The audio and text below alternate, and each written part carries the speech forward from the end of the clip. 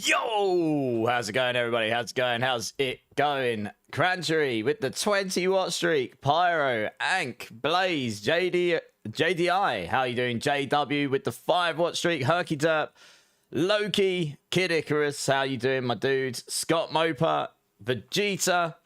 Wow, there's loads of you. Wise Wizard, Waskles. Trying to make sure I don't miss anyone here. D-Rock and Ozzy. I think I've got everyone. How are we all doing? How is everybody? Yeah, I haven't been on in a few days. I've been trying to refamiliarize myself with PoE 2 and preparing for a very long weekend of PoE 2ing, I think. Hey, Raj, how you doing, dudes? Right, we got about 10 minutes until the sit-down. We're going to be watching that. That's why I'm on a little earlier. I don't know if anyone got a chance to look at the patch notes. Pyro clearly did. I only scanned through them, so I'm gonna have to look through them again afterwards. But I only really looked very closely at stuff that affects Spiritborn, and yeah, I'm a little bit concerned for Spiritborn, but I will always hold my thoughts until I actually get a chance to play. I can see that some builds are just straight up dead though. We're definitely not going to be going as fast, but you know, we'll figure something else out. It'll be fine. I think the Firestorm build might still be pretty good, to be fair, because that won't be completely dead. But Evade Thorns, that's probably dead. Like, completely dead. Swarm, I mean, that's probably dead. In its current form, anyway. Yeah, Eagle Feathers might be okay. I think Firestorm will play better, though. But basically, they've nuked the Russian Claw Evade tech. As I suspected, they might do something with it. I was kind of hoping they wouldn't gut it, and they did. They completely gutted it. So, yeah, bad times. But, Diablo is dead to you. Why? I mean, well, they made some other nice buffs. Yeah. They definitely didn't fix some of the things that really needed to be looked at, though. Razor Wings got absolutely nothing. So Razor Wings is still dead, I think. I mean, this is obviously PTR patch notes. Stuff can change from then until the release, but there's not a lot of time, so I'm not expecting big changes. Yeah. I only had a quick scan through the other classes, and it looks to me like they have deliberately, it looks like they've deliberately targeted. One second, I need to mute that because I can't speak over it and I can hear them. How do I mute this? Let's just do that a second. Cool. Sorry, I'm sat in the Discord for Sanctuary, which we'll go into in a minute, and they've just joined and started talking, so it's like I can hear them over me. Hey, New Moon, how's it going? First time chatter. What are they doing with Thorns Evade? Oh, just the Evade tech's being nuked completely. I'll go through the patch notes after this Sanctuary sit-down. The sit-down's happening, like, very shortly. I can see they've just started joining. So we're going to watch that live, and then we'll go through the patch notes. I had a quick look at the other classes. It does look like they're deliberately targeting stuff that was really, really broken. Which, to be honest, I guess we expected. I'm sure there'll be other stuff that's really, really broken. But, yeah, Thorns on Spiritborn got some nice buffs. So there might be some stuff going on there. But, yeah, generally speaking, the current top builds are probably not going to be. I mean, Firestorm will probably still work. It is taking some notes. Air Petition is just dead. Straight up dead. Yeah, anyway, we're going to hear about a lot of this stuff in a moment. So, I tell you what, I'm actually going to flick us over to the Sanctuary Discord because they are sort of sitting there and I don't want to miss any of it. Can you guys let me know if you can hear it once we're over there and I've turned the volume up, just so I know if you guys can hear it or not, and then you can let me know if you're not, and then I can turn it up, etc. So let me just flick over. I'm actually going to turn the music down, and then we'll flick over there. So let's flick over there.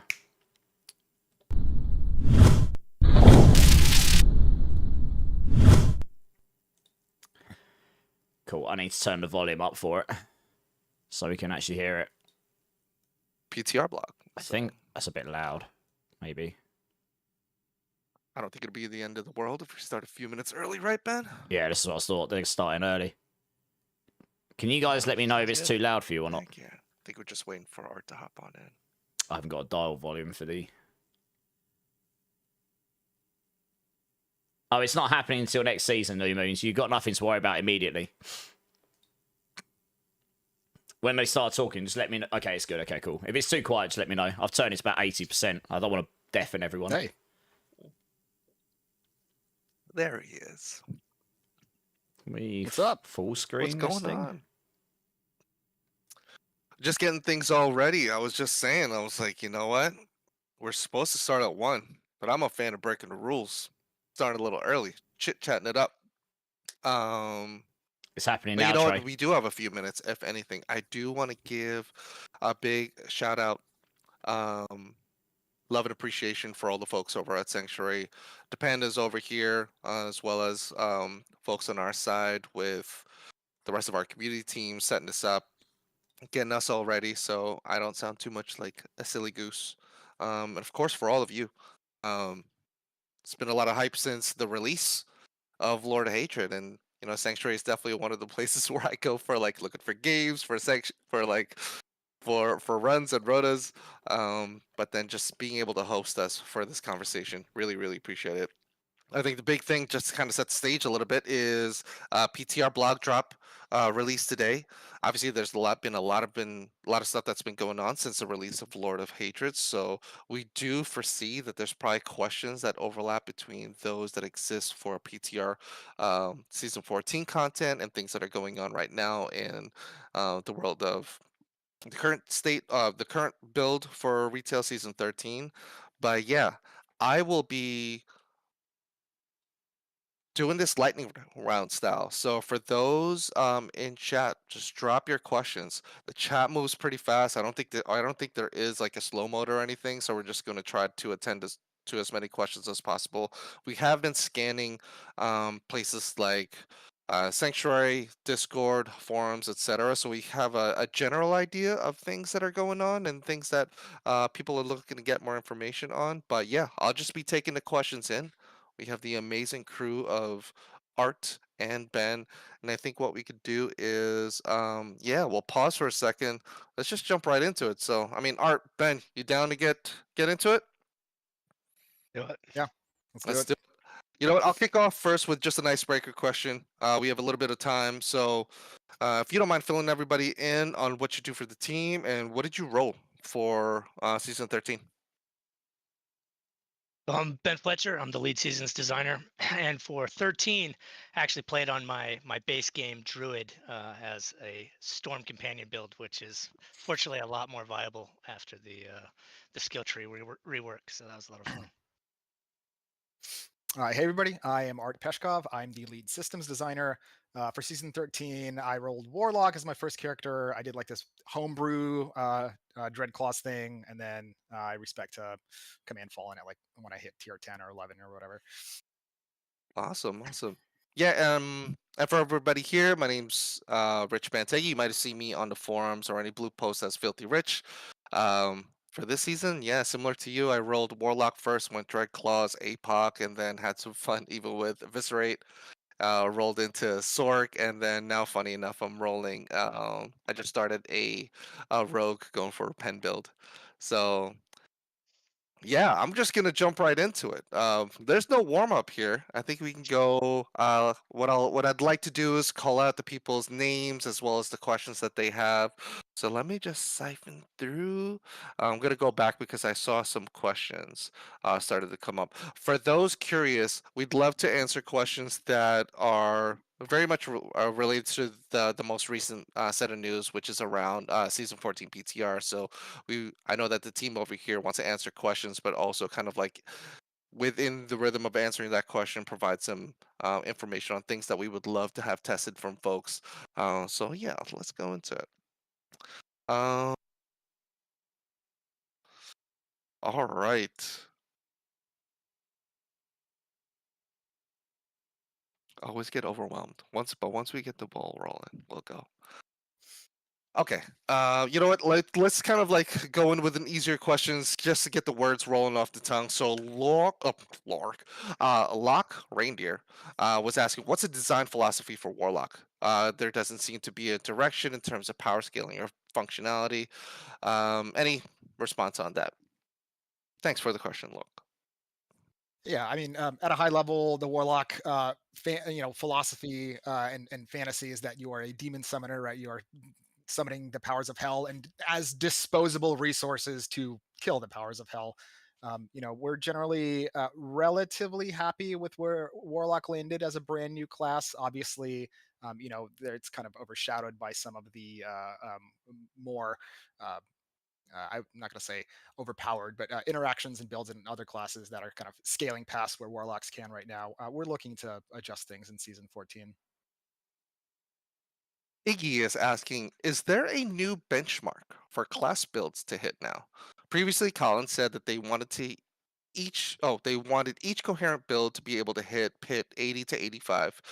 So has this changed? If so, what is that now? I'll take this one. I don't really. Our goal is for like every archetype to be able to get to Torment 10, because that's kind of where the game is fully unlocked. And past that, it's really how far are you able to push your build. Ideally, everybody is within acceptable. Every class and archetype is within acceptable bounds of each other. Okay, I can't ignore this one.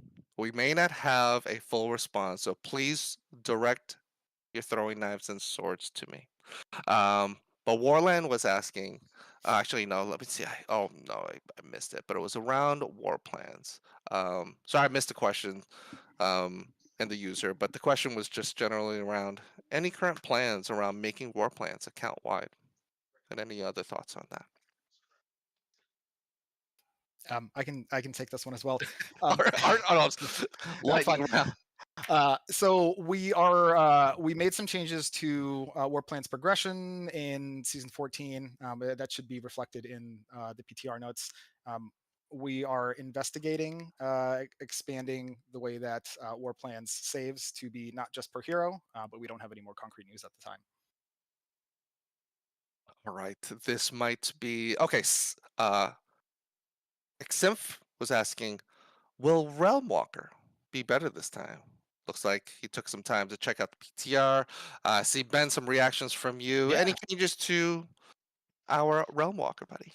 Yeah, I can take this one. So the Realm Walker, we heard the feedback from the first round of the Realm Walker. Like in general, is a pretty, it's a cool, big, imposing boss, but we didn't use him in the best way. I think the biggest offender was, we've got that phase where he popped up and you had to follow him around for like 5 minutes before you could even fight him.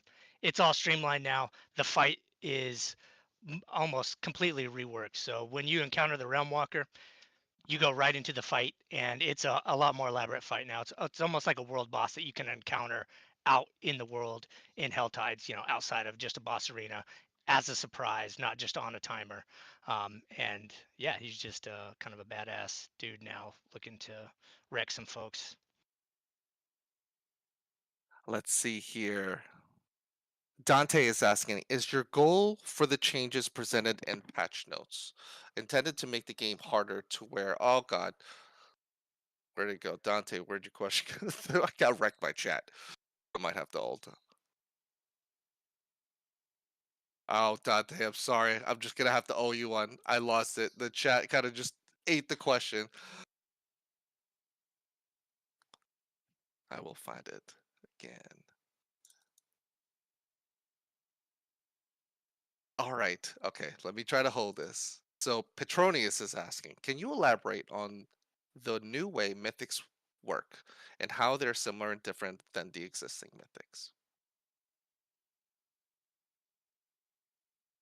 Yeah, I can take that one. So the new mythics are a way, philosophically, are a way to elevate existing unique items, that are either generic or class specific to the level of mythics, right? Because there are some mythic items that just kind of dominate the meta in terms of what they provide in the slots that they provide. And the way that the new mythics work is that any existing unique item can potentially become a mythic, right? And they can drop that way. There are some crafting avenues for this. What a mythic means in this new world is that all of its base affixes are at the max possible value. They're not GA, but they just have the max roll.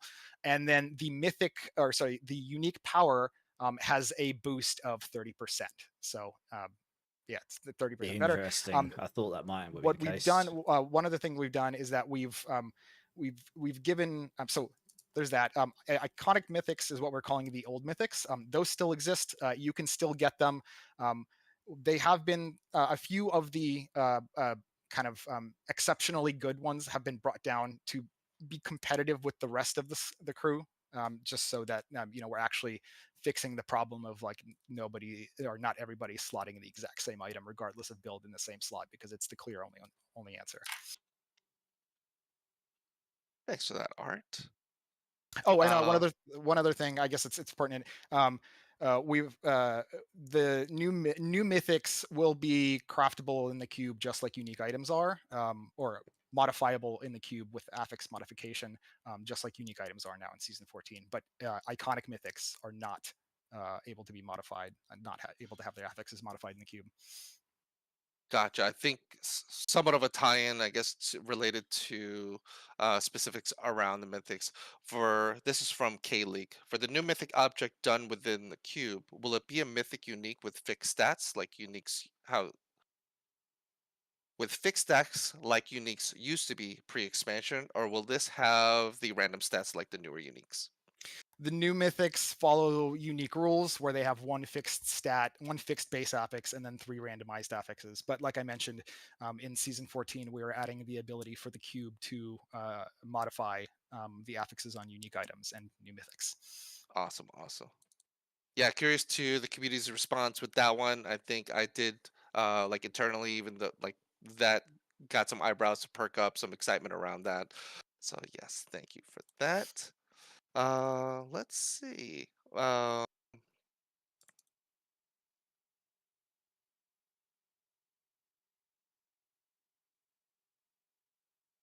okay, I have. I'm starting to copy and paste some leaderboard questions. I'm going to attend to those in just a little bit. Oh, okay. So He Devil, I guess just for information, is asking, will these mythic changes, are they going to be permanent?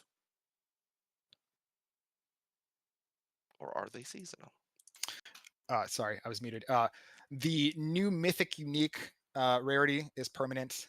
Some of the loop in terms of like crafting is potentially seasonal only, but new mythics are staying.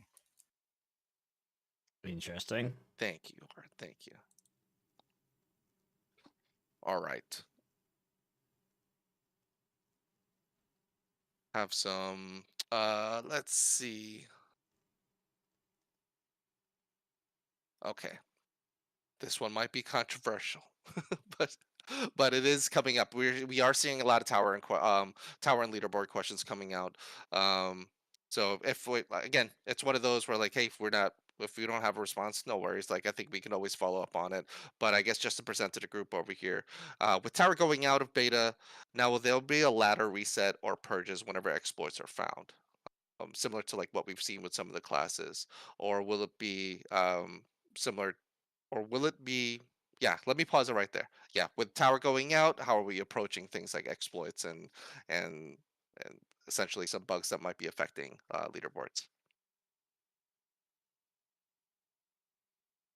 Art, I don't know if you have a better answer for that one. I'm not too tied into the tower. Oh, you're muted. Why do I keep doing that? No, sorry, I don't have an answer right for that right now. Sorry. Yeah, I mean, what we're seeing mostly right now is like one, we're super appreciative of everyone surfacing a lot of like the reports and bugs. I think not only just kind of like pointing to it, but also providing like a lot more insight information around like what's causing that stuff. So we're seeing a lot of stuff like I think what the players are seeing now is definitely some more reactions on like how we're approaching it. I think the most recent thing that it's occurring today is like, there are some things that are occurring right now in the current state of like season 13 to a point where like we care about the integrity of the game, so you're seeing that right now. We put a pause into the official launch of what would have been like a new launch of a ladder. But just know the conversations are always flowing. I think the main thing is like trying to find that essence of like balance and integrity in the leaderboards. But yeah, right now you're seeing one example of like how we're addressing it, which is looking to find a solve for what's causing some of these exploits and bugs, and in turn, at the moment, putting a pause and delay. Using this as a platform to just give thanks to a lot of folks who are like being very patient with us, knowing that like while we're still in this beta, trying to figure out how to get things ready for the official launch, like everyone's been really cool for the most part for the places that I've been raiding in with the delay. But yeah, we care about it a lot. It is a source for information and insight for a lot of us internally, so we want to make sure that the experience is great for all of you. Yeah, I just want to like really double down on it. We care about the integrity of the ladder a lot. Like we are actively investigating and following up and fixing every single exploit that is out there right now. Yeah, so we care a lot. All right, let's see here.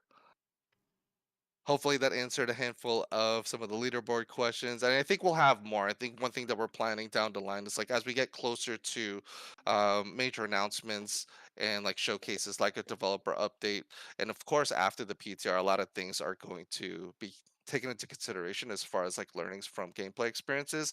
That will be another moment where we'll have more updates to share as well. So thanks for the question. Let's see. Um, Answered questions around that. Oh, solo self found. Um, I am seeing some questions around solo self found. Once again, I got wrecked by chat. But any notes on comments around solo self found, team's anticipation, motivations, kind of what the team's thinking right now? It's been highly discussed throughout many months leading up to this. But anything that we could share right now with the players regarding solo self found coming into the PTR and later on down the road for season 14. You got any thoughts, Ben? Because I can add some commentary if you don't. Not too much. I'm excited for players to get their hands on it. Should be Yeah, good. yeah, definitely. So obviously, SSF has been a pretty heavily requested feature from the community. We're really excited to finally be able to give it to you guys. Um, really, this is for the people who want the kind of like the integrity in that competition. If they're ladder, if they're pushing leaderboards, or if they just want an experience where like I really just want to rely entirely on myself, right? It's a separate partition. You'll still be able to play in the world with other players in solo self found. Like you're not just going to be in completely empty overworld and like doing world bosses solo or something like that. You just won't be able to group or trade or actually engage in active party play with anybody else on the partition. Oh, actually, so I have a follow-up. Let me change gears a little bit. Draco's asking a question about mythics. So the question, after getting a unique upgraded to a mythic, can I make it a mythic charm so I can use it together with a unique charm? And finally, and some use to the mythic seal of the diamond. Yeah, actually, that's a pretty cool idea.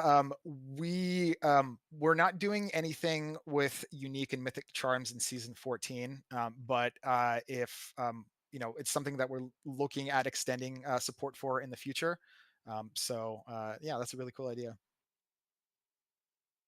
Let me see. Wanted to see, are either of you able to answer questions around loot filter? So I don't dive too deep into the question, and it might be a question that's better answered later on. Yeah, I don't have too much info on loop filter.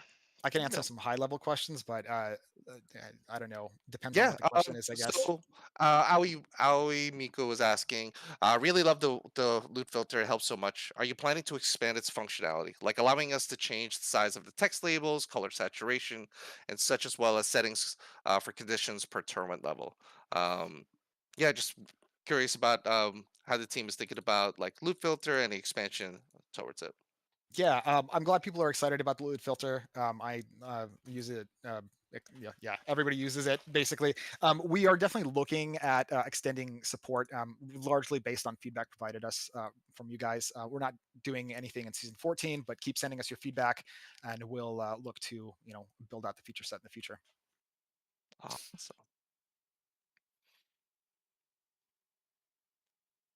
Let's see here. We had another question for unique charms, and I'm learning to scroll. I saw this one message from a mean person. It was like, "Hey, filthy rich, will you learn how to use your mouse scroll?" Hey, I'm doing my best over here. You know what? Let me go search for our next question. I think let me throw it back over to you guys. I think a lot of content coming into the PTR, and maybe you guys can take turns and things that you'd love to see players kind of like emphasize a little bit more focus on PTR, and I could start to round up some questions on my end. So feel free to hop in, whoever wants to go first. But again, phrasing around, what are things that you would love to see players kind of explore and venture off into when it comes down to what's coming in for the next week's PTR? Yeah. So uh, our main kind of activity loop revolves around these new things called ruptures. So I definitely want people to hop in, check out ruptures. They come in three varieties. There's kind of the standard rupture that can appear pretty much anywhere, but it's especially prevalent in hell tides. And that's mainly for helping with leveling and progressing your rep board. That's not going to be in PTR, but in the full release. So don't get too bogged down on those that are everywhere. What you really want to focus on is the two larger ruptures. So the surging rupture, those ones appear in hell tides, specifically in local event zones, and those ones are the ones that have a chance to spawn the realm walker.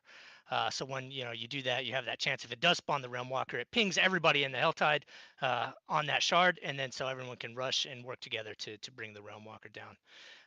And then we've got our largest size of rupture, which appears specifically in the boss arena that's southeast of Zarbanset, and that one's on a timer. It's every 20 minutes or so, and that one guarantees that you encounter a realm walker. Um, and yeah, I just want to get your feedback on if the ruptures, are they fun? You're going to be doing a lot of them, so we need to make them as fun as can be.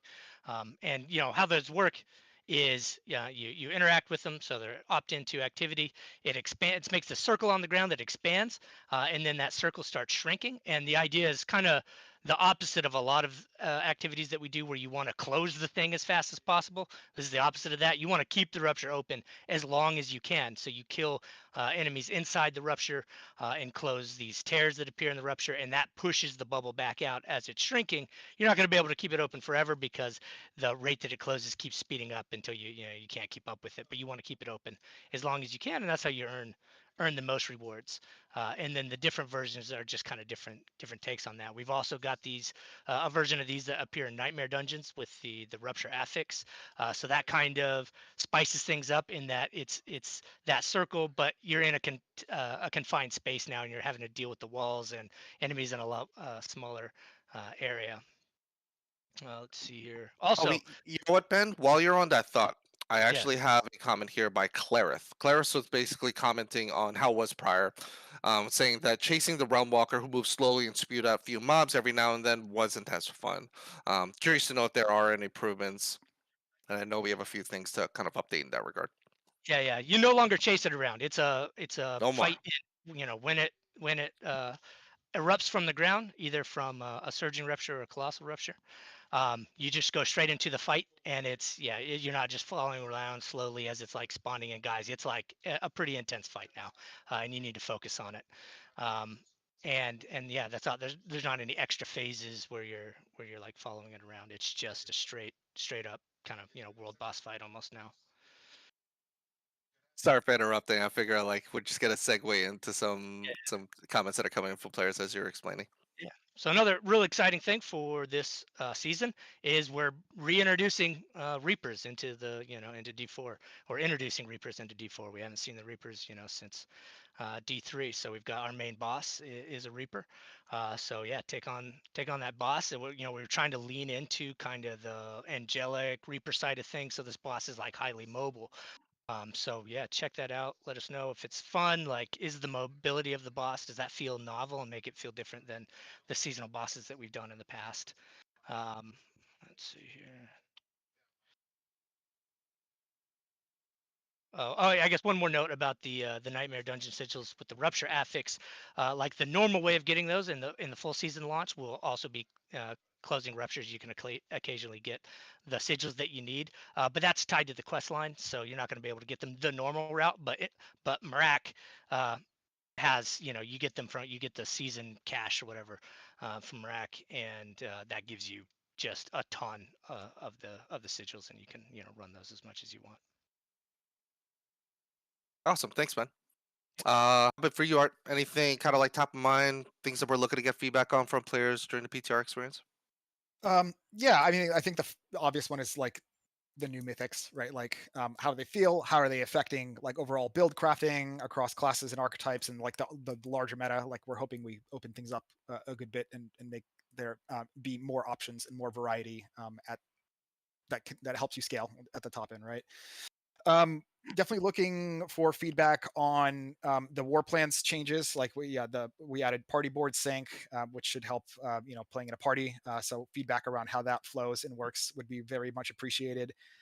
There's a couple new activity nodes in Helltide aimed at one is like complete a full escalation sigil run, so the 3 dungeons and kill Astaroth, and one is spend a longer amount of Helltide than the existing Helltide activity node. And these are their activity tree experience and their war plans rewards are all scaled to the fact that they are longer form activities, and this is really just to promote the fact that there's a lot of like nodes in the activity trees for those activities that like promote you for escalation sigils. There's a whole bunch of cool stuff with escalation sigil dungeons, and they're really fun, but it's really hard to line up multiple NMDs in a war plan. And similarly with Helltide, like half the tree is about like things that happen during thread, and like here's a 666 cinder chest, and like if the existing Helltide war plan is get in and get out in 5 minutes, I'm never actually engaging with that. So this is meant to help people who have those specs in their trees engage with that and not feel like they're chasing war plans RNG or like being inefficient. So super excited about that. We've changed mythic seals, or 2 of the mythic seals. I can't remember the actual names. The one that gives you -1 set requirements, that one's unchanged. We changed one of the other ones, the one that was -2 charm slots plus 2 unique charms. We just removed the penalty, so it's just you can equip up to 3 unique charms. So the kind of build path, talisman build path there is you're doing a 3-piece set bonus and 3 unique charms. And then the 3rd mythic seal for now has just been disabled while we kind of come up with a better design for it. For those eternal people, any existing copies of the one that's been disabled it's been replaced with the +2 unique charms one. Obviously, there's a bunch of cube updates. Looking to get feedback on all that. Looking to get especially on like how affix modification on uniques and new mythics feels. And there's some there's some changes or updates to dungeon keys. We basically made all of them salvageable for an appropriate amount of sigil dust, so that there's like some player agency, and like I don't need these key types because I just don't need the thing, and then I can convert that into sigil dust, which then I can turn into keys of a type that I do need. I think that's kind of it at the very, very high level. Cool, awesome. Yeah.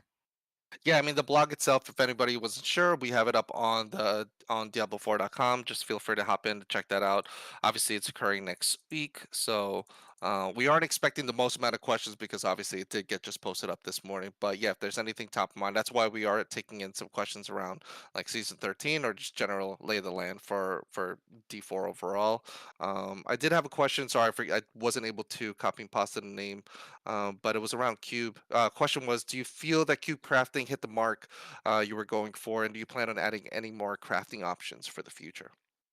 Before I answer that question, I want to correct myself. The dungeon key salvaging thing is going into season 14, but it did not make the PTR. So I don't need your feedback on that in PTR because it's not there.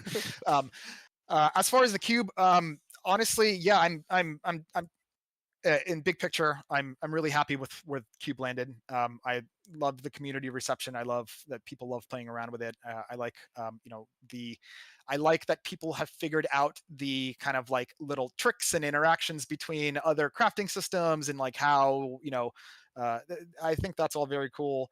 Obviously, there's some stuff that's been busted with the cube, like people hacking and crafting literally impossible items. Gem strength bonus is a clear outlier. Like it was never intended to be that strong. It was never intended to scale with 2-handers, and we fixed that in season 14. So hopefully. There's no major outliers in power, and people aren't doing really awful game loops to try and hit gem strength bonus and not unmodifiable at the same time, and hating their own lives for it. But yeah. Sorry. And before I forget, the second part of that question is like, yes, we are obviously going to be adding more crafting options in the future. We just added some stuff for season 14. Really, you can expect the cube to be a platform for more crafting stuff in the future, and we have lots of cool ideas. Awesome. I think a question that I'm pulling up right now, just because we've also seen a lot of questions around it during the lifespan of season 13, was this one's from Dozer. Are we expected to get any buffs for hordes? Anything coming in anytime soon? Any new updates that we're okay to share with at this moment, or things that are coming in for PTR? Yeah, actually. So in PTR, we've doubled the base experience of Infernal Hordes. I get 50 XP base for doing a Hordes run, which on top of the general later Torment experience boosts to activity experience should make leveling your Infernal Hordes significantly faster. On the rewards side, I don't think this made the PTR. We've made like the Infernal Hordes chests better. Like we made the equipment chest better. We made the War Plans No Talisman chest better. We made the the materials and the gold chests scale way better with more Aether. I'm trying to think what else. But I don't think those changes made the PTR. But something that did make the PTR is when you do an activity in War Plans, the amount of reward that you get is scaled per activity to account for the time that each activity takes. So Infernal Hordes was already getting a bonus, both in terms of non-activity XP rewards. We've increased that bonus further. So when you do Infernal Hordes, not only are you getting double the base amount of XP now, the other rewards, all of the rewards are scaled more than they were before. So that should hopefully make it a much more equitable choice in War Plans. Gotcha. I'm gonna cherry pick a few things that I've been seeing come up a lot in the chat, and I think it's fine if right now we're not ready to answer it. If anything, I do want to just recognize, like, hey, we're aware of a lot of these comments that are coming in, so just want to acknowledge that. I think what we're seeing a lot of this way also we can surface some additional questions, but there's a lot of questions around the War Plans account wide, which I believe that we've responded to lightly earlier. The other is, I think, just a lot of questions or requests almost for like any sort of remedy for stash space. I guess a lot of folks just trying to find a way to kind of like solve for that issue. And then the other is around Mephisto, like Mephisto sequences, seeing if there's a way to cut any of the scenes. Don't want to put the pressure too hard on you. Those are somewhat hard to answer, but if we have anything to add on, please feel free to share. Otherwise, just want to acknowledge to the community a hand over here on Sanctuary that, yeah, we're taking in these notes, this feedback. And if we don't have anything today, I'm sure that we'll have something for you in the future. No additional comments on the War Plans thing other than what I said earlier. For Mephisto, I don't think it made it made the PTR, but we are making the cutscenes and stuff skippable for Uber Mephisto. And then I forgot what the second question was. Stash base, I think. Rejoice. The chat paused at that moment. I've been there. I literally I got to the point where I just put my head down while he's doing his thing, and then I'm like, okay, yeah, can I? Yeah. No, I think that's a good one. We've definitely seen a lot of that. For each one of the iterations or patches, just people curious, like I wonder if it's something that dev team is considering. So thanks to all of you for mentioning that, and like that's really good news, Art, especially for the folks just running rotas trying to target efficiency when it comes down to the loot at the end of the tunnel. Let's see here. Okay, we are nearing the end. Hopefully, that kind of eliminates some of the redundant questions, but do want to add some stuff in. There was a question I did see top of mind that kind of like resonated a little bit.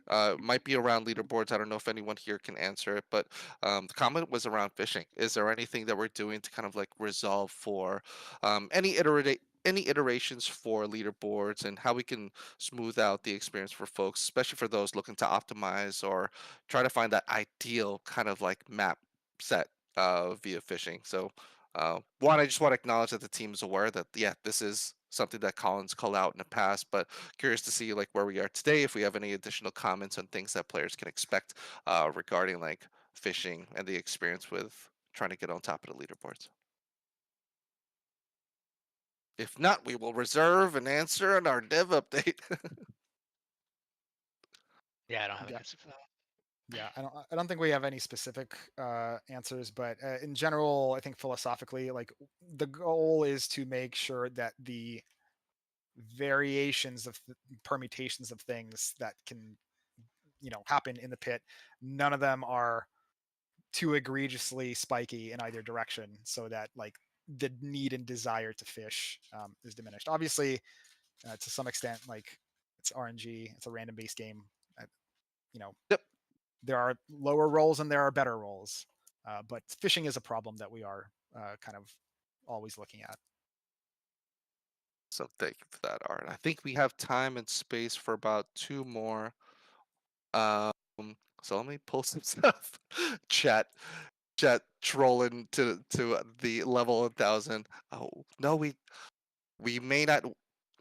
Yeah, just addressing the whole stash base. Yeah, sorry folks. We just don't have anything to comment on it. But yes, we do acknowledge that it is a common request from the players out there.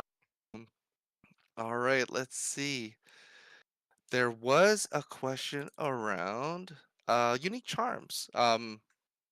Avalon is actually asking to see. He is wondering if there are any new charms coming in anytime soon. Basically, also commenting that currently in the current state, not every unique ancestral charm can be made into a unique charm. So just curious to see like what the team's thinking from an itemization standpoint for unique charms. Yeah. So first of all, it is intended that not every single unique can become a charm. There are some interactions and some things that just are problematic, and that they were never built to coexist at the same time, and the mutual exclusivity kind of needs to be there. But as a whole, we are looking to expand the roster of unique charms in future seasons, and also generally the like charms and talisman as a system. We're looking to keep building on it.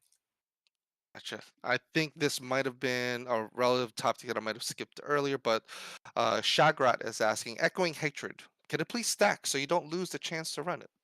And please do not close the Echoing Hatred run when you have a dungeon open and the dungeon is closed. So curious to see if we have any updates around like Echoing Hatred. Probably one of my more joyful experiences whenever I get the chance in the key. That second thing is a bug. I definitely remember seeing that in the database. I don't know if it's been resolved yet, but I'll follow up on that after this. As for Echoing Hatred in general, we've increased the rate at which you can find a key to Echoing Hatred just from kills, just like killing elites and random stuff, pretty significantly. It's still meant to be like a rare kind of like bonus activity. So don't expect to see a key drop every couple of hours or anything like that. But the drop rate did go up a good bit. Gotcha. Noob Sauce just was looking for clarification, saying that you mentioned that new mythic uniques will have an aspect that is 30% more powerful, but unfortunately the blog does not reflect that. So just maybe we can clarify over here, kind of like the function and the change from tier up to mythics and how they affect aspects, if you don't mind, Art. Yeah, so it's a new mythic unique is what the effect it has on the unique power is the unique power is max rolled and then has a 30% bonus on top. There are some very specific exceptions where the unique doesn't quite scale in that regard, but in those cases it's being scaled appropriately. But generally you can expect a 30% multiplier on the max roll of your unique power as the effect of a new mythic. Gotcha. And I think I'll just sneak it one more in. Jojo King's asking, when a mythic unique drops in the game, are we able to alter it in the cube? No, that might. I'm not sure if he's referring to the new mythic unique, or actually the vanilla mythic uniques? I'll- But maybe I'll- you can answer for both. Yeah, I'll answer for both. The old mythic uniques, we're calling them iconic mythics, those cannot be modified in the cube. New mythic uniques and regular uniques in season 14 can be modified in the cube with chaotic and focused reroll specifically. This costs an additional resource than the base recipe, but yeah, you can do it. And I think Lo the Burger was asking a question around, like, will it persist beyond the season? But I believe that because it's a seasonal mechanic, that it's just here for that moment. No, the ability to craft on uniques is eternal. That's staying in the game, and the new mythic rarity and the way it works, that's also an eternal thing that's staying in the game. Oh, there you have it, Lo the Burger. All right, folks.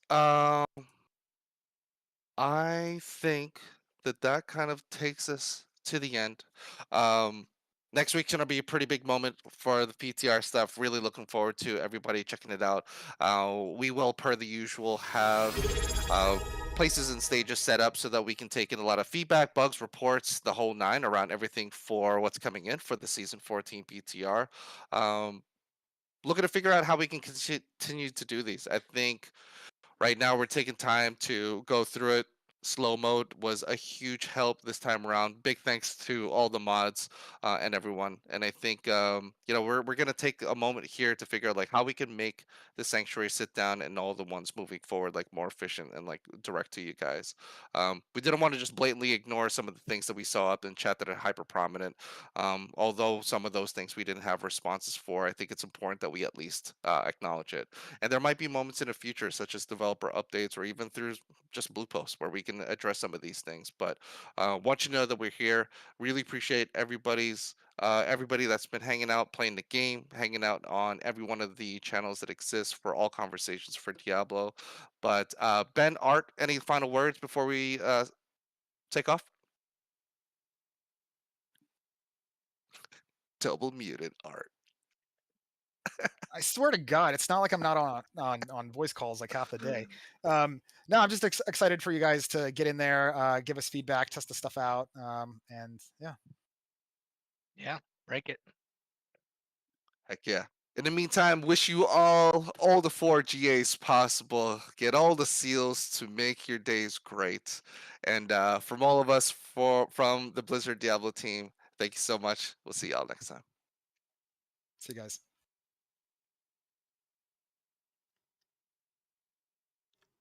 All right, then. Okay. Right, let's get some music back on again. Holy bone meal. 2 seconds. Let me get some music back on here. Okay. Well, I don't think there was anything too revelating in the actual sit down itself. But we'll quickly go through the patch notes, I guess. PTR stuff.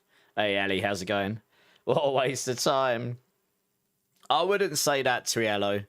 The thing is, we didn't have devs there that can really talk about much, because, I guess... Hey, Gorshi, how's it going? Honestly, they'd have been better off just not doing that sit down. If I'm being honest. Yeah. Hey, Papa, how's it going? What did you think, Russian Claw nerf? I'm about to go through it, but yeah, I was expecting them to do something. I did say to them, it doesn't need gutting. They absolutely gutted it. It's dead. So, yeah, it'll be interesting to see what we can make work with this afterwards, but they're not the leaders, no, Triello. They're just part of the dev team. I don't know who the leaders are. I'm not going to knock on them, but they probably didn't need to do the sit down, if I'm being honest. Right, a few things here. Buckshot, thank you so much for the sub. You're awesome. Let me know if you want me to do a bean. I really appreciate you, dude. How are you? Bone Mill, free sub to channel, although you said you got ads, so I got to wait for that before I mention it again. Gunga, thank you so much for this for the follow. Welcome in. Sounded very vanilla. I think the season's going to be fine. They probably made it look worse doing that Sanctuary sit down. I don't think it's even them specifically that's the problem. I think it's just the fact that it didn't really tell us anything. It's like you made us sit there for 30 or 40 minutes of my time, and I read the blog. I scanned the blog and got more information. So I'm not trying to knock on them, but that was kind of, oh yeah. I'm about to go. I've had a quick scan through Zero, but I'm about to have a quick go through it again. Papa Plum, how you doing, dudes? Zero's Hero, thank you for the sub. You're awesome. I appreciate you. Please give me a bean number if you like. You don't have to, but let me know. Bone Mill, if you're back from ads, let me know. You've just claimed a free sub, so I guess you want one of those, do you? Let me see if I can quickly sort that out for you. Oops. Yeah, I don't know what I was. I think I wasn't really expecting much today. I was just the PTR block is all we needed, to be honest. Right, one sec. I'm just sorting this out for you. There we go. GG's. I should do it. There you go. Ice. Has that gone through? I heard it. There we go. Nice. GG's, Paymill. 100,000 points. Insane. My build got to T10, sorry. Which build were you playing? I'm glad they keep killing every class for no reason, but sorcerers are always broken. Well, I haven't actually had a look at the other classes too deep, so I'll have a quick scan through that now. But yeah, Spiritborn took some pretty hefty nerfs in general. A rogue build, Grenadier. All right, nice. Well, T10 is pretty decent. No drops either. Not today, no. So next week, obviously, I will be deep in PTR all week. I'll do some offline, some online. All weekend, this weekend, I'm going to be on PoE 2 because it's basically the only time I'm going to get to play it. Nerfs, why? You'll find out in a sec, Gorsh. They've absolutely nuked Spiritborn. So that's fun. It was a failed PR stunt with no significant info. Yeah. In terms of the Swarm builds, I was expecting nerfs. They have two aspects which they can scale off, which nearly other build doesn't have. So I'm not surprised they got halved. Obviously, the evade tech being nuked, that is not specific to Swarm. That nukes more than one thing. So gem strength needed to come down game-wide. Again, not specific to Swarm. The thing is, Swarm was just abusing so many things and it could scale so much higher. So I actually said the other day, Swarm is likely to get nerfed the most. Just inherently, because it's got so many more things it can scale off. There's so many more things that could be nerfed, and then it would just nerf that even further. I will be streaming PoE 2 tomorrow. And my intention, I won't be on dead on launch because I'm out for a meal with some friends. And then I'll come home. And then I'm intending to stream as long as I can before I need to sleep. Gem strength is bugs on two-handed weapons, I think. But it's going to be really strong still, probably. They'll probably end up nerfing it further. Victor, John Ray, thank you so much for the subs on YouTube. Appreciate you. Cool. So I'll have a quick scan down the notes, even though I've had a quick look already. Honestly, it's not just Spiritborn that took nerfs. There's a lot of nerfs in general. Me and a few people were expecting this. But yeah, Spiritborn, from high level, Evade Swarm is dead. Thorns Evade is just dead. Firestorm will probably be quite good with the new mythic stuff. If you get a mythic Gorgits with a 30% stronger affix and the right affixes, and a 30% stronger aspect, that will still work with evade. It won't be perma evade, but it'll be it'll be pretty close. Yeah, perma evade's just dead. Like, you can't just slap it on every build anymore. You will be able to make it work just about on evade Firestorm, because there's a way you can use the feathers to your advantage, I think. Zephyr's on-set builds are probably going to be quite good, yes. Because they had a massive buff. So we'll get to it. Anyway, so they mentioned the Pandemonium Ruptures. This is the new mechanic. Got an image here. I guess you click on these. It sounds a bit like Breach from PoE. You open it up, you kill stuff while it's open, you try and keep it open, you get rewards. Good. Sounds fine. And you get normal, medium. You get like small, medium, and large ones. Runewalk 2.0. Apparently they're a lot better. I guess we'll find out when they drop. Not having to chase them will be good. So we'll see what the rewards are like. So that should be pretty cool. Death Toll Chamber. That can open when you kill the Riftwalker. Now, these chambers in the past didn't necessarily drop that much loot, but then maybe they're a lot better now. And you get Reapers and stuff in here, apparently. So we'll see what those are like. Yeah, the Risen, the Reaper stuff, they're back. So That's pretty cool. Some new enemies, and it's a new boss, so we'll see what that comes to be like when we get there. Clunky incoming, sort of. You'll need to pick up Storm Feathers to do it, Loki. Seasonal Lair boss. We can sort of see it here. It looks very cool. But until we'll have to wait and see how it plays. Apparently quite mobile, so we'll see how that plays. Mythic Uniques. They got a new look, which is interesting. If that's what they're going to look like now. They've got like a fancy effects at the top. But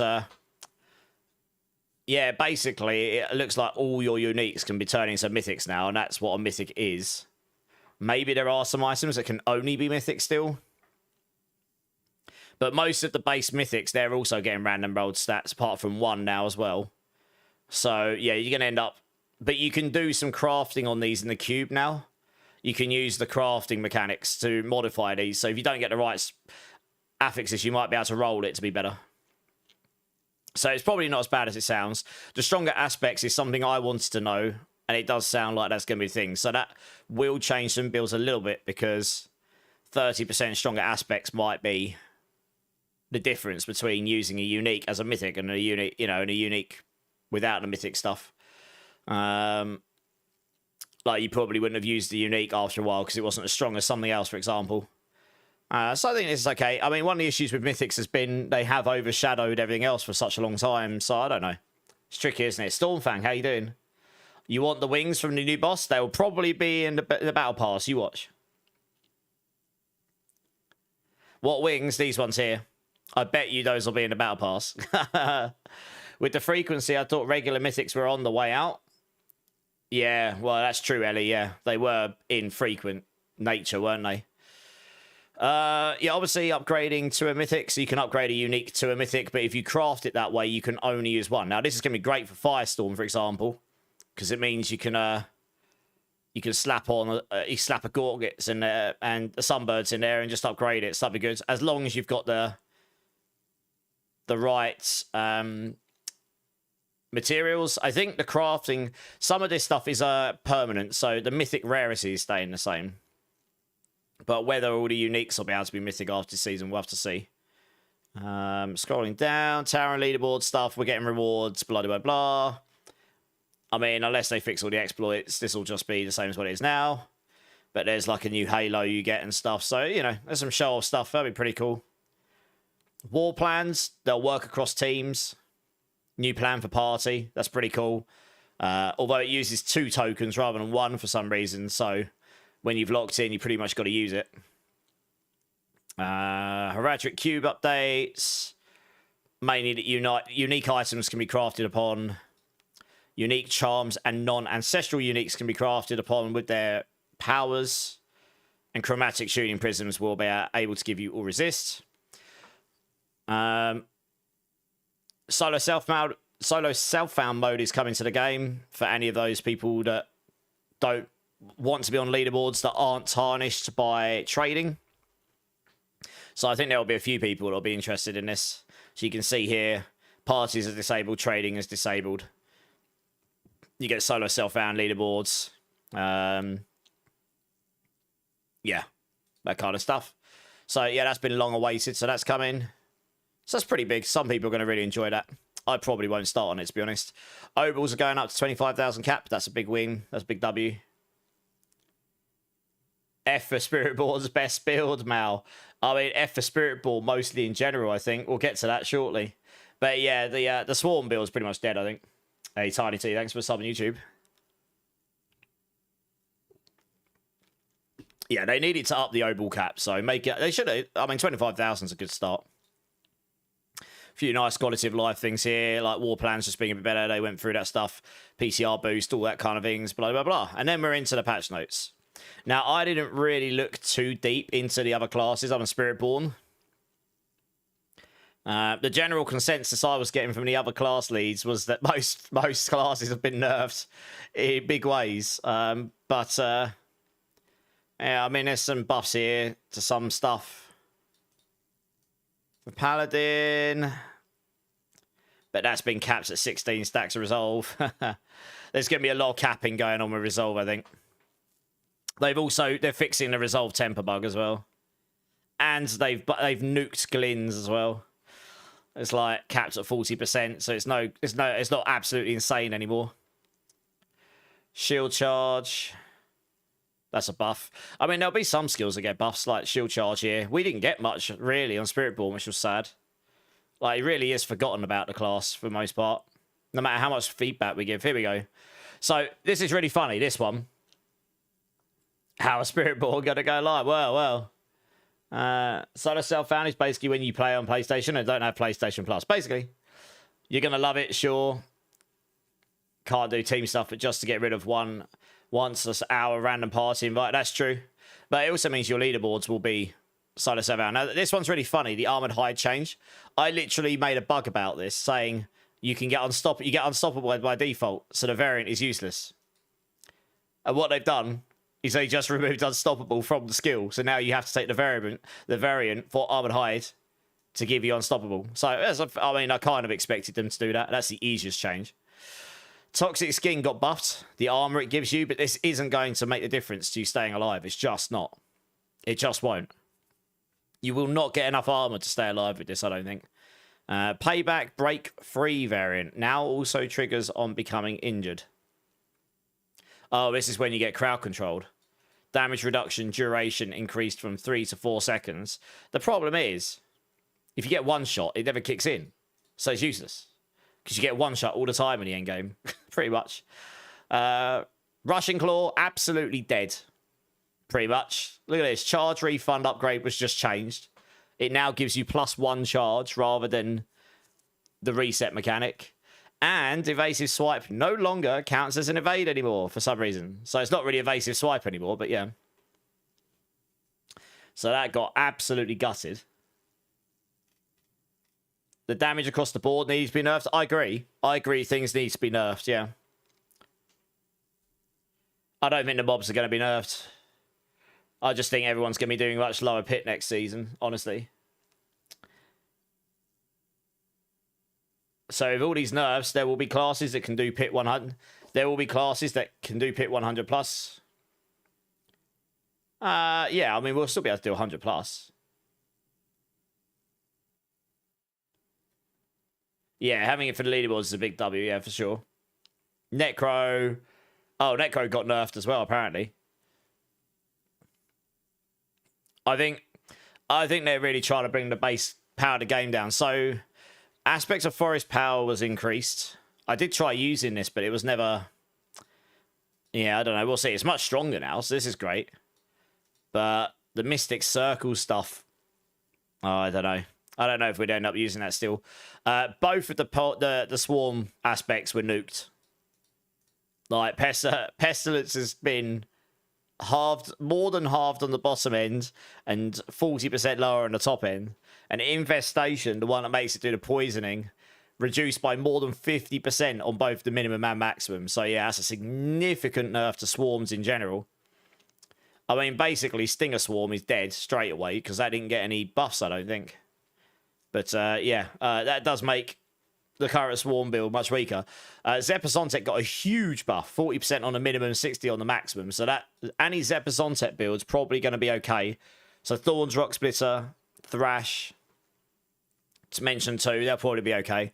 The Rod of Kepaleka got a little bit of a buff, so maybe this becomes viable now. To be honest, it probably needed a bit more than this. It probably needed to be doubled, honestly, but yeah.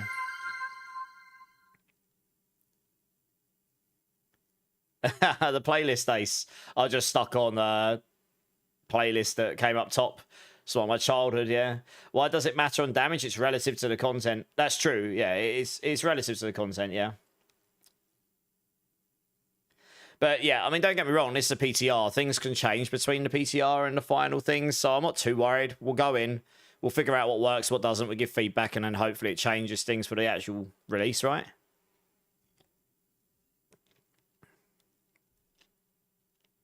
Yeah, the Mythic Uniques will bring power back up again as well. You have to remember that. That's true, yeah.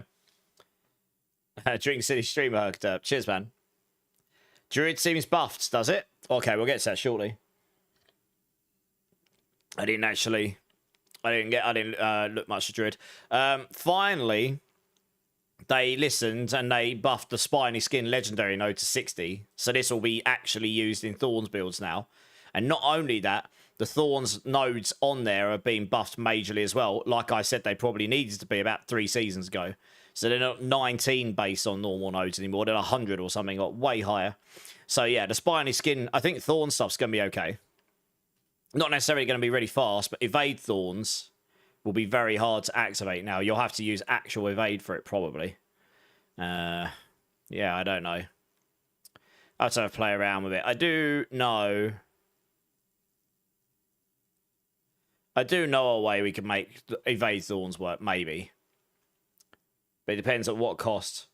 Razor Plate builds, yeah. So Thorns Rock Spittle will be pretty good because Epizontek buffs that and this buffs that. What's the main streaming client everyone is using these days? What do you mean to stream from? I'm using OBS myself. Warlock. I didn't really look at this stuff before. See if there's anything of note. I didn't really play Warlock, so I'm not that well versed in Warlock.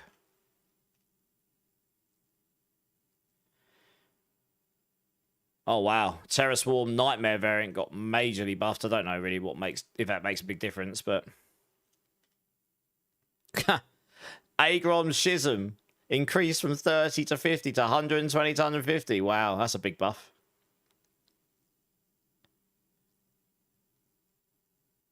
Bridal, all of these like minion lights are what they call companion ones.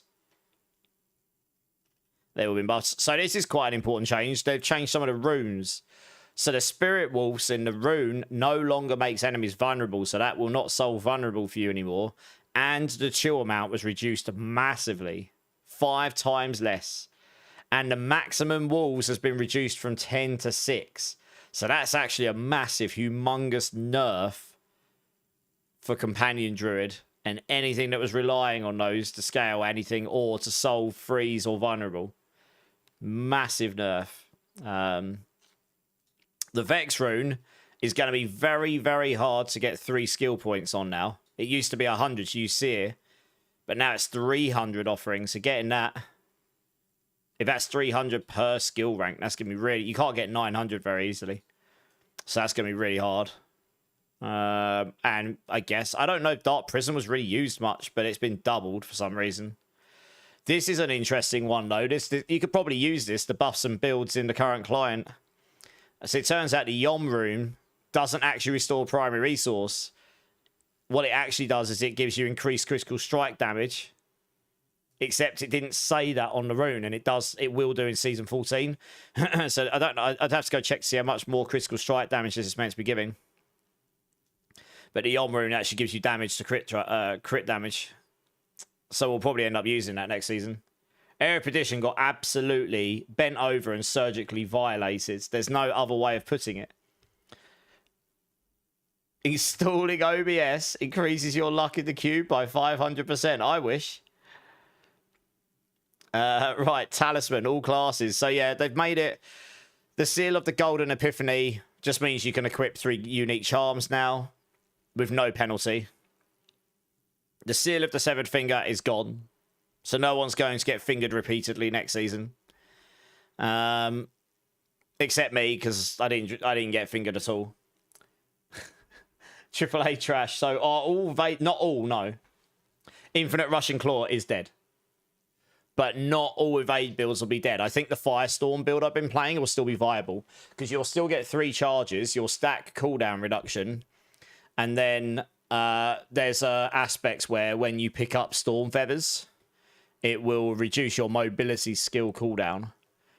And because we're picking up a lot of feathers in that build, you'll probably bring it off cooldown pretty quick. You just won't be able to perma evade like crazy like we do right now. I actually don't know if Rogue got super nukes. I've not really looked, so we'll get to it, I guess. Barbarian. Arms of Ariat set. I don't actually know what that set does, but it got majorly buffed, so... Obviously, it was underperforming. Druids. Okay, so what they've done... I think they've compensated the Druid Companion nerf from the Say rune by buffing the Talisman set. They've upped this by 50% on the top. double/triple cast damage has been massively buffed. Massively buffed. So I think that compensates the loss of the wall. So I think actually Companion Druid will still be fine. The current build. I think that's what they've done. They've shifted the power from the rune into the specific talisman set. So you don't have to use that so much now. Necromancer, minor buff. Radaman's Desecration got a nerf. Won't repeatedly apply curses. I haven't even looked at these sets before. This just looks like a rewording.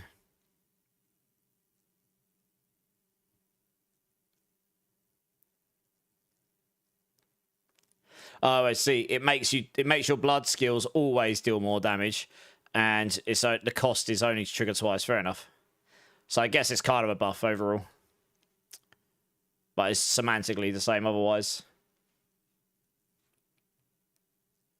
Paladin's getting some damage reduction in general. We're gonna. I think Spiritborn's gonna have a real bad problem staying alive. Rogues. Legacy of Sightless got nerfed. Way of Blurring Blade got buffed. Nilf's Narrow Eye got buffed. Sorcerer. Habakalba's Cauldron got buffed. Breath of Frozen Sea. Triggers when enemies become unstoppable, so I assume that'll be a buff, but I don't actually know what the set does otherwise. You got fingered enough for both of us, Agrafane. I can believe it. I feel like they only know how to balance Sork and Barb. D4 should be called Barb and Sork 4. Oh, yeah. They definitely would have wanted to remove anything that's straight up immortal. Should you start your PoE2 journey? Well, it's a new league tomorrow, Trey, so you'd have to restart again. I'm getting to it, Breakpoint. Spiritborn, so... The evade set, the one that we're using on all our evade skill builds, that got brought down a notch. Only a little bit on the damage, and the base movement speed was reduced. I'm not too worried about this. You can get 100% movement speed without this, because that was movement speed cap 1. And this is only a little bit of damage reduction. That's fairly minor. This one, Wumba's Embrace. Upping it from 7 to 10,000 thorns is nice, but probably not enough. That honestly needs to be about 20,000, to be honest. But anyway, we'll take what we can get. The damage reduction was increased, so we're going to need all of that we can get. Damage bonus increased as well. So, yeah, the Wumba set just got some buffs across the board. This one I don't understand. Balazan's Bite, the poison set, got a HP buff. And that's already the tankiest set, probably, because maximum life comes at a premium in the endgame. But anyway, I suppose that's nice for the poison builds. What little's left of them. And Bliss of the Multitude. This is the one I'm really interested in, actually. This is the one where you get all of the... you get all of the ultimates dropping down. They've buffed the damage, so this goes up to 80x now, not 60s. That's really nice. And... you can get 4 of your resistances up to 70% bigger. So that's going to be massive for like staying alive against fire, lightning, physical, cold. And then you'd have to solve the others elsewhere. Zebazontek's looking pretty good, yeah. Aegron damage reduced, so I think Aegron's been nuked a bit. Haragic Cube. Uniques can be chaotic and focus rolled. All resists can now be targeted by a chaotic using chromatic shooting prism. And the Eldruin, I think, had a change as well. Guess it's a nerf. A whole load of bug fixes, and I really don't know what the impact of all of these are. Some will be buffs, some of them will be nerfs. See if there's anything of note here that I know of. So this is actually really interesting. So they fixed the concussive stomp Zik rune bug where it didn't give you resolve when it was triggered. But they haven't fixed the damage bug, I don't think. So we're still going to get 6x damage from it. Unless that gets fixed before the season drops. Apparently some spirit fun times going on. Yeah, I did notice something weird going on with Ravager's Strength of the Forest, but I don't know, doing an actual Ravager build, I consider trying, but fixed an issue where Spiritborn 3-piece set bonus would fail to trigger after a spirit type tag was removed and re-added to a skill. And then a couple, there's barely any bug fixes in there. I mean, there's loads of other ones, but...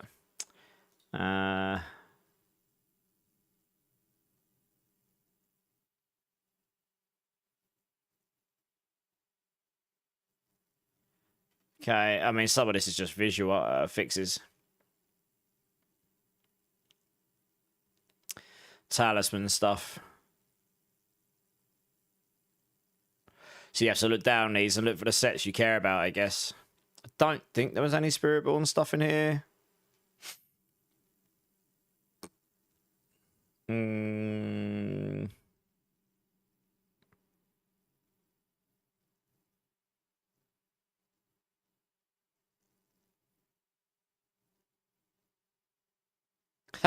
Fixed an issue where the practice technique gold fine seal affix granted significantly more gold fine than intended. Well, that's the gold fine strat gone. Oh, good times.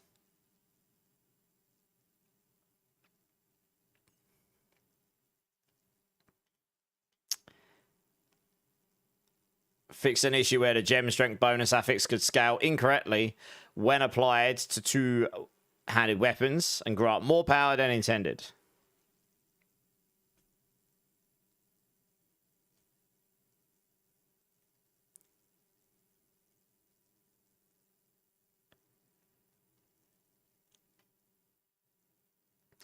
Yeah, okay. I mean, most of that, the rest of that's sort of meh. General legendary stuff. It's general aspects. I mean, we didn't use Chromators on Spiritborn, but that's been nerfed. Glyn's Anvil's been capped at 40%. So that's a huge nerf because that was going up to like 90+%. Banished Laws got nuked.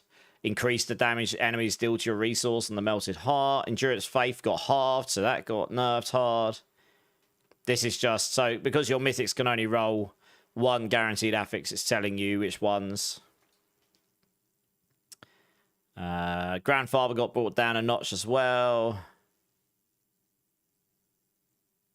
It'd be interesting to see.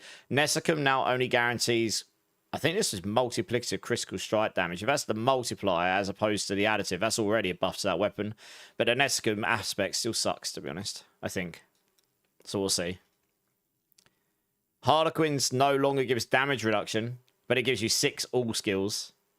But yeah, no damage reduction on there. Shattered Vow got buffed. It guarantees damage over time. Actually, Shattered Vow got mega buffed in a way. Guarantees damage over time duration, and the duration bonus is up by 20%. And it also means you're now going to be able to roll damage multipliers on there and dexterity, so that will be best in slot for a lot of dot builds, I think. Hey, Ape Man, how you doing? Psycho, how you doing? From riches to rags. Yeah, so there will be potentially some dot builds going on, just not perma evade ones. The Shattered Vow will be very good for them. The damage over time duration is pretty mega. And you'll be able to get damage over time multiplier in there as well, in theory. And vulnerable damage multiplier, all damage multiplier, or poison damage multiplier.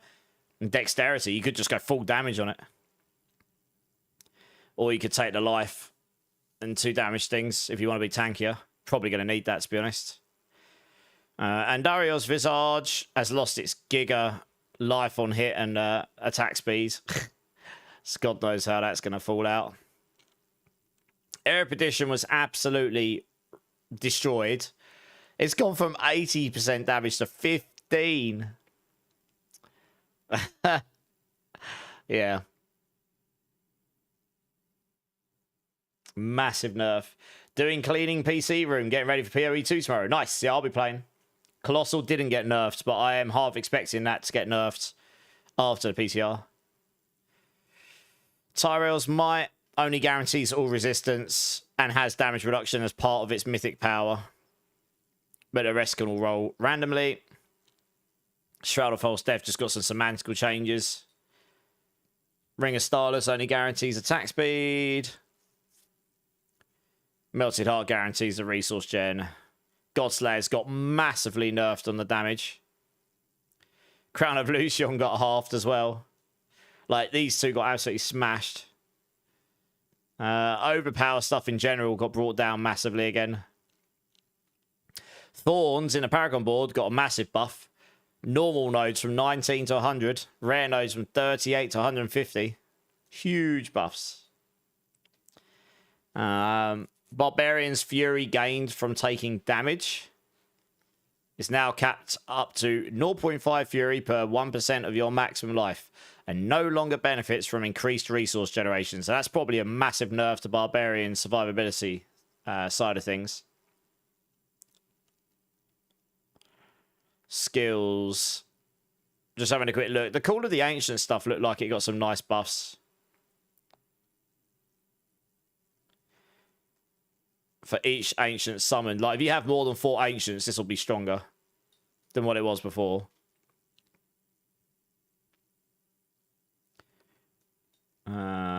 Yeah, I don't know much about Barb, really, apart from this.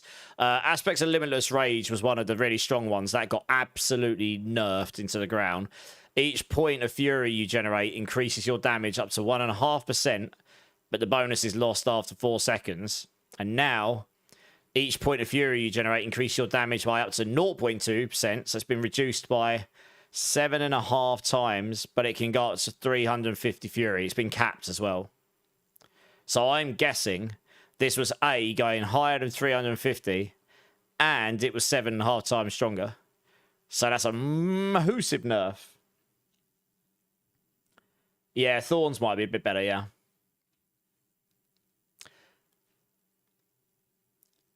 But yeah, staying alive is going to be tough, I think.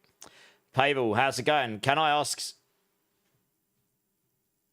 is there some solid build for Spiritborn without Rushing Claw? The closest I got to that was a Rake, Gorilla Rake.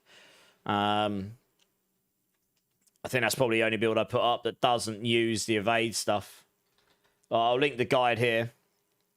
And if you go to that variant and go to the Simeon Swipe variant, you'll see a Gorilla Rake version. And that uses the Hunter Ultimate for mobility. Yeah, no worries, dude. Welcome in, first time chatter as well. Nice to meet you. No, they don't work together, Zach. The Rod of Kepler, Zepazontek is not meant. It's not meant to work with anything outside of the basics, the basic skills that are basic by normal, normally basic, not skills that are turned into basic skills. I had that confirmed by the devs a while back. Yeah, so yeah, unfortunately not. I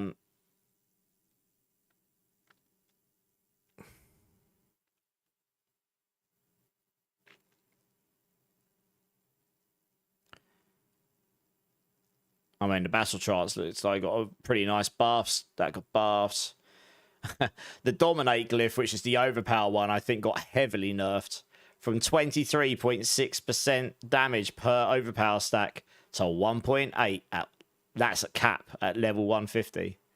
Massively nerfed.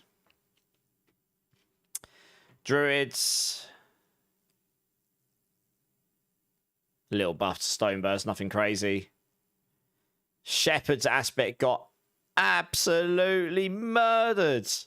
Wow. I didn't see that before. Damage bonus decreased from 5 to 13 to 2 to 3. The maximum is literally nearly half of what the old minimum was. Wow, that got murdered. That's a really big nerf to Druids. Huge. That's every companion build. Oh dear. Boulder Explosion now deals multiplicative. Okay, Darwin Stone looks pretty decent. Greater Staff of Crone's looking good. That got doubled. Hunter Zenith buff. Mjolnir ring buff.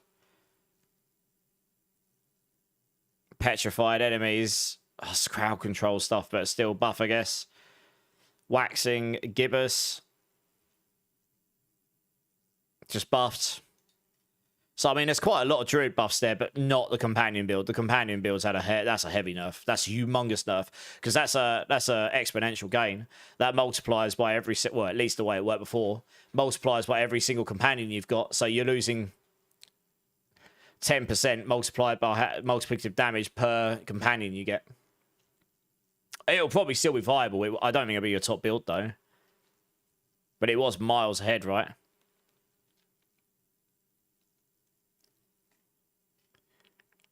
Buffed Constricting Tendrils legendary node. Fang Claw glyph was buffed. Fulminate glyph.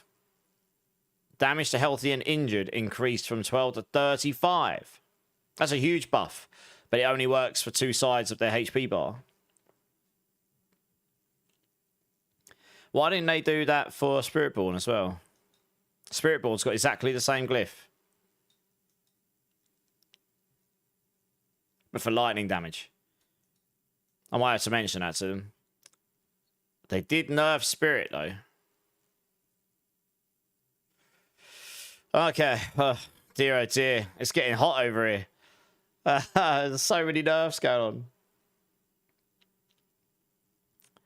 Well, I don't know if Barbs will still be immortal in Season 14, but they're certainly trying to make it harder.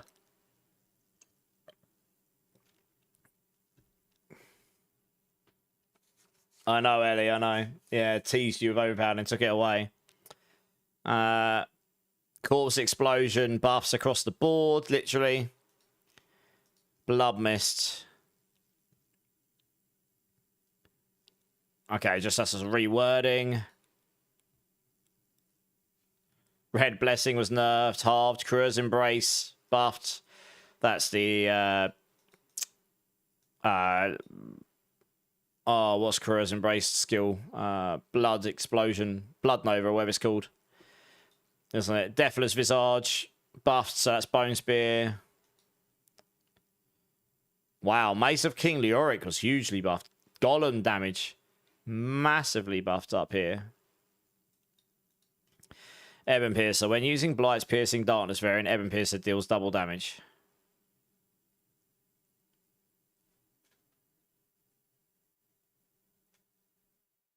Oh, that's a big buff to Ebon Piercer. It's actually going to scale according to how many defiled areas you got. So that's probably going to make Blight half good again.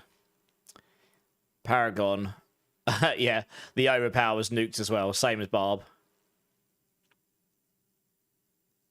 Oh, Wither now works from cold and shadow damage. That's interesting. Okay. That might be quite good for Necro builds that are shadow and cold related. Same with Darkness Glyph. Same with the Scourge Glyph, except it's the dot versions. Rogue. Darts and Knives reduced. Flurry massively buffed. Twisting Blades. Buffed. I have no idea what Breakneck Bandits aspect does, but it got buffed. Blood Surge, that's the one, Ank, yeah. Surge, yeah. Selig will be rubbish to use next season. Probably. It needed nerfs for the Barb, though. The Barb was obviously... It's silly when you can stick one item on one tech and then the whole class becomes immortal, right? Probably Stormfang. It sounds like they are nerfing durability, yeah. Spiritborn's going to be... we're going to struggle to do T12 and Mephisto on Spiritborn again. We're not going to be able to stay alive again, I don't think. Because Glyn's was the only thing that solved it. They've not given us much to compensate this, but I guess we'll see. Death Mask, that's the flurry item that got buffed. Maestro, not sure what that is, but that got doubled, so that got hugely buffed. Grenadier Glyph, added a multiplier to non-ultimate grenade skills. Okay, interesting. Could open up some interesting combinations.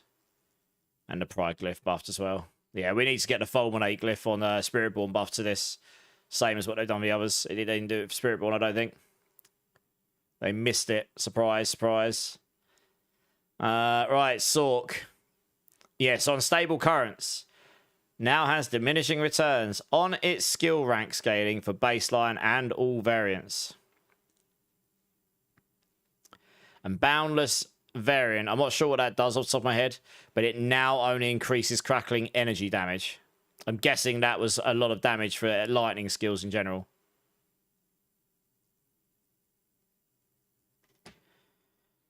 Ball Lightning now scales its size with skill ranks rather than damage. For Implosion variant.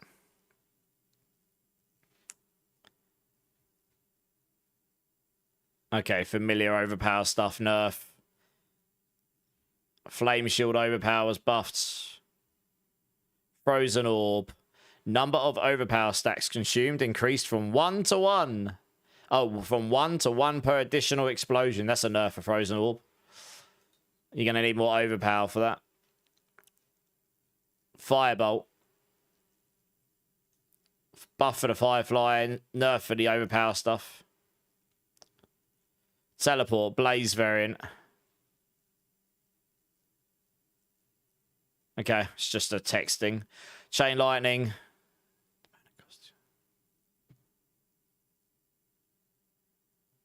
Okay, they're making Chain Lightning harder to sustain mana-wise. But they're making it so you can get more damage. So if you can solve the mana thing, you'll be able to do more damage with it. Maybe that'll be okay for Chain Lightning. It might actually make it better. You can probably solve the mana thing. Enchantments. Firebolt enchantment. Reduce the frequency of bolts in extreme situations. Okay. So I think what Sork was doing was using a particular setup with aspects, right? The Armageddon, overwhelming currents, and the ultimate, and they kind of nerfed all of them. Overwhelming currents only frequently grants you a stack of damage now, not guaranteed. So it probably has an internal cooldown on it now, so you can literally only get so many every 4 seconds or something. So that probably caps how much damage, because otherwise you could have a build like lightning builds where it's hitting 100 times a second, and every single one's guaranteed crit striking, and every single one's giving you massive damage. So yeah, they've kind of, where they've put the word frequently in, what it probably means is you can only get 10 stacks in 4 seconds because they've put a cooldown on it or something. If it works. Aspect of Armageddon was like reduced by a third on the minimum and more than half on the top end. But the duration was increased. So it'll be easier to sustain, but way less damage. Searing Impacts was doubled nearly, or 70% up. It's huge. Fractured Winterglass was halved. Nearly. Onyx Soul was buffed. I don't even know what the Onyx Soul is. That must be one of the new ones. Starfall Coronet buffs a Meteor. Hydra buff with Ophidian Iris. Staff of Endless Rage for Fireball. That was massively buffed as well. Like, hugely buffed. So maybe Fireball will be viable. And then, yeah, all the currency upgrades. Loads of extra bits and bobs. And then there's loads of bug fixes in here.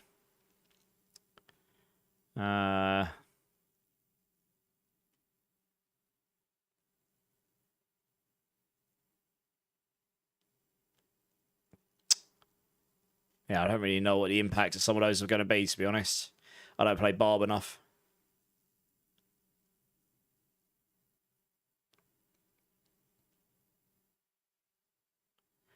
Okay, so fix Pulverize with Shockwave, where I guess that means it might be a bit better. Wind Shear, fix, Necromancer stuff.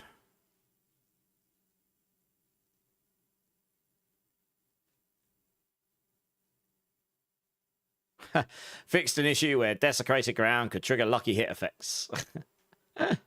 It's probably enough. Fixed an issue where Blight was dealing damage for longer than intended. That's enough.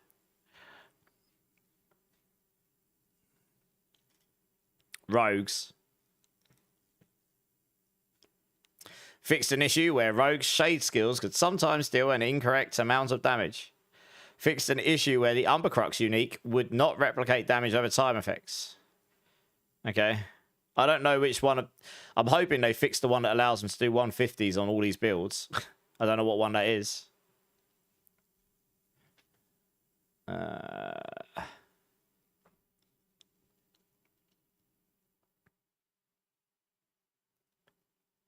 Fix an issue where Umbercrux and Arrowstorm related interactions could deal significantly more damage than intended. I think that's the one. Yeah. So if they fix that, that should remove that craziness that's going on. Oh yeah, gold cap's up at like 1 trillion now or something, isn't it? No, I don't think Mephisto's meant to be one-shot, Polis. The problem we've got with Spiritborn is we get one-shot by so much stuff. Like, before they fixed Glyn, Spiritborn was really, really hard to do T12 Mephisto on. Legit. Even T10 Mephisto was legit really hard.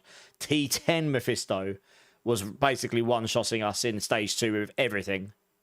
It's like virtually impossible to stay alive. Really, really hard. Yeah.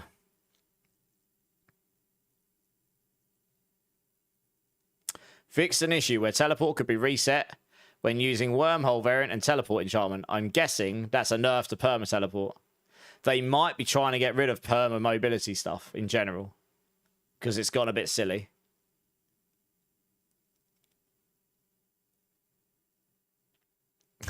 Frost Nova vulnerable upgrade did not work on bosses. Okay.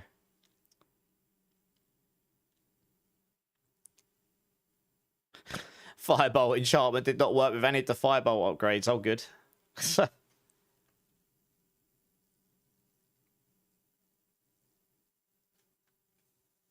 Just looks like Storm Splitter's aspect was just not working properly.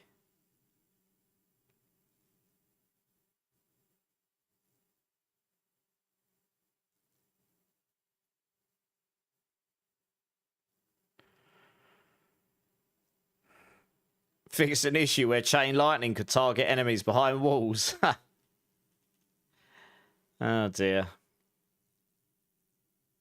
Anything in here?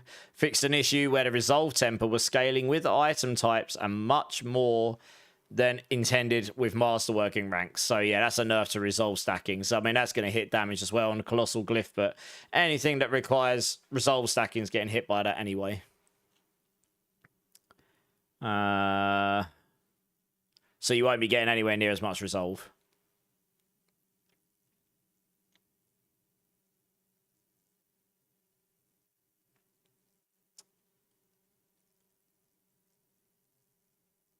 Fixed an issue where damage over time could display as healing on monsters in certain contexts. Okay. That might be the issue with the bosses with damage over time. Fixed an issue where damage over time could display as healing on monsters. I think that might be the interaction with bosses that I sent to them. I'm not sure though, we'll have to see.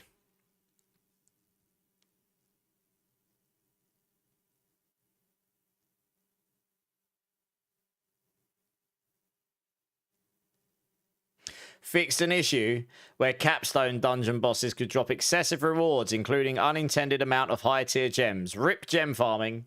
That was obviously getting nuked. Oh dear. Nerfs everywhere.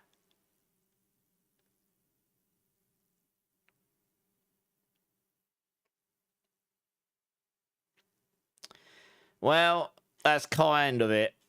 Yeah, I mean, as always, the Spiritborn stuff was pretty thin, to be honest. Just nerfs and not a lot else. This is what we got like the last few seasons. We got basically nothing. Alright, we really need some stuff in there for Razor Wings. Yeah, I don't know. I mean, he's got, yeah, a couple of little bits, but it's very, very, like, thin, that. That's it. A Spiritborn right there. And even the bug fixes were... Where are we?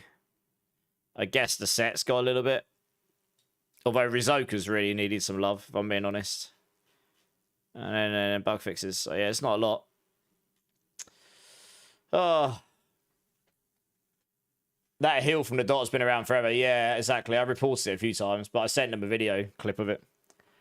The gold botters are having a party now. Yeah, probably. Yeah.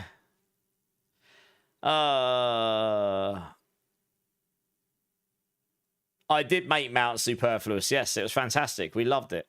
That's what we love to do. Right? I'm going to boost up the game. I'm going to do something that's slightly less demoralizing. I'm not going to think about this stuff too much till next week again, because it's yeah, painful on the old. That's if it ever boots the game up. Yeah, let me boot up for a sec. If it actually wants to boot the game, oh, there we go.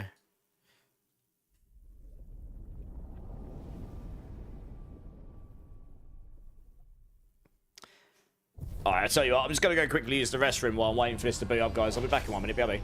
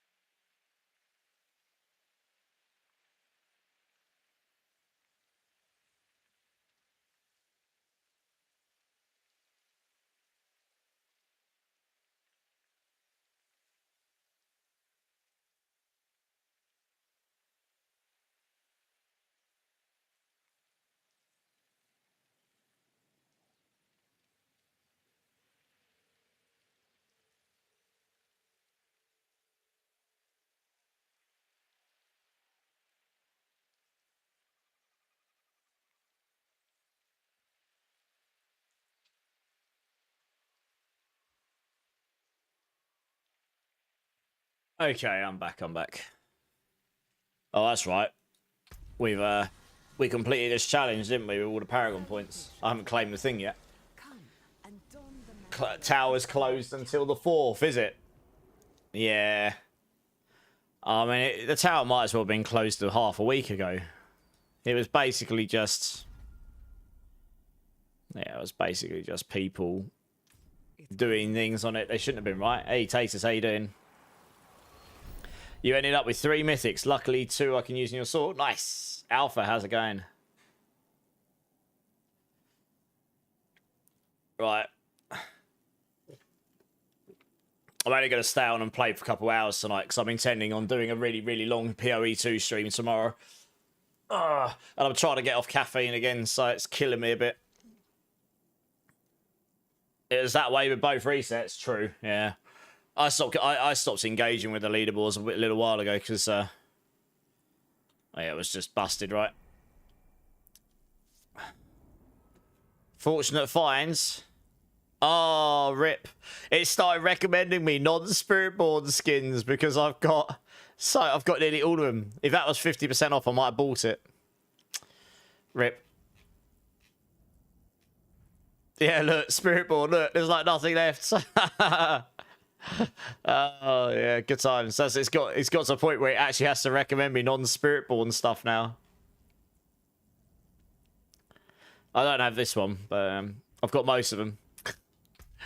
Right, let's log in here. You bought 2 yesterday. Hey, boys. Boy, how you doing?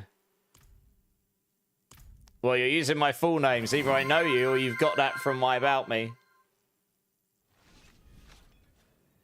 How you doing? Welcome in. Scrubs, Dragon. Return. Welcome back. How you doing, dude? Licktop, how you doing? No Spiritborn nerves? Yes. They are pretty heavy nerves. Bolton Squad. Thank you for the follow. Welcome in. How you doing? Roast your gear. I've only just booted up. Go on then. Join up to me, Zach. What's the Spiritborn nerves? Oh, evade's just dead. Like the perma evade stuff's dead. Essentially, where did I leave this? I haven't played since the other day. I've been practicing PoE2 in the background. Oh, that's right. It left me with a rubbish plan that does nothing for me, so I ended up just going offline, didn't I? No, Spiritborn will still have some builds. It just won't have the perma evade builds as such. Evade Swarm probably is dead, yeah. Yeah, I'd say so. Swarm also got nerfed on top of that, so Swarms might just be nowhere near as good regardless. Yeah. That's true. If you've got a way of measuring your own progress and you don't care about other people, then the tower's fine, yeah. I can roast my own gear for free. I have no gem strength. I am a noob. Yep, same here. Let's have a look. Right, what are you playing? Okay, you're playing Swarm. You got gem strength. Nice. Well, that's a good start. You don't have maxed out gems, though. What a waste. Got gem strength and you don't even have max gems. Rip. You got poison damage on your boots. That's nice.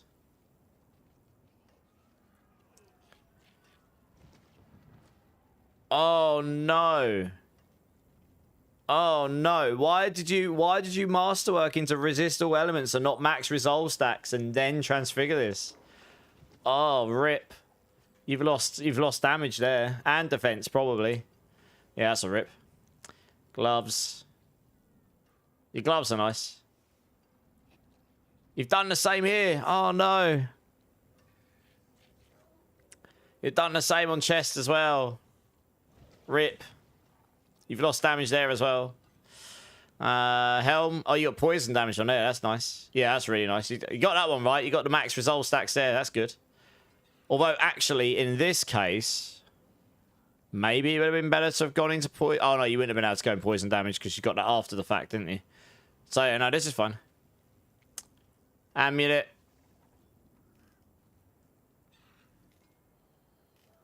Yeah, you keep rolling and get a better kinetic on there. Don't transfigure this until you've done that. But otherwise, you're just looking for a better version of that amulet. It's pretty much GG's otherwise. Okay, you've got Insatiable. Makes sense. Yeah, Ring Sling's fine. You could arguably get away without the max life here and go another damage multi, but you'd just be squishier, I guess. And this ring here.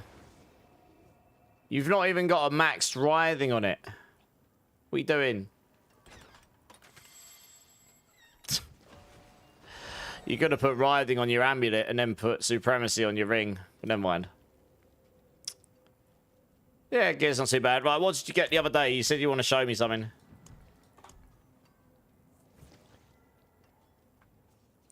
Do you know Colossal Glyph doesn't affect dot damage? It should affect all damage.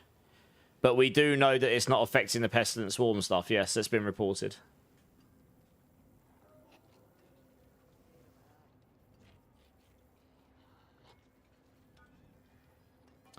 So Resolve is still there, Daki. But it was bugged anyway. You were getting too many stacks of Resolve on your Tempers. So that's going to be brought down. You're not going to get to plus 12 anymore. It'll probably be more like 8 or 9, maybe. You rolled gem strength on a weapon earlier today with no sockets. No. Always remember to do these things. But yeah, resolve stacking was always getting hit. Your Fire Spiritborn is fun. So you'll be... when you say Fireborn, do you mean the Rake one, Taters? The Rake Fire build? Because that'll probably be stronger next season. Maybe we'll go back to the Rod of Kep. Now it got a buff. I'll have to mat it out. Your gear has the Fisher Price brand stamp on it. Or little tykes. I can't read anymore. God. It's the PTR next week. The actual season will start end of June, I think. Or beginning of July. Somewhere around there. Oh, the Firestorm. So the Firestorm build might still be okay next in the PTR. It won't be quite as perma-evade. But there is a way here... can't remember the name. Yeah, Empowered Feathers. Each Storm Feather you pick up now also reduces your mobility skill cooldowns by 1.7%. Eagle skills have up to 32% chance to spawn a Storm Feather at your target. So it does mean because this is for some reason it's a resource aspect, this would have to take up one of your damage areas. So you'd lose damage having to put this on if you wanted to be able to evade around still. Yeah. But that would, if you had enough cooldown reduction on the build and you had this on, you're going to be picking up a lot of feathers using recalling. You'd be able to recess it probably. So maybe. I'm sort of trying to work out why. I guess it's a resource because it generates storm feathers, but then so does this. This should probably be a utility aspect. So I might see if I can get them to change that to utility aspects.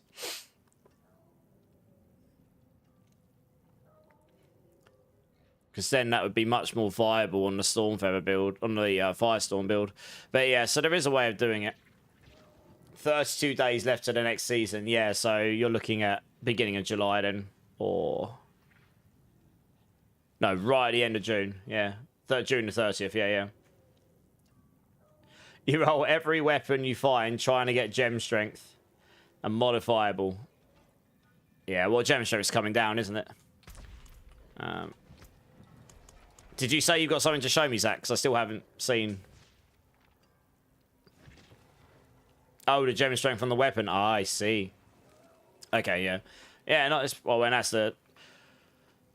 if you take transfigurations out full stop, then it's not going to feel... you're not going to have that, like, RNG feel-good moments when you do get something giga. But you don't want something in there that's so much better than everything else that becomes, like, this fishing expedition that's just horrible to play, right?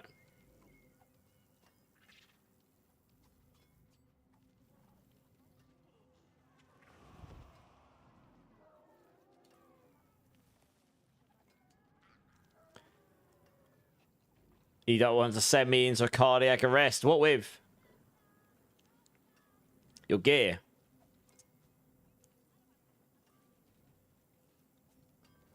Oh, okay. Fair enough. You're that low on life, are you? Wow, okay, fair enough. Go on, Jay. Send me a message. I'll have a look. I guess I need to get my war plans maxed out still. I'm very close. That's right. I got annoyed the other day because I rolled my war plans, didn't get any bosses at all, and I was just like, what? So I'm just going to try and take the stuff that's going to be the absolute quickest to run. Nightmare dungeons are pretty fast, although we'll do the Helltides because you can stack them up there.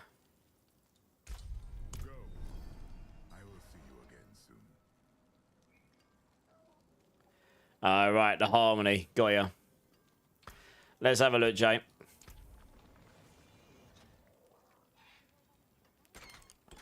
Okay, you're playing the Firestorm build, okay. This looks okay. Yeah, the weapon looks okay. It's a good start.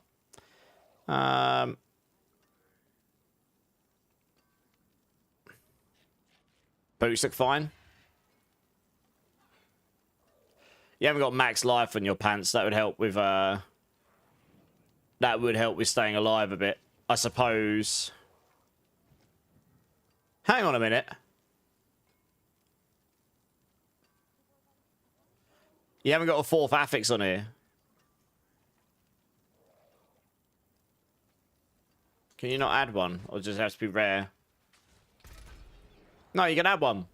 Add an affix to your legendary. It's only got 3 affixes on it. Look. You can probably add on... you could try adding defensive and you'll probably get armor. Or you'll get armor or max life, maybe. So yeah, try that. You make your pants better. Your gloves are looking pretty good. Same with this. You're missing a stat here as well. So go roll this in the cube with an offensive tuning prism. Your gloves. And hope you get vulnerable damage multiplier. But yeah, see what you get. Chest piece. Looks fine. Yeah, looks fine. Helm is fine. Obviously, you can get more max resolve from this. Q, Semzik. Amulet. Yeah, it's okay to start. Obviously, you can always get one with more damage multis. Ring. Okay, yeah. Starting off with rebounding because it helps you with the crit chance stuff. Okay, on this one, you can enchant a stat. Enchant your Vigor on kill and try and roll vulnerable damage multiplier. That'll help you damage a little bit. And this ring here looks relatively solid overall. If you don't need the life, you could roll max life here as a vulnerable damage multiplier and have the triple damage. But, yeah, I mean, your gear's not looking too bad. Overall, I'd say. Pyro, yeah, can you wait for me just to quickly... I've literally got 2 Undercity war plans coming up. Let me just go smash out this Helltide very, very quickly. It'll only take me a couple minutes. And then we can run a couple of ways. No worries, Jay. Man, my throat is really, really, like, musky today. I don't know why.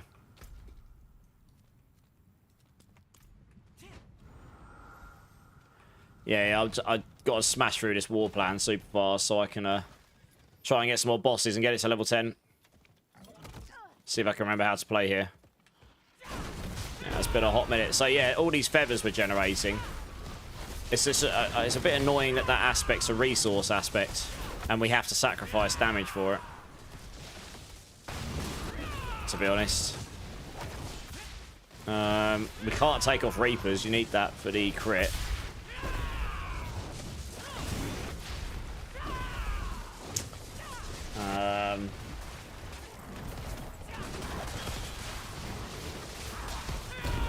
Otherwise, we just don't have perma evade, but this build's a lot better with it, to be honest. We do get 300% movement speed on this build, though. So this build will still be viable.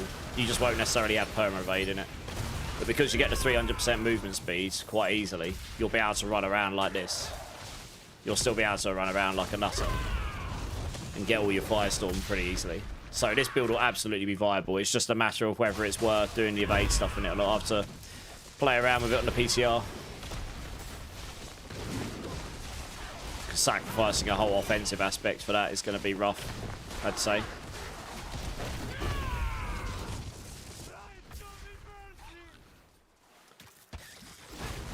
These are changing as well. I think they're making it so you just have to get a certain number of cinders. You don't have to open the chest as such.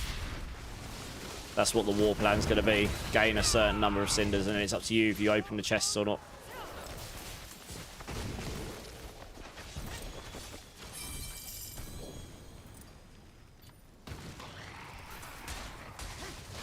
That's one chest worth. Infinite Saw. Well, that was it. Like, I actually played around with Saw, and it was actually not bad. If you were going to do Infinite Saw, you would use that aspect to reduce its cooldown, and you'd get a pair of the Saw boots with maximum evade charges on it, probably, because the boots make Saw. It makes your evade Saw. So then you get multiple charges. And and then you'd use the Storm Feather stuff. So every time you saw a move any distance, you would have the feathers generated behind you. And have the aspects on that pulls them together. So, I mean, it might be viable now. I'd have to play around with it. The lightning one.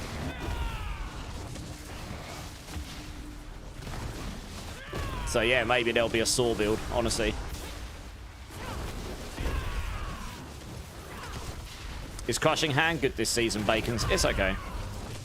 I haven't actually really played it, to be honest. I've keep meaning to get around to it, but honestly, there's only so much I could do in so little time. It's definitely going to be on my testing next week, though. Regardless, all of those non-evade builds, because they're probably going to come back up again in the Spiritborn tier list. I don't know where they'll land in context of other classes, to be honest.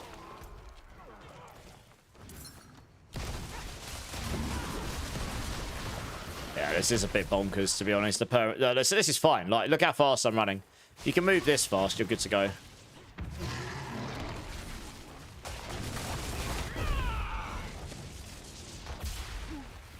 Like, you run so fast here, you're not too worried about whether you perma-evade or not. The problem is most builds are not going to be able to get to 300% movement speed very easily. I don't think. Wouldn't have made it without you.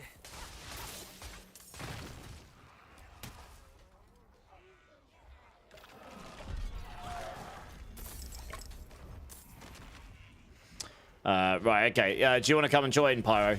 I've just done that war plan. Hey, BK, how's it going? Yeah, not bad. How are you doing?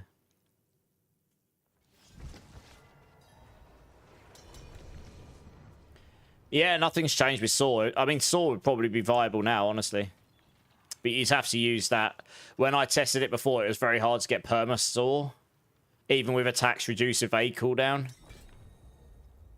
Your evade cooldown becomes the cooldown of your Saw. So you need to reduce the cooldown of your Saw as much as you can, which means getting a lot of cooldown reduction, which isn't the easiest thing to do. You can go Loyalty's Mantle, but that's not optimal, really. And then, yeah, I think you'd need the Storm Feather cooldown stuff to make it so that you can regen, so that you can potentially reduce the cooldown of it. But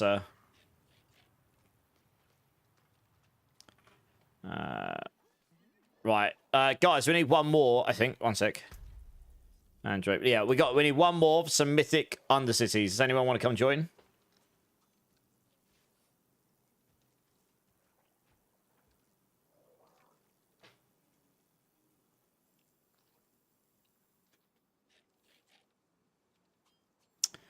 Does anyone want to come join, guys, for a mythic Undercity?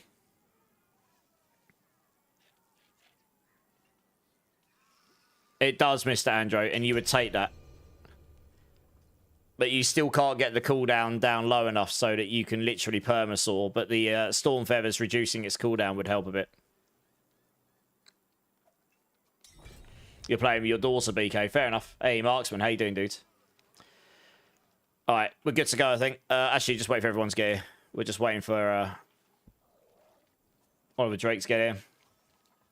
But I think we got a second one after this, Moira, so I can get even for a second one, maybe.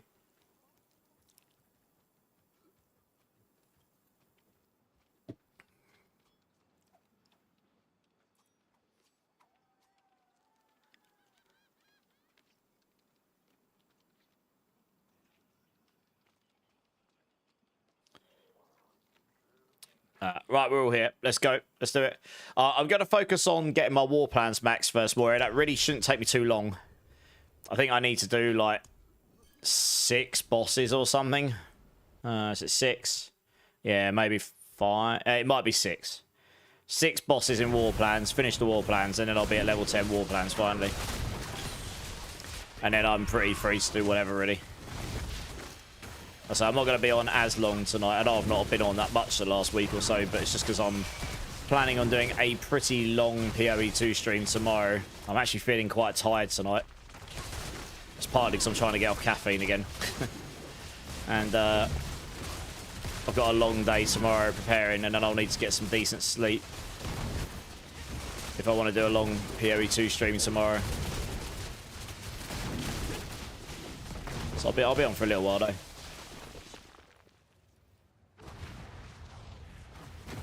Hey, Pity Wellen, how's it going? Yeah, good. How are you?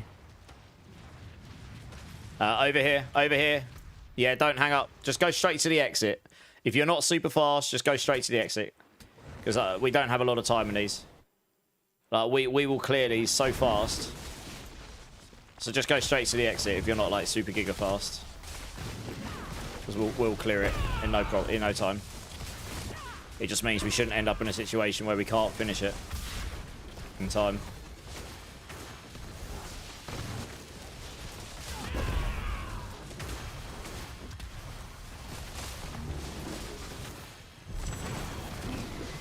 L patch, Yutori. Well, I mean, I was posting stuff in the Discord, wasn't I? I mean, we tried and failed, clearly. Yeah, Spiritborn is definitely taking some hefty old nerfs, but we'll be okay. We'll figure some stuff out. Always the same. I was expecting nerfs. You're never really quite sure what you're going to get. Just picked up your missus from the airport. 2 weeks without her was kind of nice. But don't tell her that. Oh dear. Right, over it. Go to the exit, guys. We're pretty much good to go. Yeah, maybe don't tell her that, PD Wellen.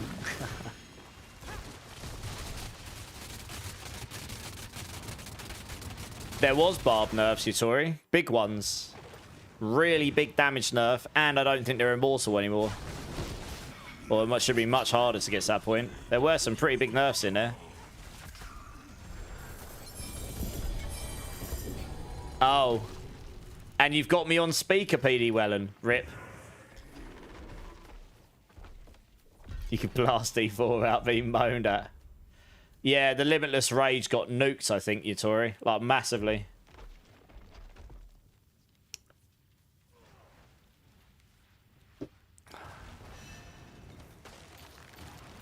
It will be nice to see some different things in purple, I've got to be honest. That'll be quite cool next season.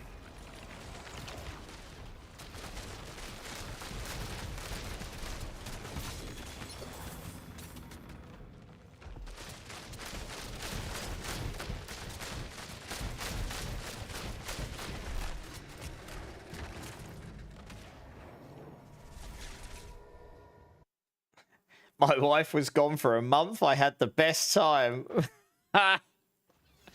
This is sounding promising. Oh dear.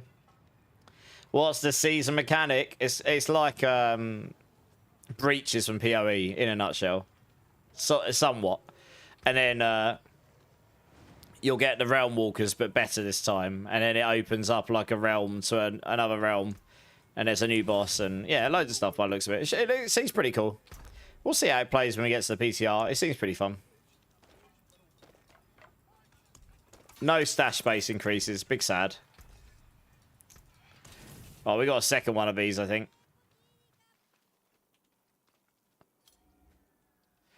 Is someone that's joined along, not Pyro, able to drop so I can get Moira in? Because I did say I'd get Moira in for number 2.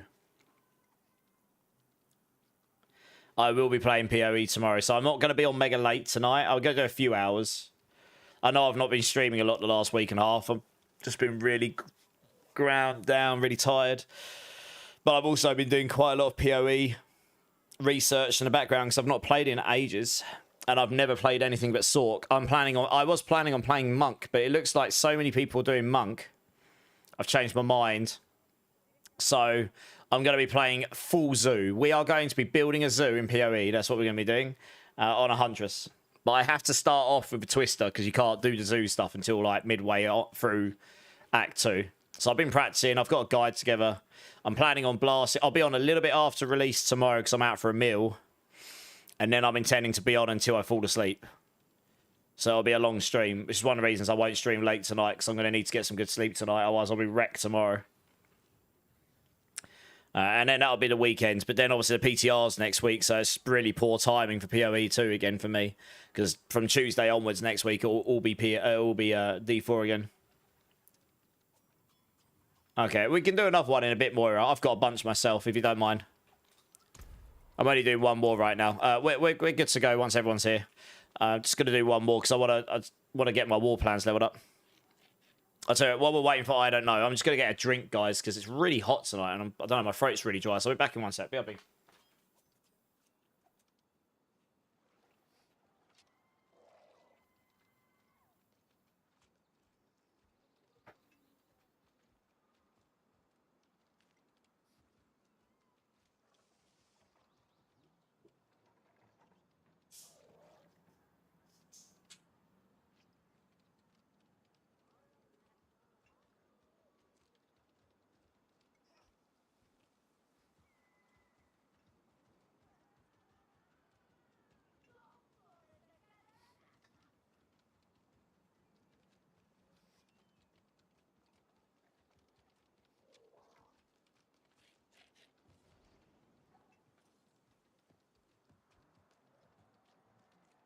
All right, I'm back. Yeah, let's go. Let's do it, guys. Let's go.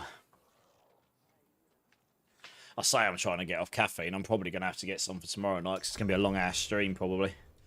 I do need to get off it, though. Is there a druid in PoE 2? New player here. There is a druid, yeah. They added it in the last league, but I didn't get a chance to play because that league dropped. I want to say it was straight on top of last Epoch or D4. I can't remember. But I haven't played in a long time. I'm actually really excited to play because I'm going to play something completely new for me. I'm going to build a zoo. I don't normally do that kind of stuff. I figured, screw it. It's not a game I'm pro at, so it's a good opportunity for me to just go and play something different for once, you know? And I've had a little bit of practice, so I know a little bit about what I'm doing. I've done Acts 1 to 3 quite a few times. I've only ever done Acts 1... I've only ever done Acts 4 and beyond, like, once. So I'm a complete noob at that point. And there's a lot of changes coming, so I'm excited to play it. I like these styles of games. Like, D4's my main game, so obviously the PTR will take priority next week. But I am excited to play PoE 2 again for the first time in... The last time I played it was a year ago, I think. Give or take. Mad Spam, how you doing, dudes? How you doing, Mad Spam? Dr. Pains, how you doing, man? First time chatter, welcome in. You've been using Spiritborn for a little while, but what are the Paragon boards should I go into next? What build are you playing? And which Paragon boards have you taken so far? Let's start there. Because it depends on the build, really, to be honest.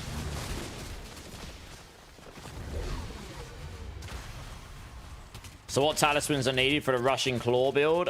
Most of them will be using the blue ones.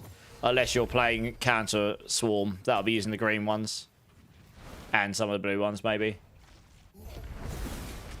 They're in the build. Oh, you're talking about... Oh, I know what you're asking. You're asking about the lightning ones. Yeah, the blue ones. I need to update that guide. Yeah, it's been really tough trying to keep on top of all the guides because I had to re-engineer all of them from scratch whilst learning the game. The guides will be in a much better state for next season. I will have them all pre-done. Crushing Hand, Quill Volley, Rake. That build will somewhat still work next season, I think. Yeah. Yeah, you want the Quatley's Grace ones because you're evading around. Oh, what we got here? Nasicum. Erepedition.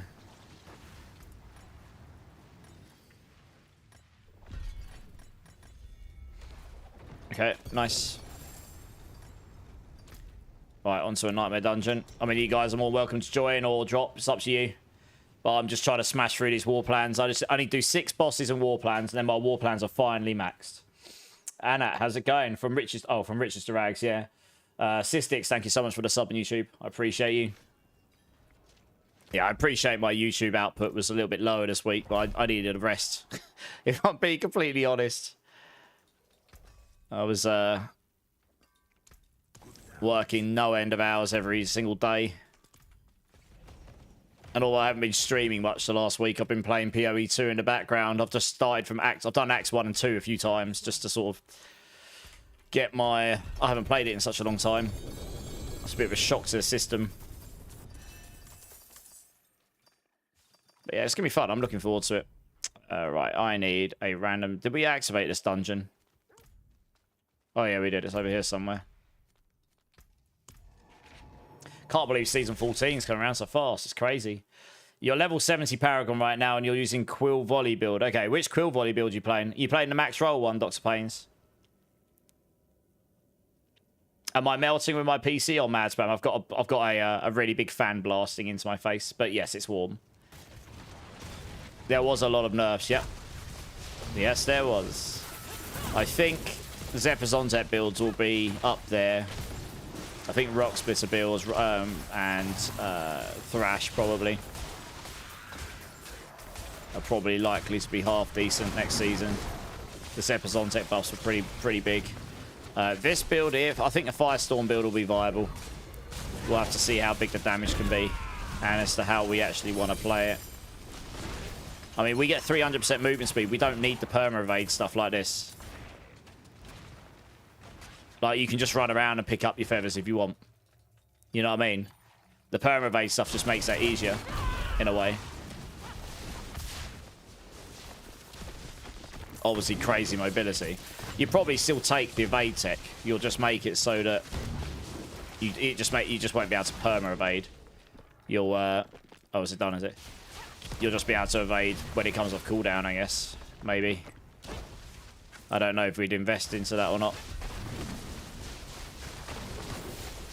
I'd have to have a think. I need to have a think about it and have a play around with it. But you still get the 300% movement speed, so you can just run around like this. And then as you evade, you'll drop loads of feathers. So it's not so bad. I suppose without rushing claw spam, you're not going to be able to reset all your cooldowns, though. That's the only problem. You won't be using Produce Tempo to reset all your cooldowns so quickly. So yeah, that is an issue. I'll have to think about that. Is the Doom pet following me? Yeah, man. That is my Doom pet. Hey, Justin, how's it going? Why does the game hate you? It was good to see you the other day, even though it was only for, what, like 2 minutes or something. That was the last time we're ever going to see each other in the Alex. Same with you, Mad Spam. Rip Alex. Right, it's gone. Kaput. Tomorrow's last day, isn't it?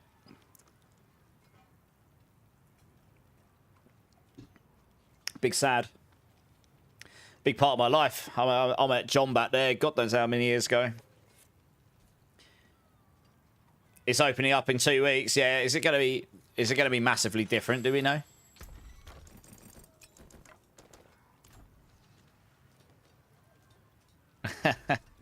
Be interesting to see what they do with it, I guess.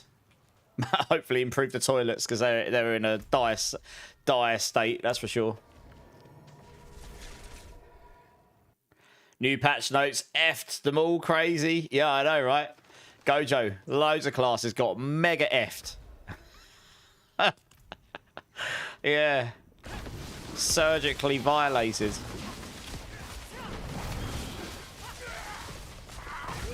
Yeah, a little sad they completely nuked the evade stuff, but I'm not overly surprised. I did say to people I wouldn't be surprised. Everyone's like, no, don't get this nerfed. This is lovely. We love this. I'm like, you've got to be realistic, though. This is so good. Everything that doesn't have it is bad. So it's probably going to have something. I thought they might make it harder to do. I didn't think they'd actually just remove it. They actually just deemed, you know what? No, we don't want this. It's gone.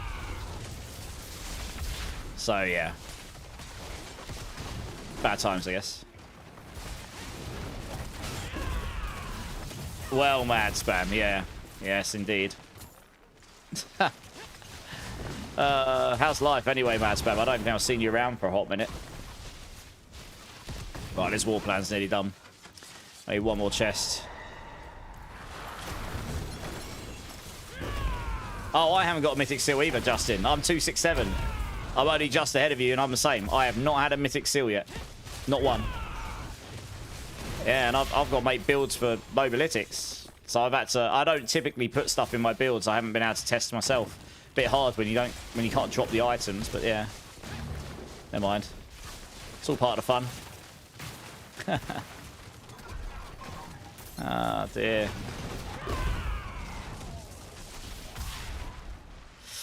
Right, war plan done. Let's go hand that in. I'm trying to get my war plans to level 10 because we can get mythic war plans then, potentially. I agree. You are 267. Is this one of those woke millennial terms that I don't know? Yeah, Hush is taking over that night. I've actually been asked to go to that on Saturday night, Mad Spam. This is where life gets interesting. It's one of our mates' birthdays. I might be there. But if I do go out Saturday night, it will be straight from stream on no sleep. Because I am intending to stream PoE when I get home from my meal tomorrow night, which will be about 11. And I will probably stream until I head out. Because I'm a nutter. So I might be. It is a friend's birthday, and I said I'd make an appearance, but it'll be after like a 20-hour plus stream, probably. So I will be ruined, probably. But yeah, we'll see. We'll see how I feel. Yeah, my brother's going, so I need to see if he's driving or not. I don't think he is, though. Right, we've handed this one in. Boss. I really want more than one boss in one. Please give me boss ones, please. No, there's no bosses in there. We want bosses. That's all I need. Bosses, right, one. Why you only give me one? Right, Watch it not give me any. Oh, it did. Okay. Why? Why is it only giving me one? This is so depressing. All right, I'm going to do all these because I can farm up all of these super fast. That's so irritating. Like, why is it only giving me one boss? Like, just give me at least 2, please. Got one at 100 Paragon. Nice. Yeah, I know someone who got one in T4. I'm like, hang on a minute. I've got like 200 hours in T12 and I still haven't got one. This is not funny at this point. Oh, level 267. Ah, but Gen Z. Okay, my bad.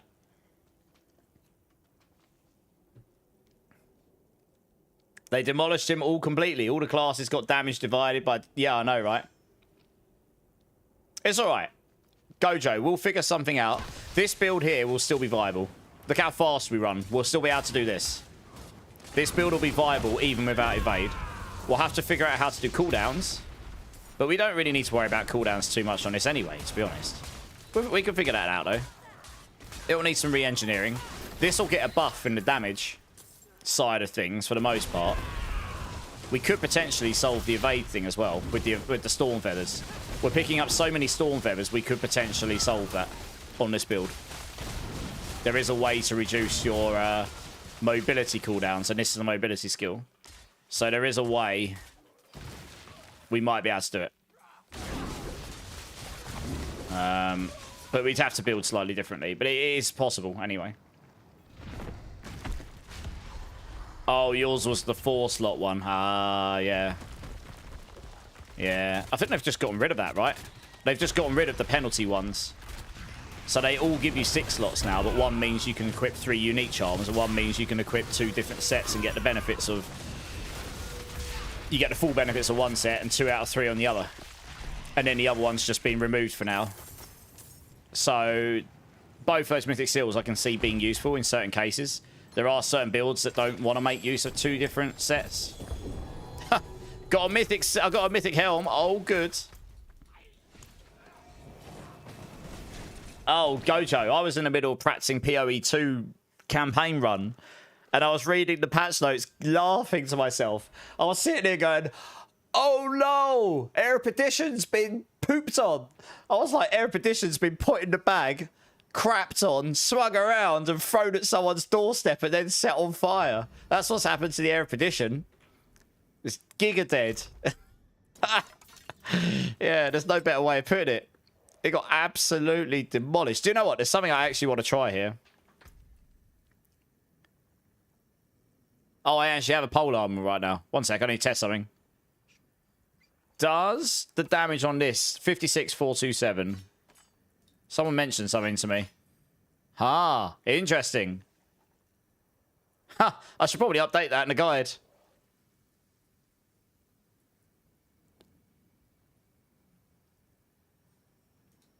Okay, interesting. You actually want polearm for this build. Someone mentioned to me that the damage on this amulet actually scales by weapon damage. And it does, because look. That's got higher weapon damage than this. And then when I take this off, it'd have been... Oh, here we go. I've got a base one here. You can try here. A base glaive. 46799. That's even got added weapon damage on it, and so is this. And that's 52,000. So, polearm's actually better for this build. I'm actually going to change that quickly. One sec. I thought it was a base number that scales off your weapon damage, though. So, polearm will be best for this build. I actually had quarterstaff in there, but yeah, polearm will give you way more damage. I'll just quickly make that change here now. Polearm, polearm, polearm. See, look, I mean, I play this game a lot, and I know a lot about this class, but there's things you learn every day. Even when you think you've just about mastered something, there's always something new to find that you can make improvements to. Right, what's the date? 28th. Make a note of this so people know what's changed here. All variants. Stop date that to orange. Replaced quarterstaff.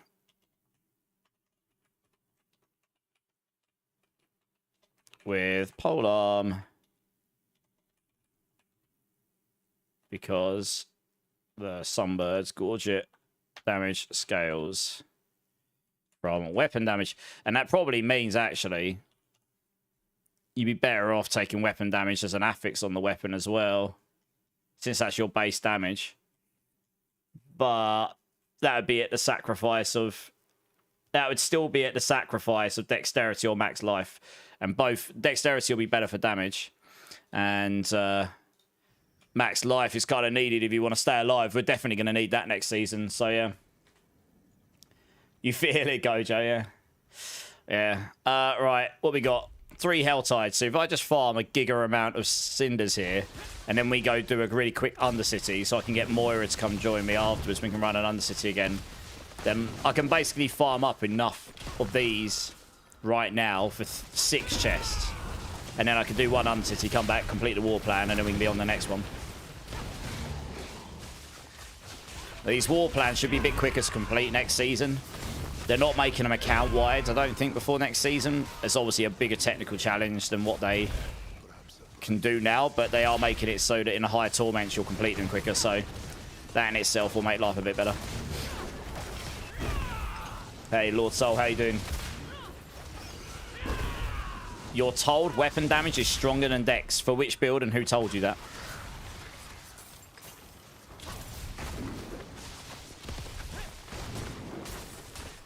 I think it depends on what you're playing, honestly. Yeah, I'm good, Lord Soul. See, dexterity scales all your skill damage as well. And it's a separate multiplier, so...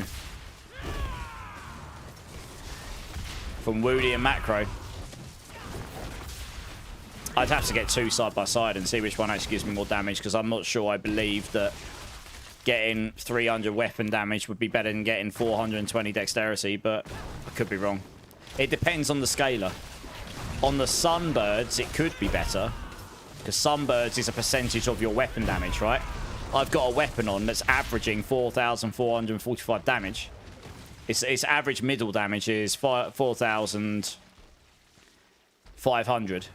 And that's been multiplied up by over 10 times. So getting 300 weapon damage here would actually be giving me about another at 10 or 11%. Yeah, it'd be giving me a massive amount of damage, right? It gets scaled up a lot here relative to what dexterity could do for me. Maybe weapon damage would be better than dexterity here, actually. I'd have to get another crazy weapon like this, though. I mean, if you have weapon damage and dex on there, then that would give you the most damage. Well, I think you need the max life from the weapon for Spiritborn. You'll just be too squishy without it. And next season, we won't have glins to fall back on. We won't have to stay alive. Holy Duriel. How many Duriels do we have? They're everywhere.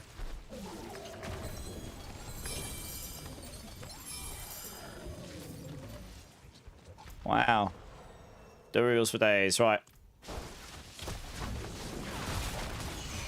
Yeah, I'd have to test it out. For now, I'll leave dexterity in there, but maybe next season we can play around with this.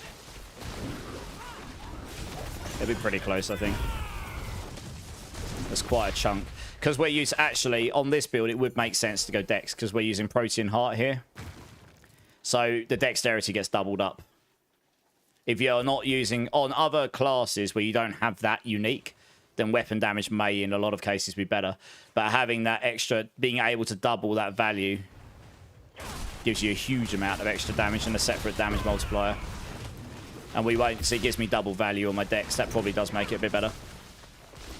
You just found a 4GA crafted with 28 quality. It's no gem strike. Oh, still nice. Yeah, it's really good. What's the 4GA what?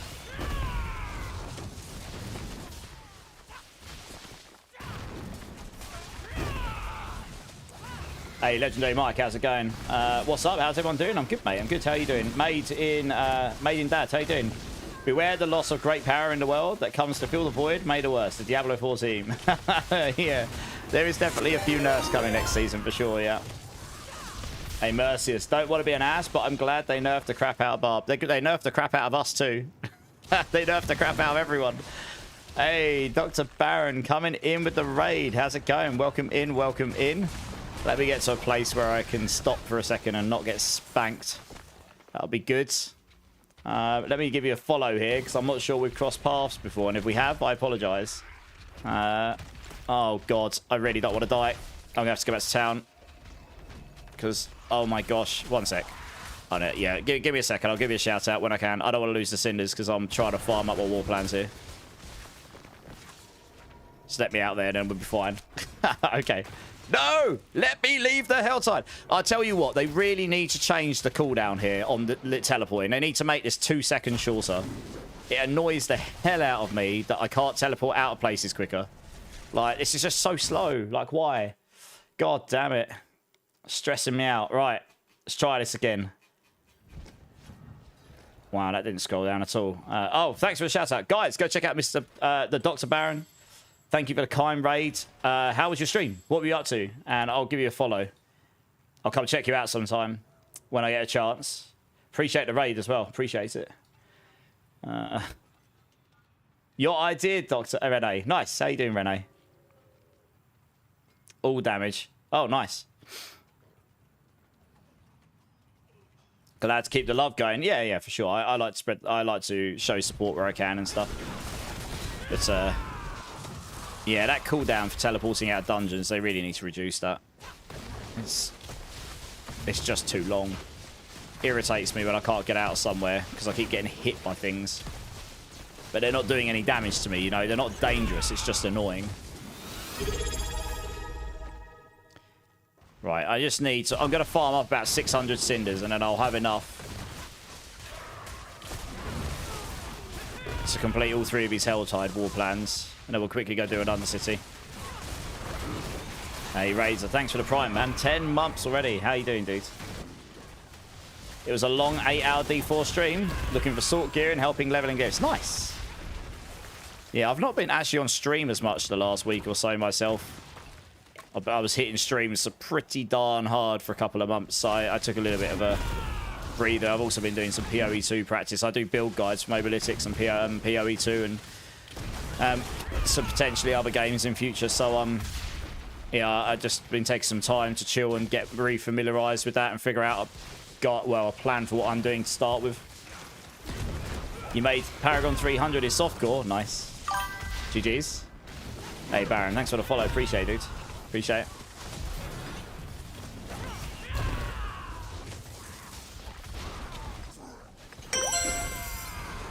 Oh, you kicked off the hype train then.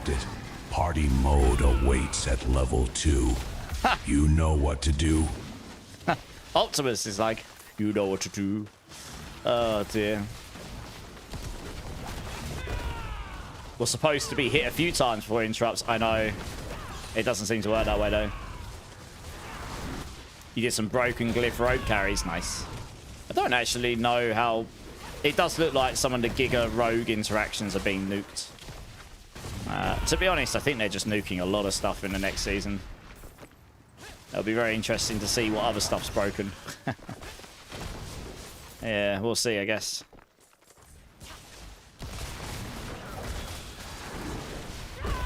Bear in mind that Barb is the most nerf class in D4, so if you're rooting for nerfs to a class like Barb, when you do get a buff, it's you that sounds like, well... I don't really want anyone to get nerfed myself. It was just inevitable, though. I guess. You know. But yeah, Barbs have had some absolutely mental interactions in the past, which has led to them being probably nerfed some of the most heavily over the duration of the game.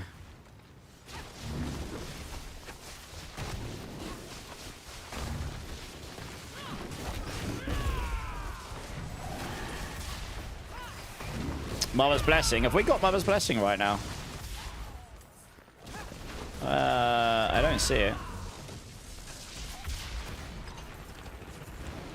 Let me have a look. No, I don't think we got Mother's Blessing right now. But when it does come up, it will work with kills, I think. I'm not sure it works for the XP globes. June the 2nd, okay. That's very bad timing. It's like straight on top of the PTR. So I won't be enjoying that much. Once I made this guy, I was like, let's try 130, then 140, then 150. I was like, oh yeah. You're probably using the Umbercrux or interaction or something, right? The thing that gives really, really silly damage. I think they're nuking that in next season. I think it was in the patch notes, but I could be wrong. I don't really play Rogue, so I don't fully understand what it is. It's doing what it's doing. Quadrillions, yeah. Yeah. Mental damage. Barbs with the gem strength ring right now is a huge advantage. That's true. Yeah, was able to get a lot more out of that, especially since they had two-handed weapons as well. Oh, a treasure train. Nice. Can't even remember what a treasure train does, actually. Right, let's get about another 20 of these, and then... Is there a possible Druid poison build you could do with Shattered Vow? Shattered Vow should be a lot better next season, in general. Because it's getting a buff to its damage over time duration. The damage over... Thank you for the bits, Pyro. Appreciate you.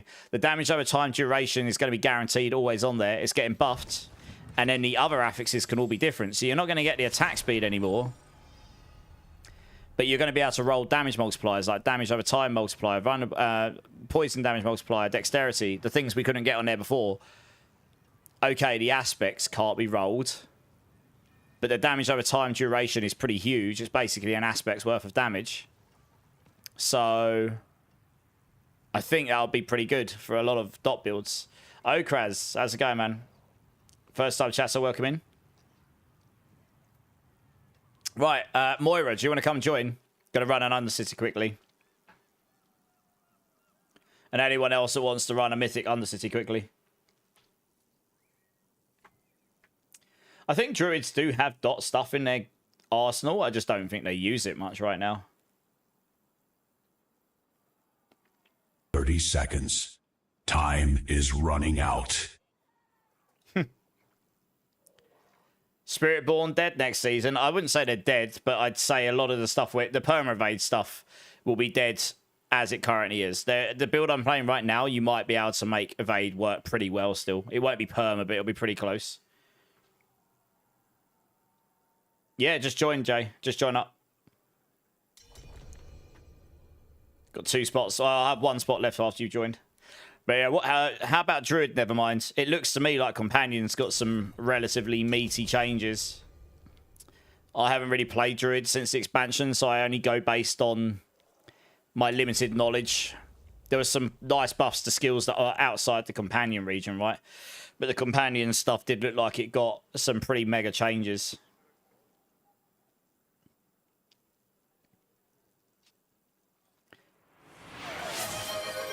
Companion nerf's going to hit like 4 tiers. Okay. As in like 4 tower tiers. Okay. Well, that's not too bad. Taters, thank you for the 5 gifted. Appreciate it. I think you actually missed a train. Unfortunate. But Dinky Doos, Chat Supreme, Opal Crescendo, Hawk Toa, and Walk321, please thank Taters for the kind gift subs. Resolves and nerf.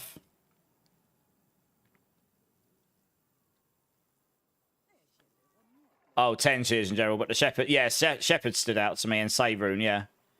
Yeah, the Saiyan Shepherd stood out to me as quite a lot of damage loss straight away. Okay. I mean, that's still going to be decent then, right? It's still going to be in the 130 range, probably. Especially since you're going to get the Mythic Uniques that are going to be stronger. Guys, does anyone else want to come and join for a Mythic Undercity? Let me know if you want me to do a beam, by the way, Taters.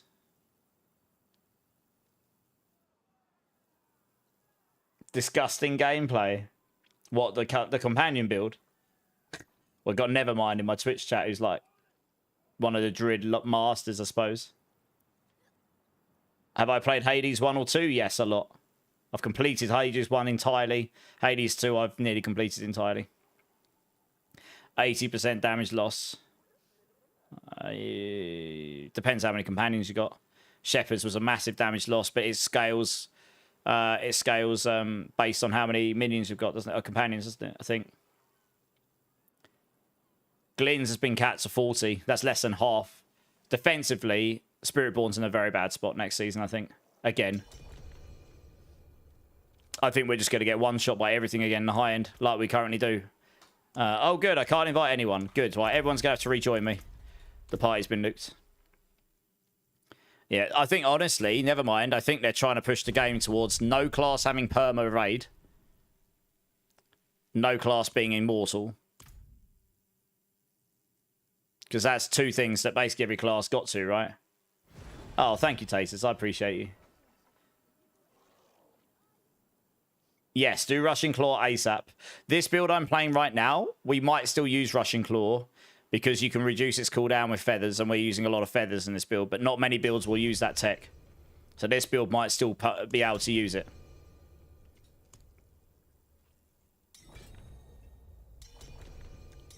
Yeah, I was referring more to Barb there, I guess. But there's a lot of classes that with Glins became infinitely tankier, like 2 or 3 million tankiness to like 30 million, you know? Or 15 to 30, depending on how much max life you had. Spiritborn's going to be uber squishy. We couldn't even do T10 Mephisto without, like literally you had to do T10 Mephisto without getting hit, otherwise you're dead. We couldn't even do that before. The second they added Glins, we were like, easy! This one's full bone meal, but the next one I'll get you in. Which will be... Oh, I actually need... One sec. Give me... Just wait here 2 seconds, guys. I need to go... I didn't realise I need to hand in 2 more chests before we do this. Oh, wrong one. Whoops. Yeah, just literally just wait there. I'll be right with you. I've got the cinders already. I just need to hand in the chests. Oh, dear. Getting distracted. Yeah, so it'll be interesting. I mean, look, it's a PTR. We'll give feedback and hopefully they'll make changes. I've already told them about Spiritborn's defensive problems if Glins goes away. So it's not like I haven't mentioned it to them before. It will probably fruition to be like that. No matter what you put on. And then hopefully we'll be able to get it rectified before the season starts, but we'll see. Right, I just need to hand in 2 chests here and then we can do this Undercity. Sorry, that's my bad. I thought it was one. I thought it was one Undercity. And then I had the 2 Helltides later on. It's the other way around. 2 Helltides, 1 Undercity, 1 Helltide. So that's that one. And then we'll just go around here and get this one. I guess we'll soak up wherever it drops. Not that I absolutely need it, but... Yeah, I mean, this was obviously getting nerfed, right? People kept telling me stop asking them to nerf it. I'm like, I'm not. I'm being realistic. It's so stupidly fast and easy to get online. Like, it makes everything that doesn't use it feel bad. So that means half the class is going to be inherently bad forever if it can't use that. So it was obviously going to be changed, either be made a lot harder to do or not as good, or just removed. They obviously went with the hardest possible nerf, but still. Is there a pet for max leveling all your war plans? I don't think so. Not that I know of. Right, let's do this. Sorry, guys. Should be there now. Yep. Let's do this. All right, one of these.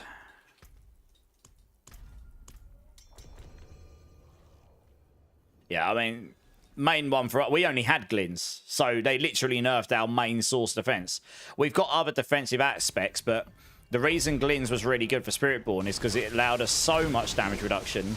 The fact that we can't get as much max life as other classes and we can't stack as much other things, it's like, it doesn't help. They did buff our toxic skin armor scaling by 60%, 66%.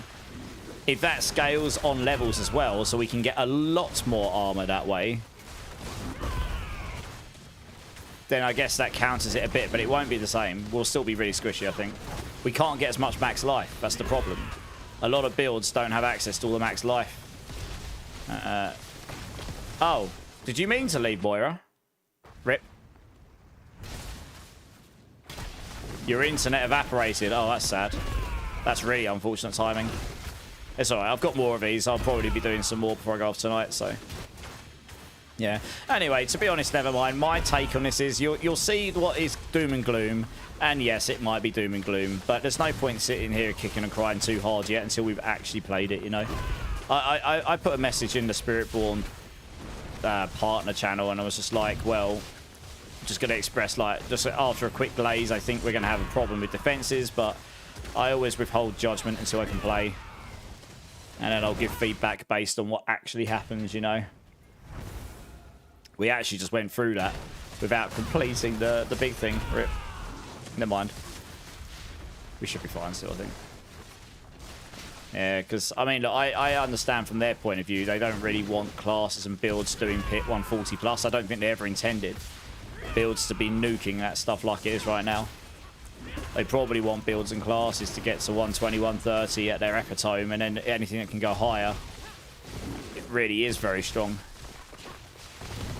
And that way you can still get your glyphs to 150, but you've got to grind them out on low chances like you did in D3 back in the day until things got giga broken there. So, you know, I think that's probably what they intend, to be honest. Leaderboard being postponed is not a bad thing. Leaderboards are pointless at the moment. Absolutely worthless. Not worth my time. With all those cheating, all that cheating going on. I'm not going to waste my time on it whilst people are doing that. We've never been fine, and we will never be fine, DJ Chrono. Got a single GA Tyrells. And another Air Edition.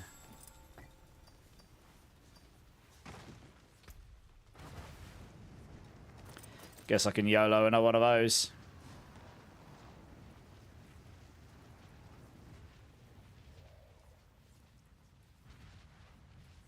Nice. Alright, I just need to go hand in my other two chests in the Helltide. I guess I'll just go to this Helltide because I haven't opened any here yet. Season of the nerf. I mean, it was coming. We knew it was coming.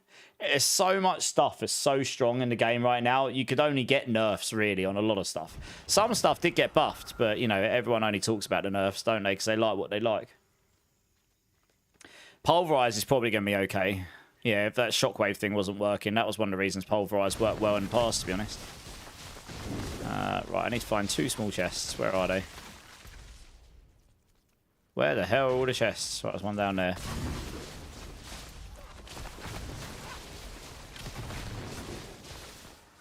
I already stacks up the cinders, so I can just go hand this in quick.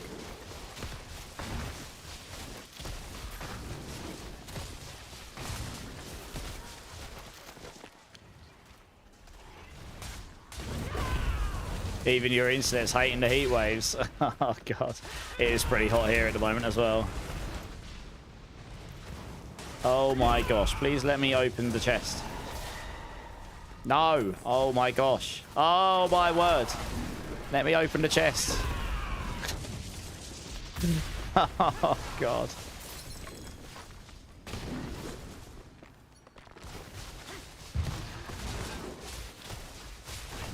Yeah, it's not quite as bad here today. It's a little bit, it's still warm. It's not quite as crazy as it was. My cat's still flopping around. 6 months of blood wave. That's what you had before, wasn't it? You did blood wave 2 seasons in a row. No, season 14 is not as bad as season 1. Season 1 gutted everything. They destroyed the whole game. I think it'll be fine. It'll be fine. Not a fan of the new mythics. I guess people will give feedback based on how they find them, right? It's definitely an interesting approach to them. I kind of understand their thinking. Whether it actually plays well or not, I guess we'll see. I like the Murmuring Oval change. That's good. Now I can hold a bit more than 2,500 of them. That'd be nice. And slam a load of those.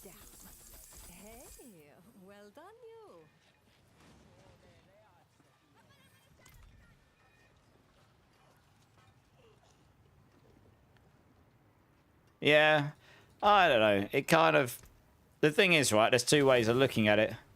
If all your items are really easy to get, it'll be really easy for everyone else to get. And then the competition space just becomes very bland. And there isn't that much competition, I guess, because it just comes down to pure skill, I guess. But in a game like this, the game is inherently based around RNG, so you need some level of RNG. And if someone's just really lucky and ends up getting a much better item, then I guess that is what it is, right? That's how these games have always been. Now, some people who like to compete at the top of leaderboards might not like that because it makes it a lot harder for you to do that and maybe impossible in some cases. because of the RNG factor. But, you know, there's two different ways to look at it. Well, I've got 2 bosses here, so I'm just going to run this one.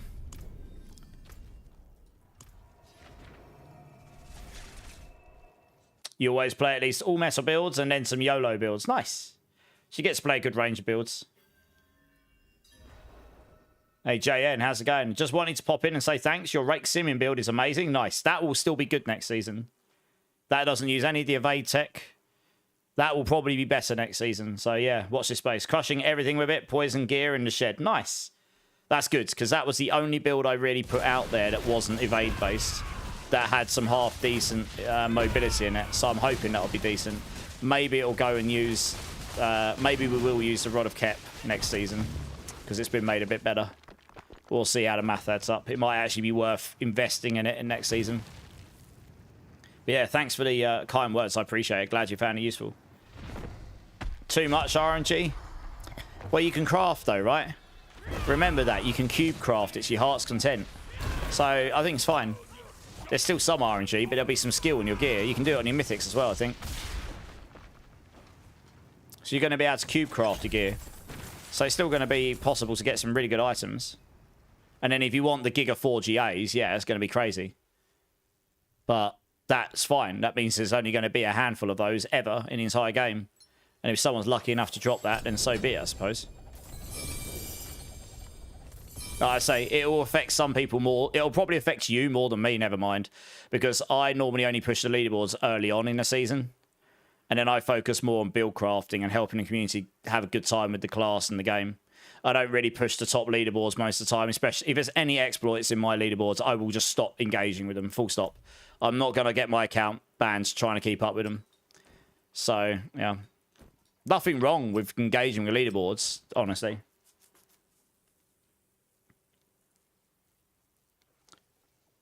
No. You misunderstand, never mind, I think.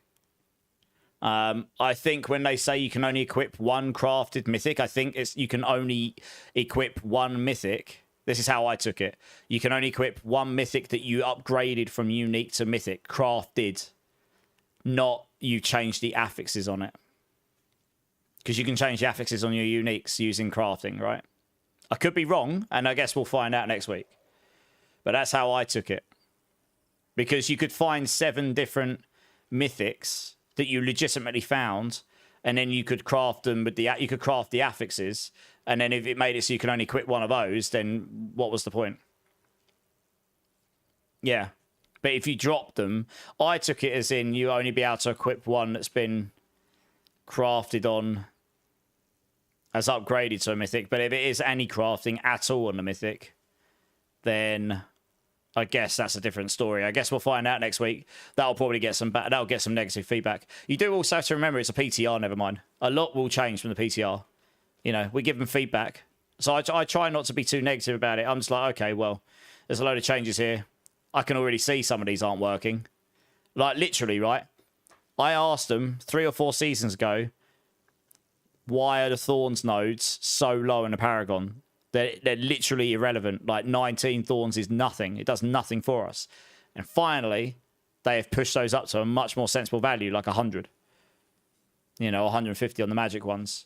So it's like, you know, we give them feedback. Eventually, they'll go, okay, cool. That actually probably is something we want to do. So I try and stay positive about it. You can sort of sometimes see that some of these things won't work or going to really harm whatever it's going to harm. But ultimately, we can give them feedback, and then hopefully it can help move it in the right direction ultimately, right? I wasn't saying you're negative. I'm just saying I try not to be negative. Sorry, I didn't mean to come across that way. Pay to win.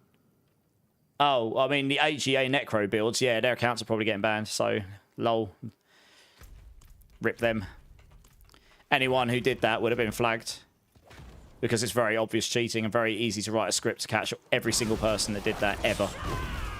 Even if you salvage the item, there will be a history check. If they're sensible, and they did what I used to do in our games, is everything that has a transaction in the game will have a history record. So you can just simply scout through them in a database and then just see who did it. And you'll have a user ID, so actually easy peasy. You'll know exactly who cheated. So yeah, rip them probably. Is there a reason why I can't craft Banished Lord's Talisman into a charm? You can get... No, you can do... Oh, Obsidian. First time chat, so welcome in. Is it an ancestral one? You can only craft ancestral uniques into charms. You can't craft ancestral non-ancestral uniques into charms. That's probably a problem. Because you can definitely get Banished Lords as a unique charm, because I've dropped one.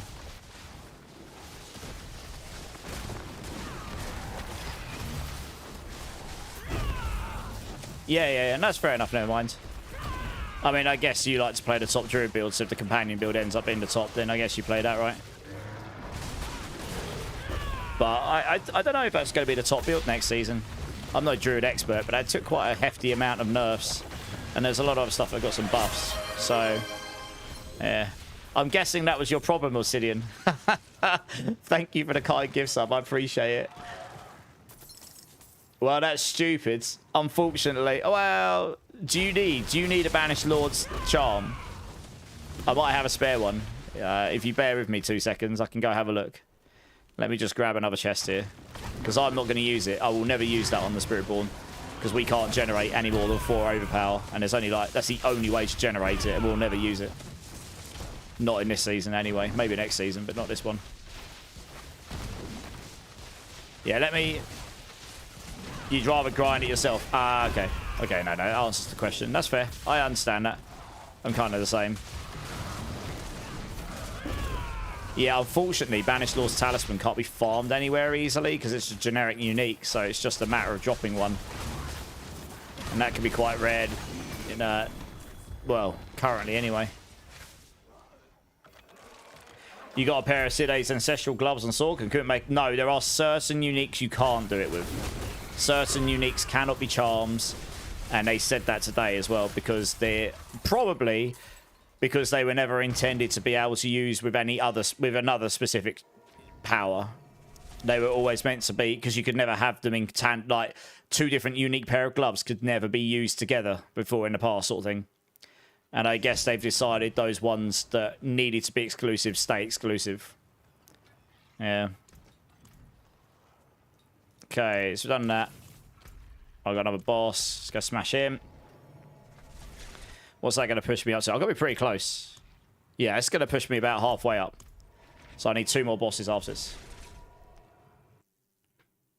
You make all builds to help the community and lazy people. Well, let's go with the helping people bit, yeah? You thinking they'll keep some of the actual uniques as mythics in the future? Every unique's going to be able to be a mythic in future. They said that the mythic stuff's staying. That the concepts of a mythic is changing. I think some items are exclusively mythic and can't be non-mythic. Those will be the ones we've had up until now. But they basically said every item will be able to... The whole mythic rarity thing will be the same in future. So I'm guessing all uniques will be able to drop as mythic in future. You just won't necessarily be able to craft them in the cube like you currently can. That's like a seasonal thing so that you can actually craft them as well. So you'd have to actually drop them in future. But I think the intention of mythics is to say they want to make more of the uniques more attractive to use rather than mythics just being de facto this is the best mythic in the game. Like Erepetition is basically on every Spiritborn build it can be in this season because 80% multiplicative damage is insane. Straight up. Didn't matter what the affixes were. It was purely that damage multi. Now, obviously, that's getting absolutely tarnished and destroyed in Season 14. But the point stands, right? I, for one, I'm very, very excited to get one of these as a mythic. 30% more damage on this. Yes, please. What I'll be interested in is it 30% more damage on the blue bit, or is it 30% more damage on the orange bit? I don't know.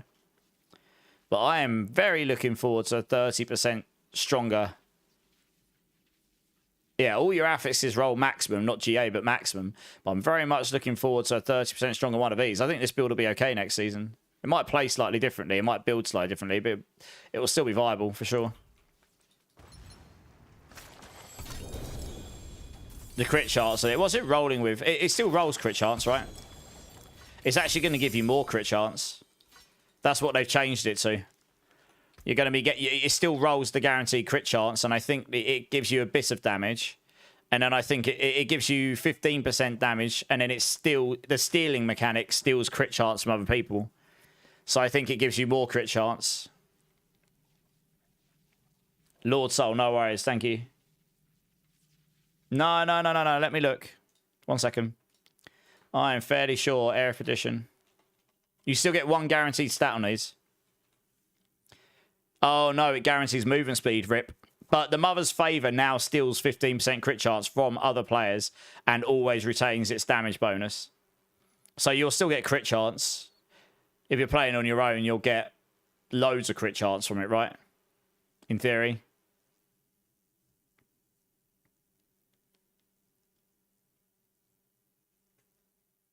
So it does, in a way, still get its crit chance, just you're getting it on the power, on the aspect now rather than an affix. So the affix can now be dexterity, max life. So in that sense, the Aerith Edition still solves crit chance for you. You just don't get as much damage on it. So it's still a useful helm. You're just going to get a lot more crit chance from it. The damage nerf is huge, but that's the trade-off, right? You take it for the crit chance, but you don't get as much damage. So, you know, it might be an easy way to solve crit chance early on. Swiggity, how's it going? First time chatter. Will you keep updating the Zoo Companion Huntress build? Yes, sir. I'm intending to update that a bit later. When I'm off stream, I'm going to be playing a bit. I'm going to be playing PoE 2 tomorrow night. I won't be on Des on release because I'm out for a meal. I'll be back about an hour or two after start of the league. So I'll be on, and then I intend to stream most of the weekend with it. So yeah, that is a league starter. So I'll get that updated all the way. I've got all the variants in there now. There's obviously a lot of stuff in there. I've never played Huntress before, but I've been practicing with Huntress offline all week. So I need to test a couple of things in there, but I think it should be fine. I couldn't test any of the companion bear stuff or wolves because it's just not in the game. So obviously, honestly, the only thing that was really tricky for me, I did up to the end of Act 2, Swiggity, and the only thing that was a bit poop in my first run through was the very last boss of Act 2. It was stupid slow. I mean, I don't need it to be the fastest because you're trying to get to the point where you can get your companions up and running, and you can't get Tame Beast until Act 3. And I was like, this is just slow. Like, what the hell? It's like painfully slow. But I didn't have any Ascension. I played 0 Ascendancy because I couldn't get Huntress Spirit Walker. So, obviously, the bear. I don't know how good the bear's going to be out of the box, but they did say he's got a high HP pool. And if he's got half decent damage, that might just solve your problem, honestly. Because the way I've built, by that point for the end of Act 2, you're going to get a lot of damage on your companion, which you then put on you. And you're going to be a hybrid damage build at that point. And then Act 3, you'll start investing into... You'll get a Scepter. If you're really lucky, you'll get the unique Scepter. Silverians, whatever it is. Because that gives you access to your Alpha Wolf. And then you get enough Spirit so you can get your Wolf Pack on. You can probably take Wind Dancer off once you've got your Wolf Pack on. I sort of realised this because I realised that's a skill gem. So you'll have your Wolves, you'll have your Bear, and hopefully... If you can get Tame Beast, you go and get your, and you can get enough Spirit, you can go get Mighty Silver Fist, and you'll take that Keystone so that you can have all of those up at the start. And then once you get the unique Scepter, you'll be able to have a lot more once you've got enough Spirit. I think once you've got to that point, your zoo will probably just go around and do a lot of that. You can start speccing more into your pets rather than you. I'm not going down the Twister route because nearly every single player is going, every build creator is going down the Twister route. So I'm doing something, yeah, so I'm not a pro at PoE 2. I'm not bad at PoE 2. I haven't played it in a couple of leagues. But, so I'll be learning on the fly. And I'll update the guide as I go. Like, if I get to the end of Act 1 and there's something that works a lot better or a lot worse, I'll update it accordingly, but, yeah. And then we'll see how much time I get after the starter one as to whether I end up making an endgame guide, because, unfortunately, the D4 PTR is also next Tuesday, so that's good. Nearly every single one is Twister. You have to start on Twister pretty much. The only other option was Lightning Arrow, but I didn't want to make the guide based on that, given that the change that they've made to Lightning Arrow and Lightning Rod and Chain is probably going to nuke it. So I didn't really want to make that and find it's actually just not going to work, and you're just like, well, this is bad. So I just... Twister works okay. Now that I've worked out how to play it, I was doing a run-through just before I went live tonight. And I only got to like the level 6 or something, Rust King, but I nuked it all the way up there. And I didn't really have any particularly amazing gear. It's just knowing how to play it. So, yeah, it'll be fine. Once you get your Sentient and you get your bear, I'm hoping the bear just ends up stepping up. And if nothing else, the bear should take some aggro for you. Hopefully he does some half-decent damage, honestly. And we just need to get through the Act 2 boss. The Act 2 boss is chunky. Like, every boss I did before him for the second half of Act 2, I got down at a pretty quick speed. Then I got to him, and he was, like, giga slow. And I was like, what the... I remembered him being tanky, but not that tanky, you know? Yeah, it was pretty busted. I keep getting stuck on something. What the hell's going on? That's better. That was weird. It was like I was getting latency or something. Yeah, so anyway, the short answer is yes, I'll be updating that, and I'll be playing over the weekend quite a bit, hopefully. It's not standing those. Like, these are going to be those are going to be the end of us. Those Forgotten Souls are going to ruin us next season with the changes to defense.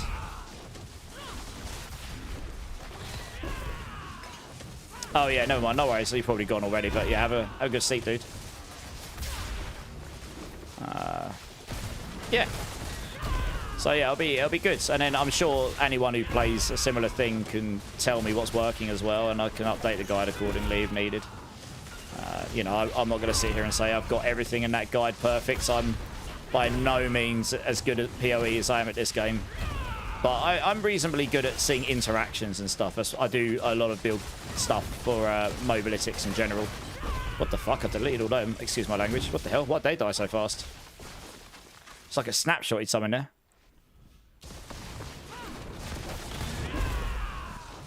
Oh, up for G2. How's it going? That Telestorm build was sick. Yeah, the Telestorm build, but they nuked it. That's why I didn't update it. I know someone else who did a similar build, but they did nuke it. It was kind of sad, actually. Yeah. Yeah, they nuked the whole concept of telestomping onto the ball lightnings. I'm sure it's solvable still. But I didn't want to do Sork again this season. I wanted to do something totally different. I've never done before. I very rarely get to do that in ARPGs these days. I tend to do builds for them, and then I get really deep into it, and I specialise in what it is I play. And I was like, you know what? I really just want to play something that I never normally would play, and learn something else, learn a different part of the skill tree for PoE, you know? My Totem Lich build was nice. Yeah, the Totem Lich build was sick. That build, I could actually update the starter for. That would probably still work the way it did before. But I didn't want to play it. I didn't want to play it again. I want to do something different. And originally I was looking at Monk, but it literally looks like everyone and their nans and their mums and their siblings are all going to be playing Monk of some kind. The martial artists, because they're all like, it's probably going to be very strong. To be honest, it does look like a lot of people are going to be playing that. So I was like, well, you know, I don't want to do what everyone else is doing. That's a bit more like it. So I was looking at Huntress. I didn't see that many people going for the Zeus style thing. It looks like they're all literally going for Twister with the owl stuff, which will probably be giga busted late on when you can get all the points in there and activate it often enough. I just fancy doing something different. Having an army of pets running around just destroying things for me sounds pretty funny. Yeah, cast on crits. There's still going to be a lot of that, I think, by the sounds of it. Oh, I leveled up. Nice. In there.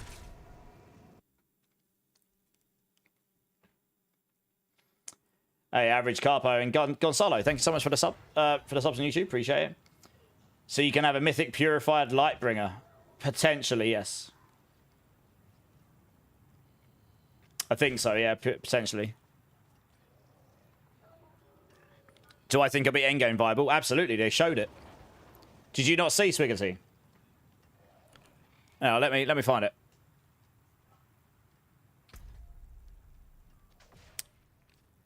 Let me find this quickly.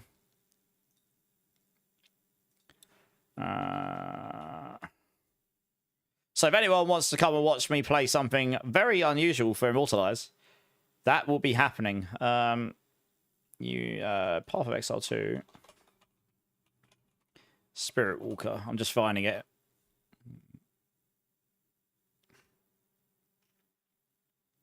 Where was it? I found it earlier. I've just got to find the right video here. All right. And then if we come over here. So I don't know if you saw this, Wiggity, but they show it. They literally show it here. It's only, what, like 5 minutes long? We mountain-born hold the spirit dear. You can hear that, right, guys? Oh, But I seek one second. What the hell was that? Oh. What?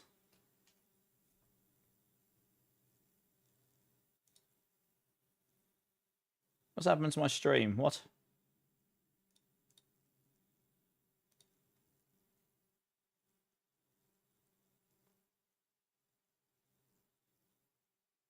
Oh, sorry. 2 seconds, guys. My kick stream just decided to stop. Oh, no. It's still running. Oh, that's weird. I think something weird happened to my OBS there. Something bizarre was happening. All right, cool. Right. Could you guys hear that okay? You thought I was playing Spiritborn in PoE 2D show as well? Yeah, I know, right? Hey, Until, how's it going? Thanks for the follow. All right, okay. Just, you guys can hear this okay, yeah? we mountain-born hold the spirit dear. But I seek It's pretty loud not for just me. to hold Hopefully you it. guys can hear it. I seek Okay. to become its champion, like the Asmiri of old. Actually looks really sick, to be fair. I seek to become a spirit walker. I lied, they've used a British actor there as well. Well, yeah, Northern In Spirit. Return of the Ancients, we're adding an ascendancy class for the Hunters, the Spirit Walker.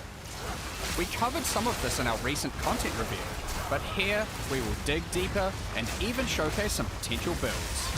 So high quality, because this is really low. Most of the Sorry, I'm just... ascendancy class that's is better. devoted to 3 aspects of the spirit: Vivid, Primal, and Wild. The Vivid Yeah, path Bowman, I think conjures it was. stampeding stags when you attack. Vivid Stampede gives you extra damage, area coverage, and shocking capabilities.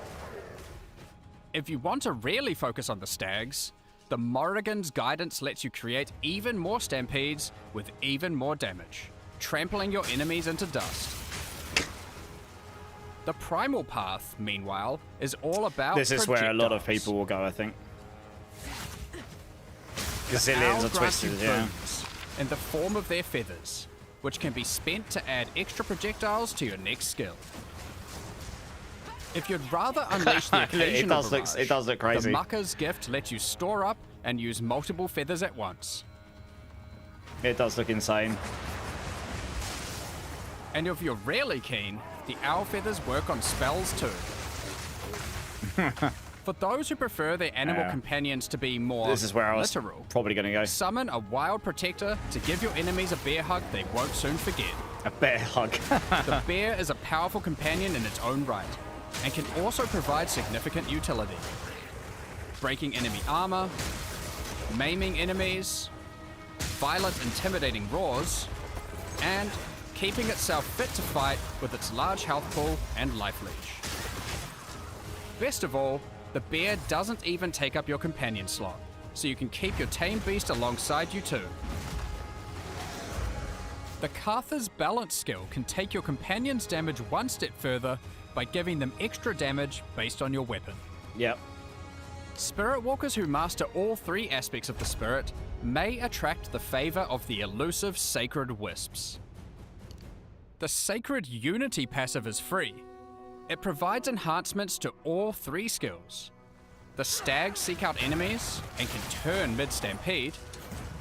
Owl Feather empowered skills create a new type of ground effect. And the Bear protects allies near it. Taking this node also causes all 3 skills to change appearance to reflect their sacred empowerment.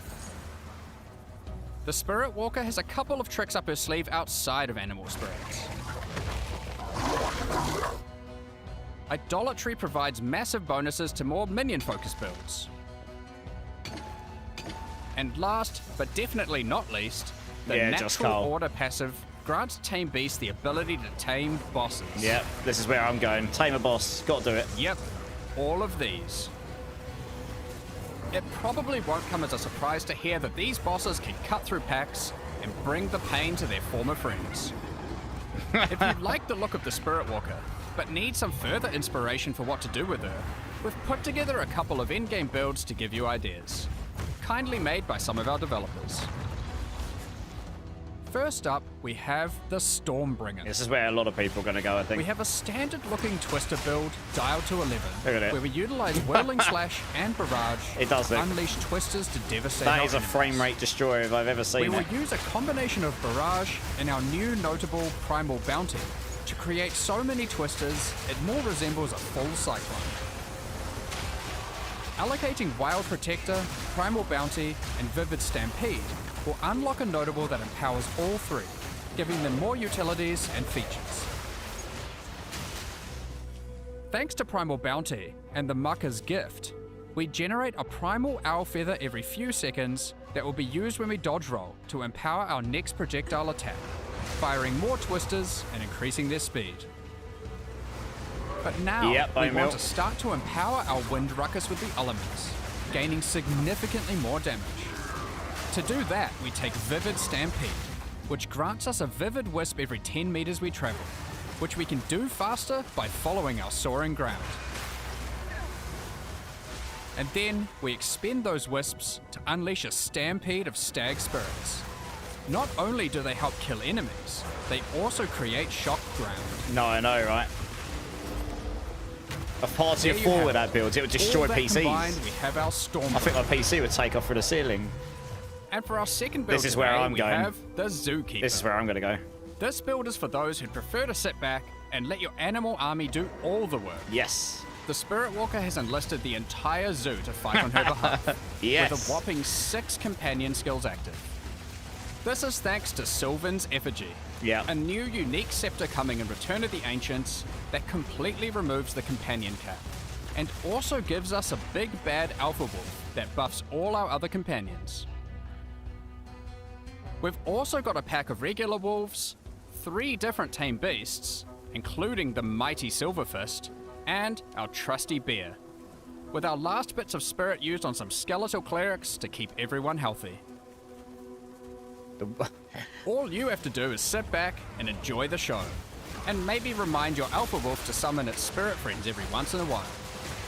This might be a good time to mention that companion damage has been buffed across the board. Yes, it has. This build squeezes Where am I maximum even at? value out of Spirit Walker's That's what I'm going to be doing idolatry tomorrow. mode, Building a zoo, mate. even wearing Darkness Enthroned to equip more idols. Finally, we're going all the way to the Cartha's Balance Yeah, this is- and wielding a juicy spear to grant our companions a lot of damage. It's literally the way I was thinking of building. Obviously, I want to get in there first. But So, are you ready to embrace the full power of the Spirit? yeah, it looks sick. I'm actually really looking forward to playing that. It's going to be fun. We're going to build a zoo. It's going to be a good time.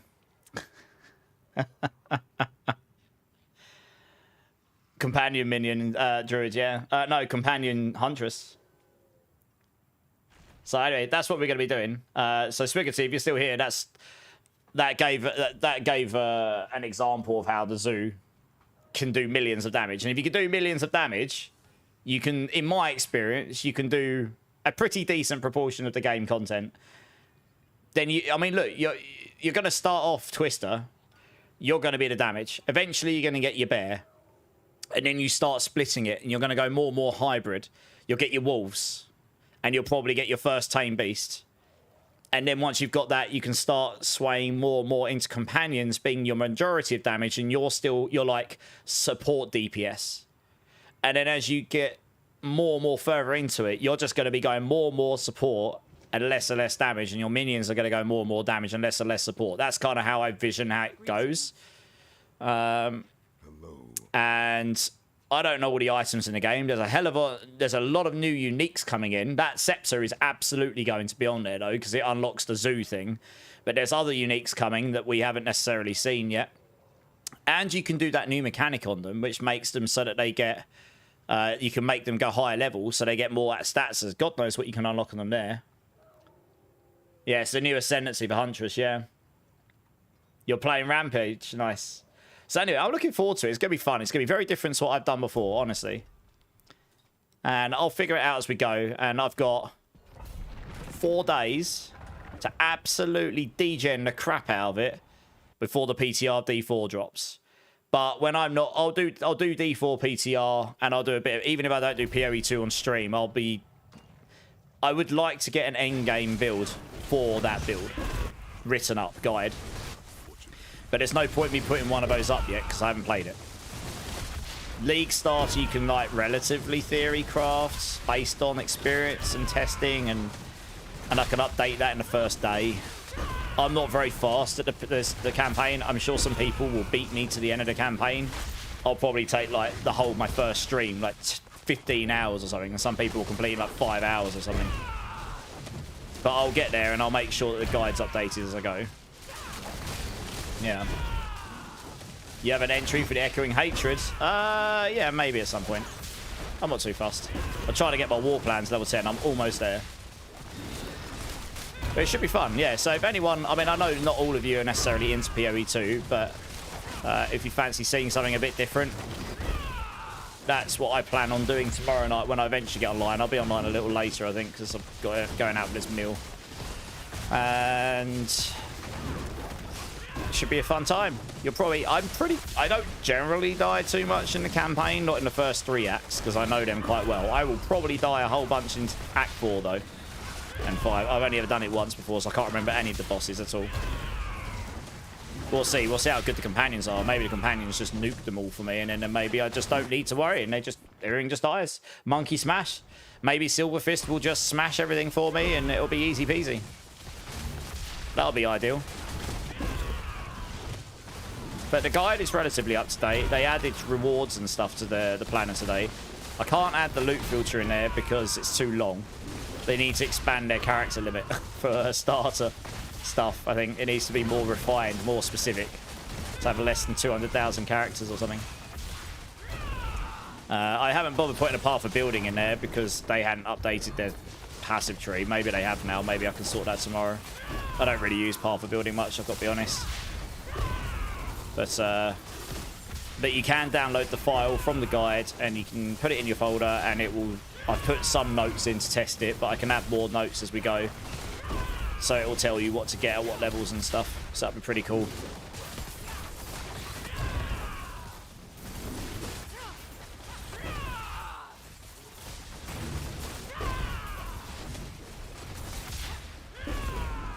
I should be really interested to see how that note stuff works.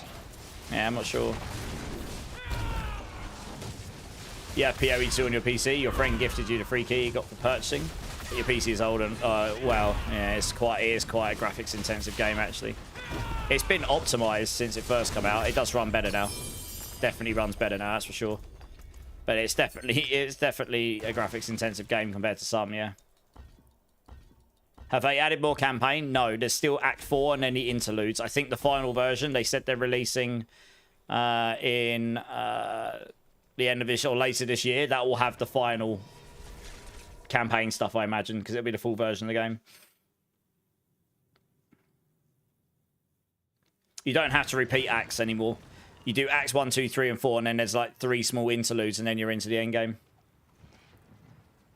Just upgraded 2 glyphs in a row with an 8% chance to upgrade. Nice. Can we still capture the dinos from the trials? Because dinos plus monkeys would be peak. I don't know. What beasts are really good to capture? I've never done Tame Beast before. I know the Quadrilla was really Giga Chad before because he had crazy aura buffs or something, didn't he? In Act 3. So that's probably a good place to start. If you can get him on top of your mighty Silver Fist.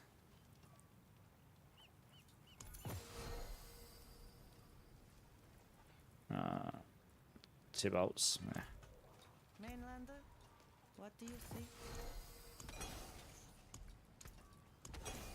But yeah, when you're saying dinos, I don't know which ones you mean, actually, to be honest.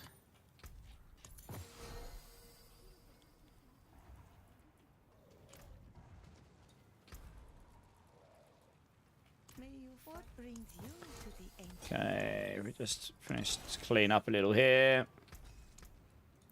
Still got an aspects I've not maxed out, really. Wow. Okay, right. Oh, so close. I need 2 bosses. There is not a boss in there. 1, 2. But I have to go through a horde. Oh, no. No. Oh, I have to go through horde. You having a giggle? Oh, screw you. Oh, I got 2 here. This'll do.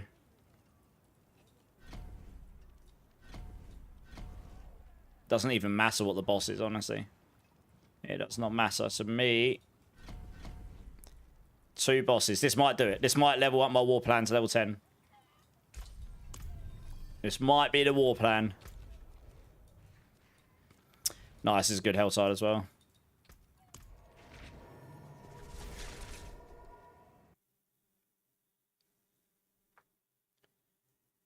In the Trial of Sekima, you could capture some of the big monsters in there. One was a huge Triceratops looking thing. Okay. Interesting. Alright, we'll have a play around with it. I'm sure we'll figure out some good stuff.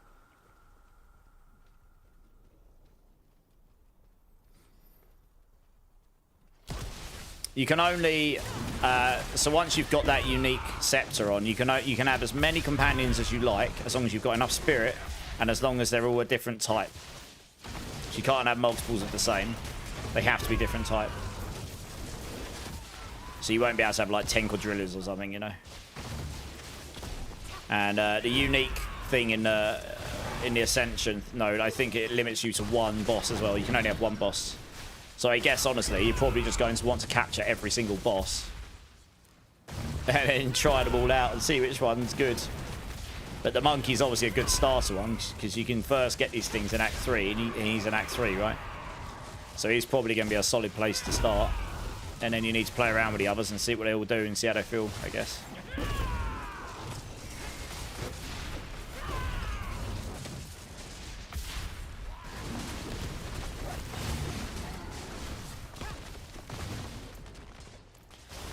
Get enough cinders so I can complete 2 of these. Wow, camera's messing up.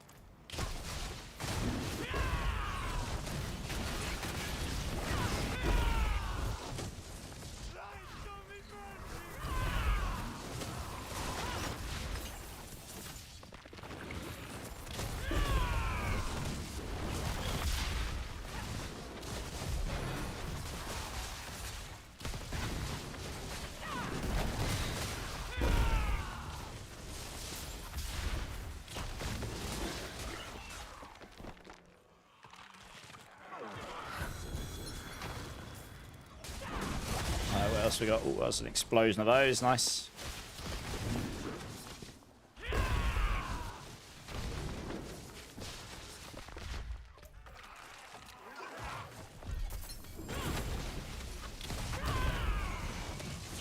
Okay, I was going to farm up like another 150 cinders so I can go back to the hellside and be good to hand them in.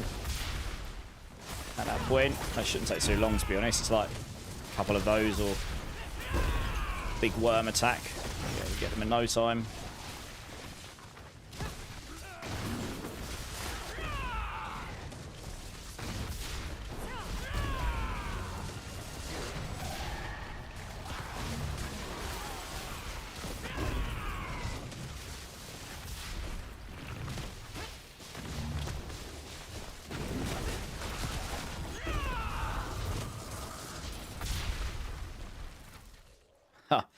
Oh no.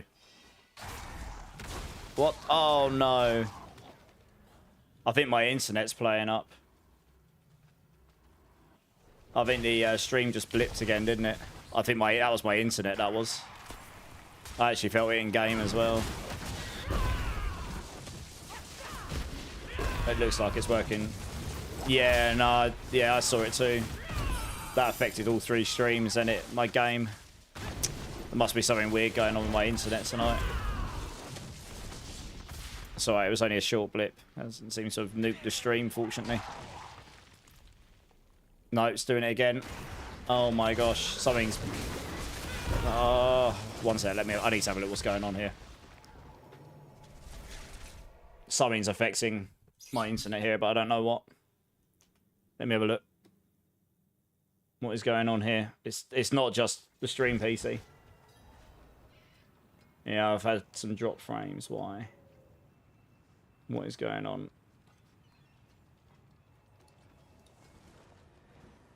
Let me go check my routes quickly. I'll be back in a sec, guys.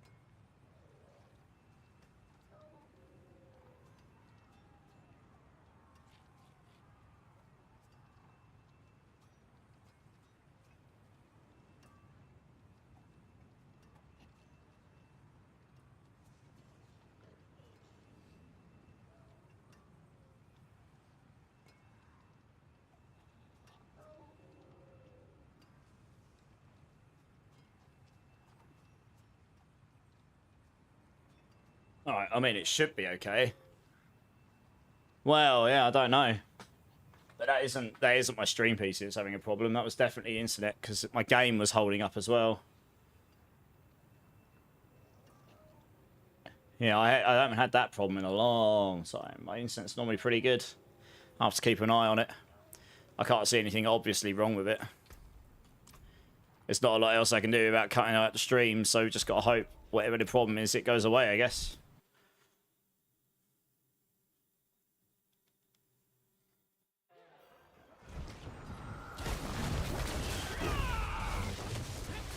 It keeps happening. I can shut down kick, maybe that'll help. Have I tried the evade lightning build to see if it even remotely works? It does, David, but you have to be like Paragon 200 and above or so for it to really work. Yeah. I have got a guide for it, but I need to update the guide, I think. Make it a bit better. But yeah, how you doing, David, anyway? You good?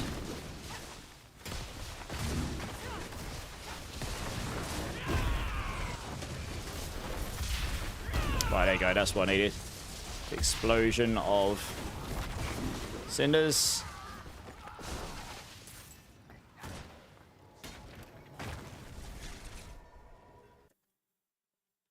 Now.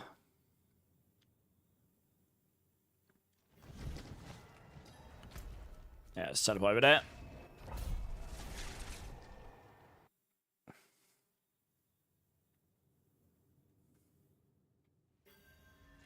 Bum, bum, bum. Right. Yes. Don't really care about the dungeon too much. I just want to complete it so the war plan's completed.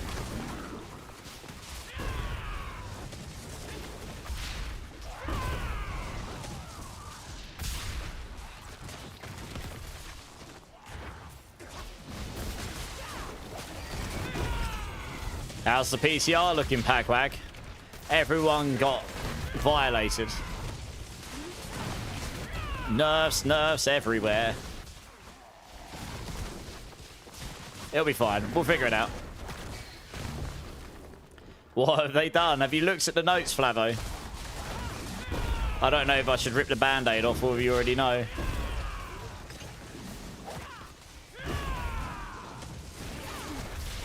Unfortunately. Okay. Flavo's seen them.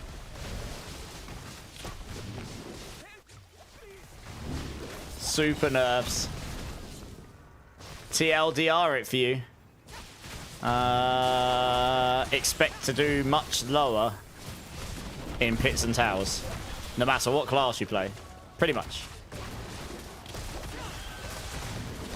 That's the shortest I could make it.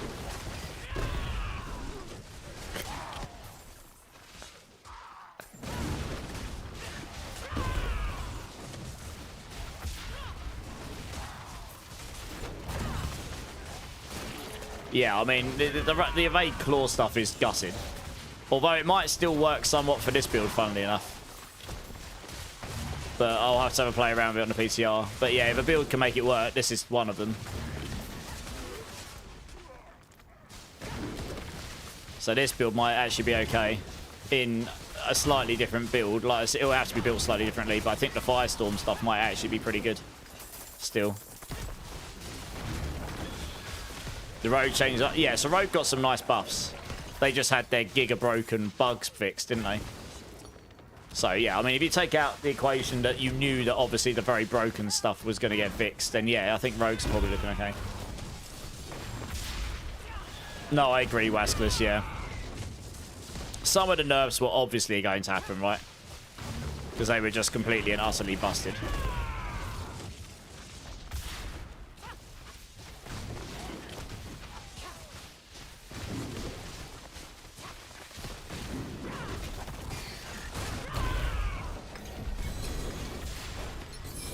Permaclaw was always the coolest sleeper tech. Well, I did say, didn't I, that I expected Permaclaw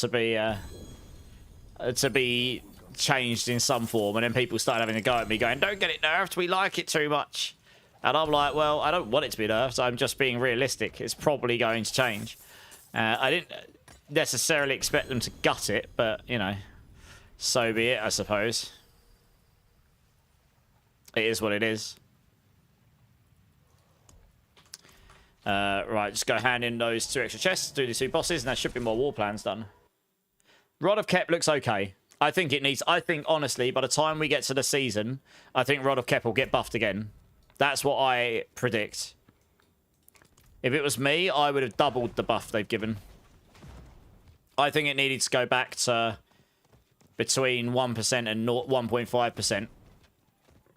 And then, yes, Rod of Kep would have been back. Zepasonsek looks pretty good. The Zepasonsek stuff looks okay. With Thorns, looks like it'll probably be okay. Quite a lot of buffs in Thorns and Zepasonsek world.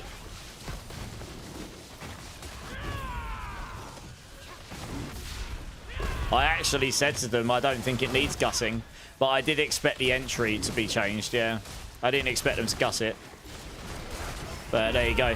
I did say to them in my feedback that this is so good, it makes virtually the whole half of the class or more feel bad.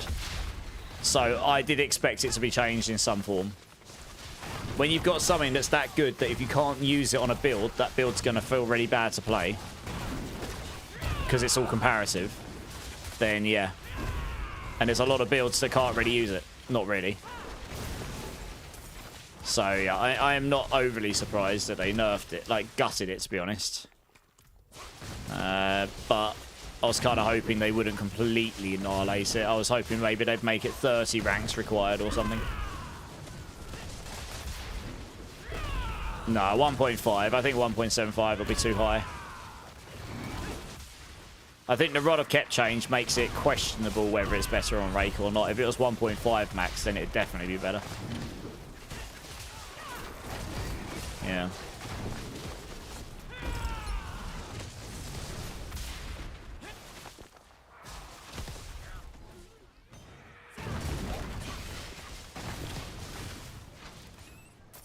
Pax a rogue. Spiritborn will still have some okay stuff. Yeah. Spiritborn will still have some okay. We'll make it work.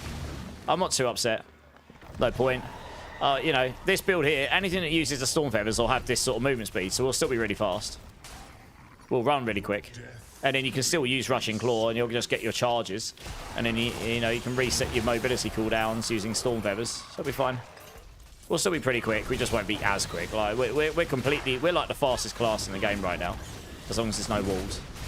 It is completely insane. Like, I think they're trying to gut all of the perma movement stuff.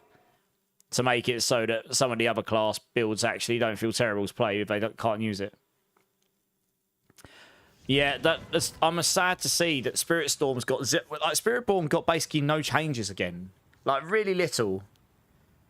I don't know. It's like Spiritstorms hasn't got any synergy in it, and their aspect is trash.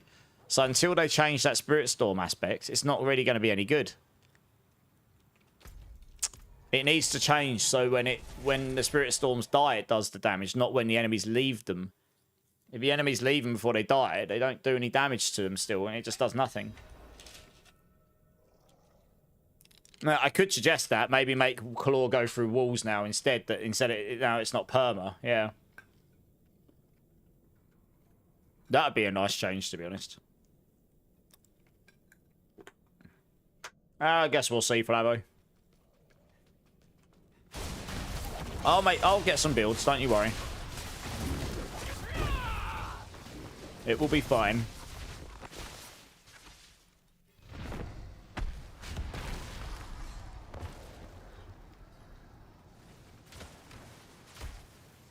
Do you know what? My biggest concern is how squishy we're going to be. I made a very, very firm point twice. Not once, but twice. Really firmly. Like a cry for help level. Spiritborn defenses are in a really bad place.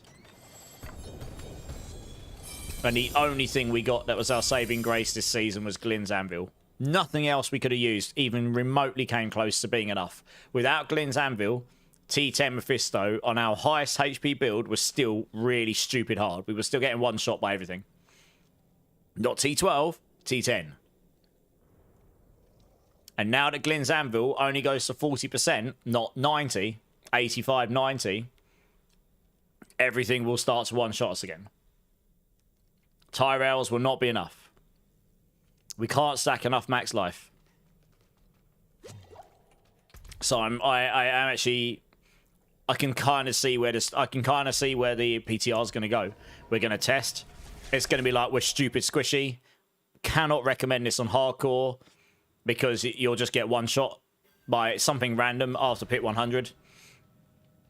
We need more max life. We need more defenses. I don't really know how they want to solve it, but yeah, we'll see. Yeah, we'll see.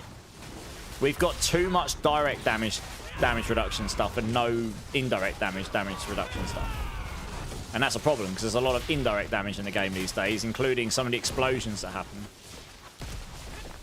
So we just get one shot by indirect damage because we've got nothing to reduce it, unless we've got literally enough flat damage reduction that it just mitigates it. Yeah, Fallen, the Crackling Souls are going to be the end of us. Like, you can't play hardcore Spiritborn at the moment unless you've got Glynn's Anvil and stacks up your resolve. The Crackling Souls will just annihilate you. They will just end you. They're like unplayably bad to play against for us. Glynn's is going to be a big issue for a lot of classes, but it's really bad for Spiritborn because we don't have anything else to keep us alive. I made this point really firmly, and they acknowledged it. So I'm hoping once we play the PTR and we find it's exactly like that, and we make the point for a third time, hopefully for the final season, we'll get something that helps us a bit because, yeah, it's right. It's going to be rough, I think.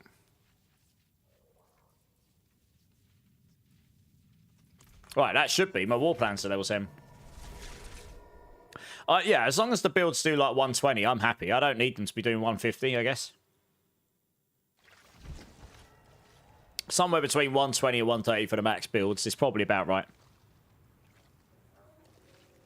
Yeah, and exactly. All classes landing around that point. Not too off.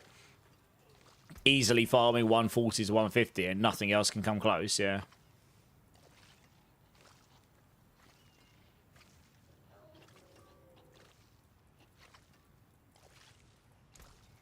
Alright, setting this in. Is it level 10? Go on, it should be. Yes! Level 10 war plans! Finally! Whoop, whoop. Don't know what nodes I'm meant to be taking. I guess it doesn't really matter, does it?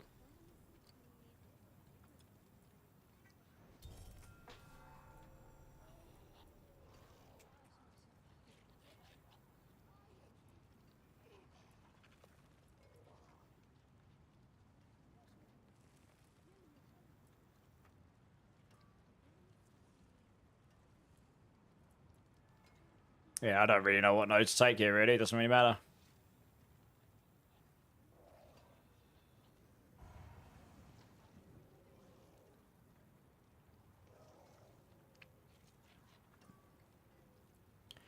Oh, it doesn't matter. Just take a point for now. Now, I bet you if I roll this over and over, I won't get a mythic one. Apparently, they're giga rare as well.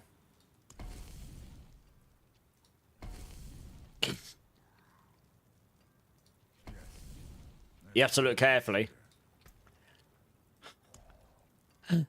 So I've probably done all that, and I'm never going to see a mythic war plan. 18,000 resistances and still one shots you. Yeah, resistances don't play enough a big enough part, I guess.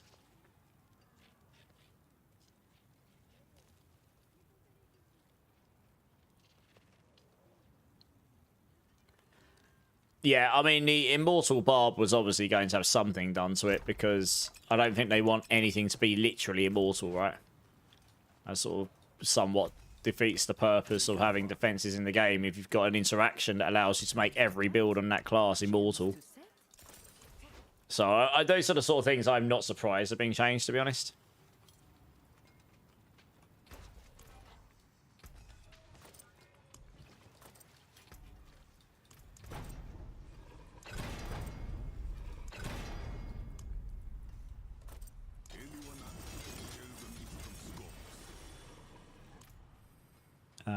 Right, trying to figure that. Pop. Oh, it gave me a GA. And yeah, okay. Oh, good. Well, that was a waste. Cool.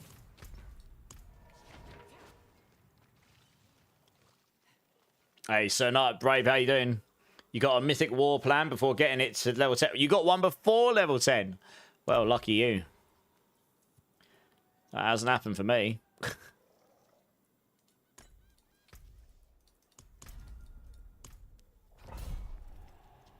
Screamheart got a mythic war plan at level 5. Wow, that's a lucky roll.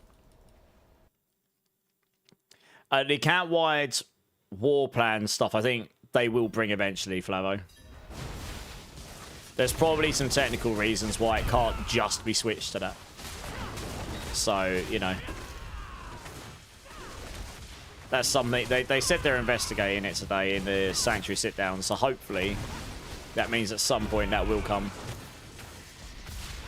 to the game. So I could see that. But they did say that they've made it so XP earnings is going to be better in higher torments. So it should make them a bit quicker to complete.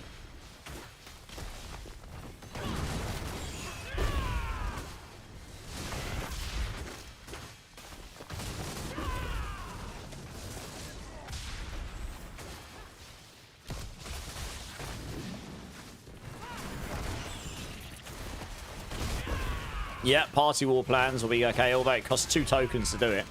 So you can pretty much only roll it once and then hope you don't get a bad roll, I guess. And then you have to... But I suppose what it's designed to do is you can all roll your individual ones and then share it.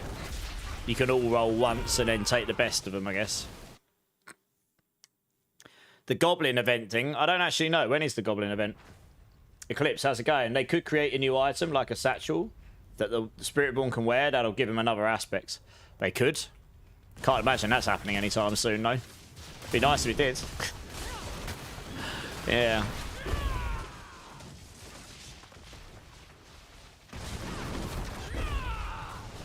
Next week. Why are they putting that event on the same time as the PTR? I won't be able to play it. I'm going to be in the PTR all week. Big sad. Oh, you don't have to be at level 10. Oh, okay. Well, there we go. I wasted my time then, probably. Never mind. Yeah, I don't understand why they're doing all that event at the same time as the PTR week. Can't really do PTR and the actual servers at the same time.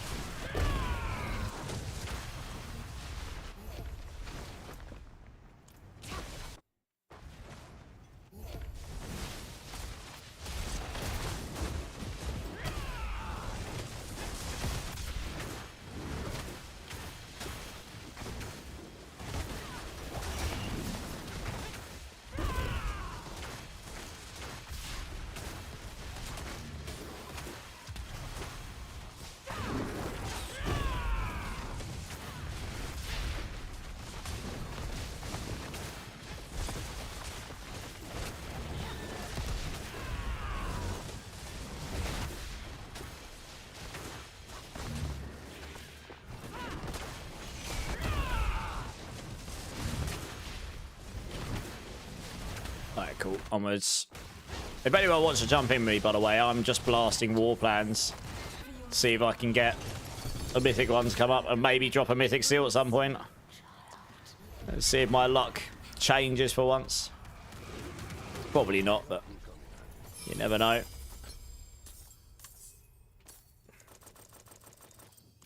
Why can't I pick that stuff up? There we go.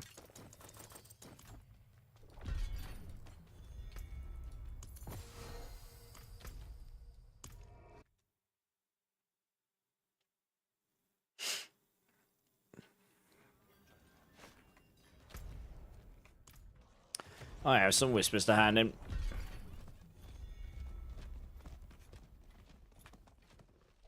is done. Beware the shadows and dark corners of the city, stranger. If you hear your name called, don't answer. That's how they... Oh, there is one week next week I won't be streaming, actually. I am going to the Diablo Symphonic Orchestra concert in London next Saturday. Not this Saturday, but Saturday afterwards. It's going to be a good time. South Bank of London. One-off show. It's going to be good. Looking forward to that.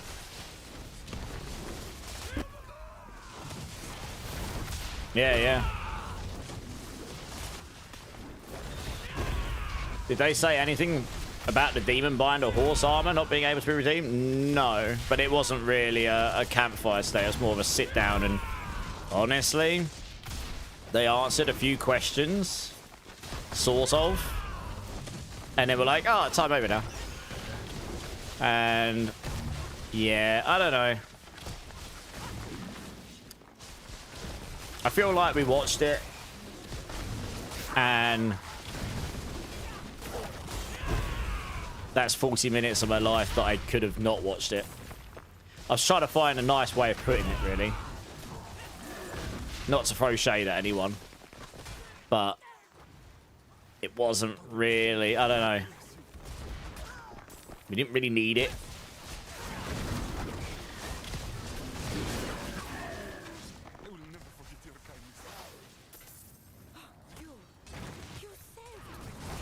I wouldn't say it was bad. I'd just say it wasn't useful.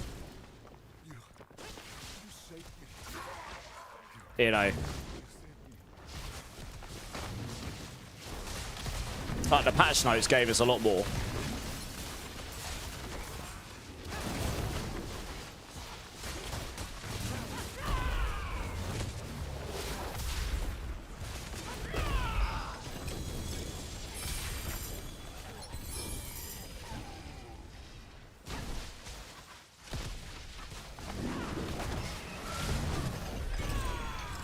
Too soon? No, they've done that deliberately because of because the PTR is next week.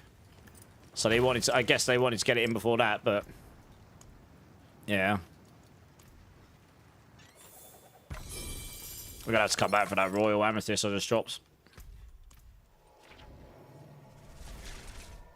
A lot can change, that's true. Yeah, yeah.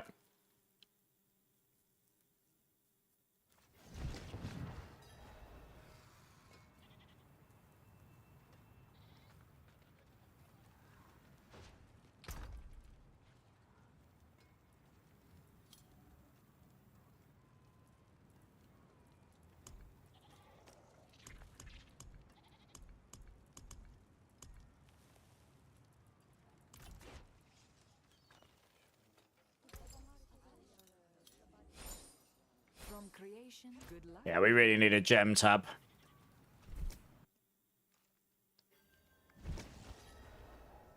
That's true, Sir Knight. I wanted to play PoE 2 next week and then do the PTR the week after. That's what we're all hoping for. But I did say I was kind of expecting it to drop next week, and I was right. Right on top of the PoE 2 launch. So there we go. Is what it is, I guess. Is what it is.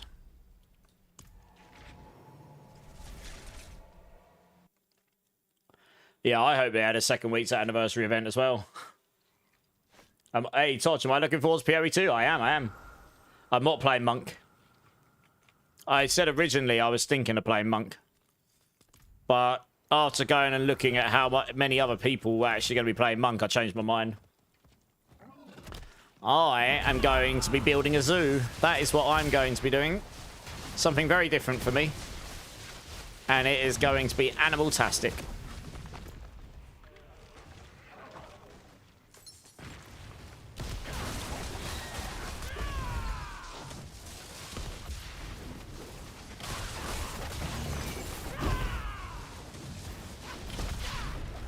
I mean, demons. They probably didn't intend everything to be quite as crazy powerful as it is now. I don't know. But yeah, I mean, we were expecting nerfs of kinds. Maybe not quite as heavy as they are, but anyway. There is the power in the new mythics coming, so we'll get some power back then in that way.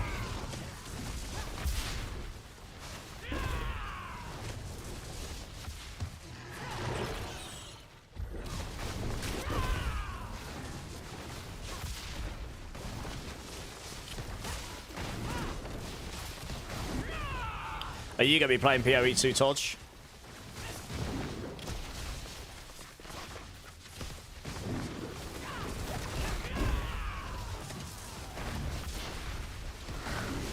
I mean, on this particular occasion, it was always going to be nerfs because there's so much stuff that's so strong. It's like literally builds doing many, many quadrillions of damage. So it was always going to go that way, I think, this occasion. It's not normally quite as heavy-handed as it is this time. But yeah. I'll say I went in expecting it, so I'm not mega surprised. I might be surprised by some of the nerfs, but I'm not surprised that there are lots of nerfs. On this occasion, anyway. No, so the air won't be utterly useless. It's definitely not a damage helm anymore. Like, it'll give you 15% damage, but it will give you a lot more crit chance. It'll give you crit chance closer to what we had before. So it'll help you solve crit now. Because it'll give you crit. Like, if you're playing solo, you'll get all your friends. You steal their stuff, I think it is. So I think, in theory, it'll give you 60% crit chance now. We'll have to see how it works in practice. But I think it can give you a lot more crit chance on paper. It just won't give you anywhere near as much actual damage. But if it solves crit chance for you, then it's still useful to you in certain cases, you know? Because then that means, for example, on this build, I can show you an example where it would be useful if I actually did that. I'll show you in a second.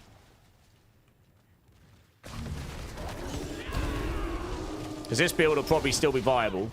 It won't be quite as crazy. You won't be able to evade quite as much, but you should still be able to make it work. So at the moment, I'm using this, and I do want the crit chance here, so that's 15%. To get to 100% crit chance, I am using Reapers here for 50%. Or you could use Rebounding for 60%. And that's only a 30% damage multiplier. Now, if this only gives me 15%, but it gives me 60%, if it gives me 60% crit chance, so another 45 crit chance, then I could theoretically, maybe, not have to use that aspects anymore. We could look to get another 5% crit chance somewhere else, viable. That would be viable. Just get a GA roll of crit here or something, and then I'll be there probably. Yeah. Be pretty close. It'd be viable anyway. And then you could put a higher damage aspect here, countering the loss of damage here instead. You probably wouldn't get quite as much damage because you're taking a 30 and making it a 15, and then you're losing. You're taking an 80, and you'd be able to make it up to like maybe. I think there might be another one in there you can get that might be able to give you like another 60 to 90 or something.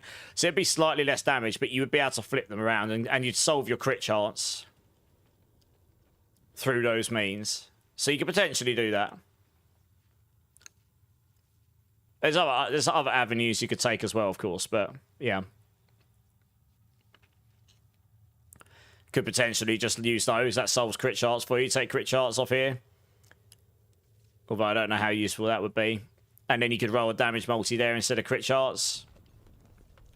But then you'd only get a 30 and a 15 instead of a 15 and a 80, which is probably better. So there's some things you could chop and change around, honestly. Hey, Pablo, how's it going? First time chatter. I mean, not everything's been nerfed, right? Only the things we know about that are giga crazy right now. If you look at the stuff that's not giga crazy, there are some pretty nice buffs happening. I don't know if that makes those things actually really good or not. But should level them out a bit more, I guess. Which class will I be swapping to in Season 14? No, we'll still be a jungle monk. For better or worse, we will still be of the jungle monk variety.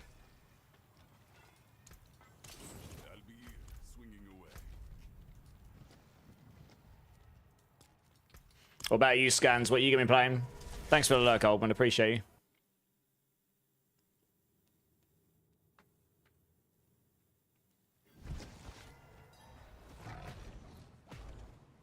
Pardon me, stranger.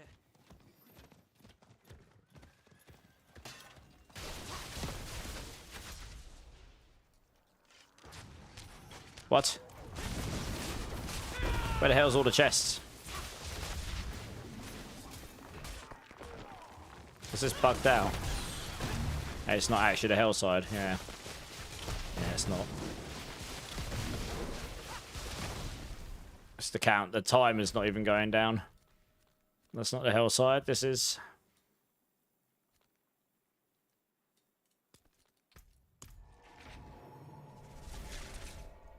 No, no, you're good, demons. I understand. Trust me, a lot of people were a little bit upset. But it happens. It's happened so many times in the duration of this game. I'm not massively surprised, you know. You switch to trust the old rogue, which has been fun. Nice. But the main thing is having fun.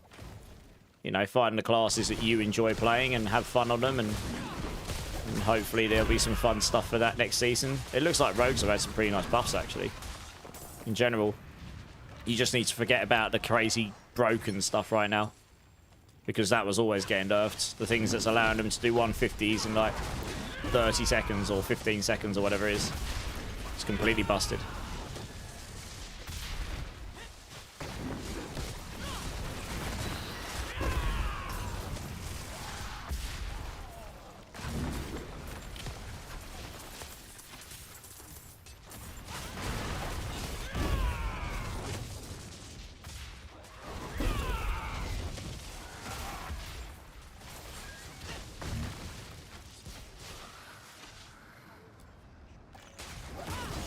I haven't actually done the cow level yet, no. I will do at some point.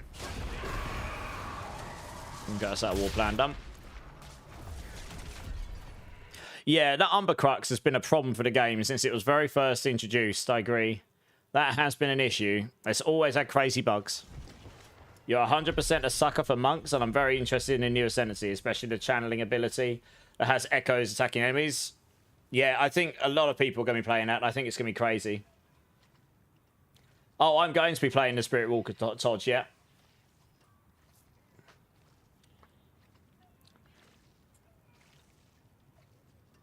Yeah, Spirit Walker, it does look fun.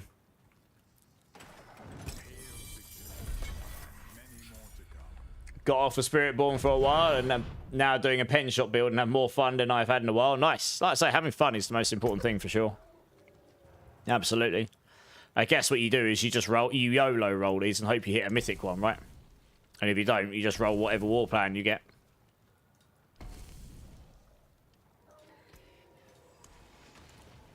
And you just try and take the quickest route. Oh man, I've got a horde in both of these. Are you having a giggle? Wow. Wow. Have to go through a horde.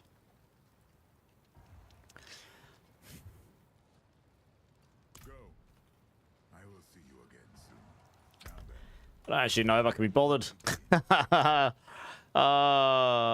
Feels bad, man. I got 1700 near Thyron. Holy. Yeah, I don't like this re-rolling thing here so much. Should be able to say I don't want events of these types or something.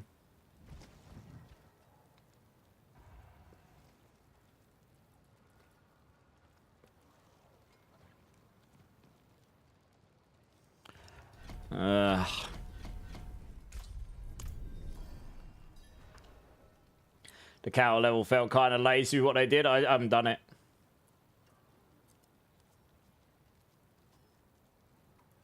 Yeah, the item that drops is a bit... it was a meme, wasn't it? It was like damage on Tuesday's meme or something. Yeah, Paladin got some okay buffs by the looks of it.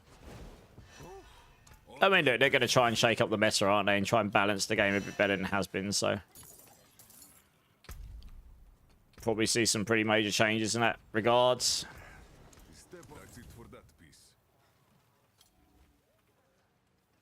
No, I know. Umber Crux has been... Every time they re-add it, it's just giga broken. Every time. Yeah, not too bad. Swarm will still be okay, although you won't be able to use the rushing... You won't be able to do evade with it. So you're going to have to figure out cooldown stuff without evade. Probably. Without evade, you don't have cooldowns as such. I suppose you've got the ring. But I don't think you're going to be able to just hold down counterattack and spawn 15 swarms.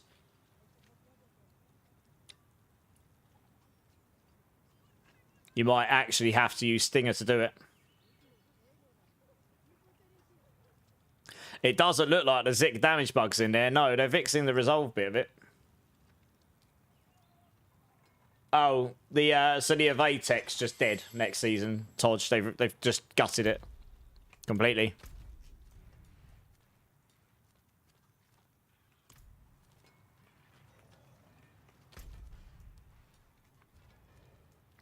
We're gonna go smash some bosses for a bit.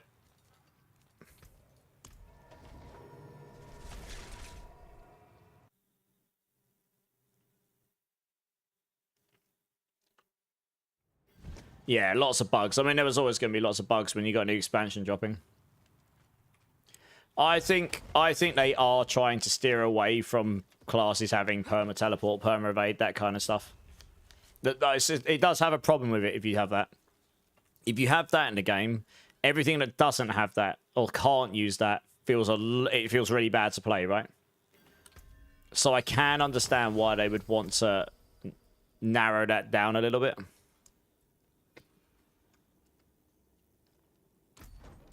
I mean, Twisting Blade got some buffs. I don't know how good it's going to be, though, honestly. No idea.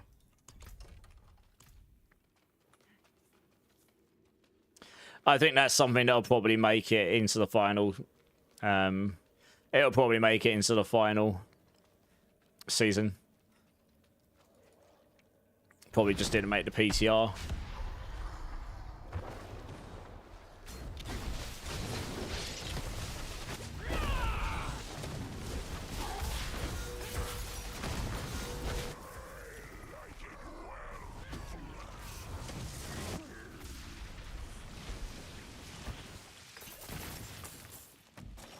I will be on the PCR all of next week.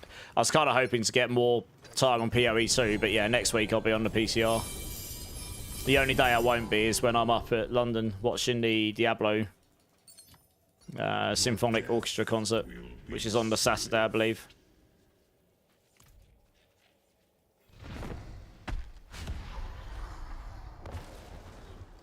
Yeah, if everything's moving at Mach 10, it might... Yeah, it's just the fact that everything that doesn't use that is just deemed bad. Because it's so slow compared to what you can have. No, it's not at the Royal Albert Hall. It's at South Bank. South Bank Centre. It's got a specific name to it. But yeah, it's pretty easy to get to. Should be good. Yeah, I'm going with my parents and my brother. My parents, I'm born into a classical family. My mum and dad are in orchestras and stuff. So although they're not really into gaming, they enjoy like orchestral based stuff. I've been to the Final Fantasy concerts with them before, for example. Because we're cool like that. Season 14, Maestro getting buffed. Yep. Nice. Yeah, Distant Worlds is really good. I've been to Distant Worlds and I've been to about 10 of those concerts, those Final Fantasy ones, something like that. Loads of them. Yeah. Met Nobuo Uematsu. Met, the Final Fantasy 10 composer. That is going to bug my head out of me. I can't remember how to pronounce his name. Final Fantasy 10 composer. Masashi Hamazu. Yeah, I've met him as well. That's the one. You've been to the Miniature Sound one. Oh, nice. Yeah, that's good. Yeah, the Albert Hall is probably my favourite venue in the world. It's top notch for that kind of stuff.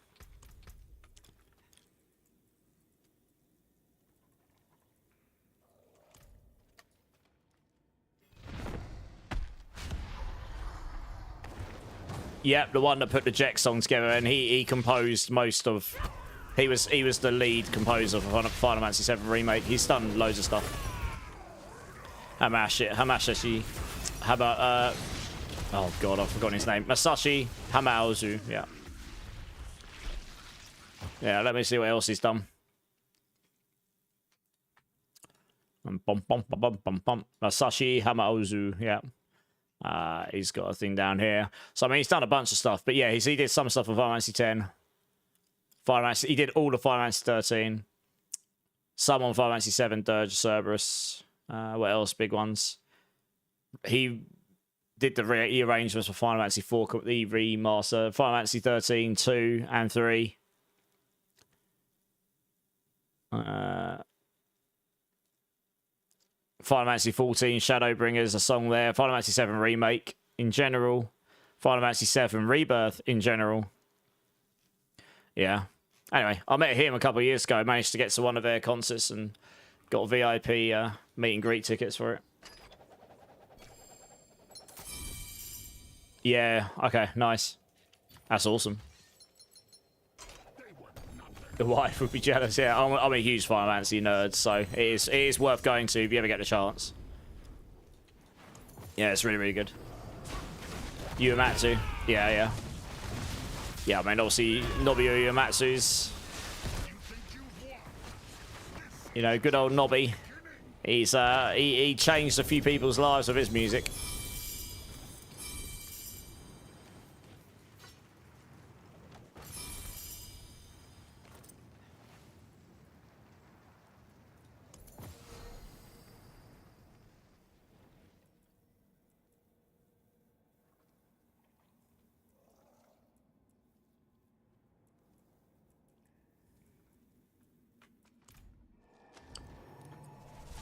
Oh yeah, he is world famous. He's one of the most famous game composers of all time.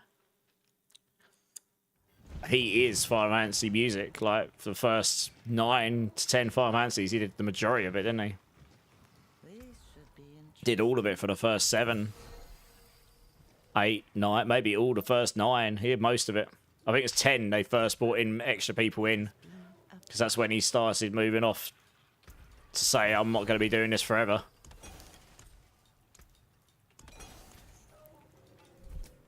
He is a metalhead, yeah. He actually is, yeah.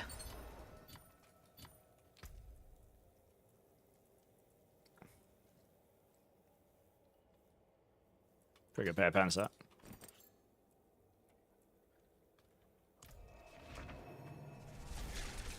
Do I have any spare sapphire gems? I'll have a look. I could probably make some. I can't make the big ones.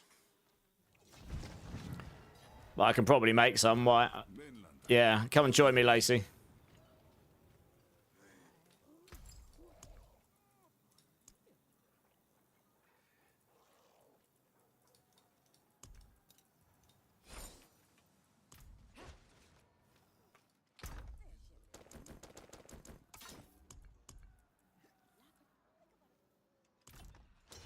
Yeah, I've got some big ones there, but I'm going to keep those because I was using them for my own testing, but I can make you some of these. How many are you looking for?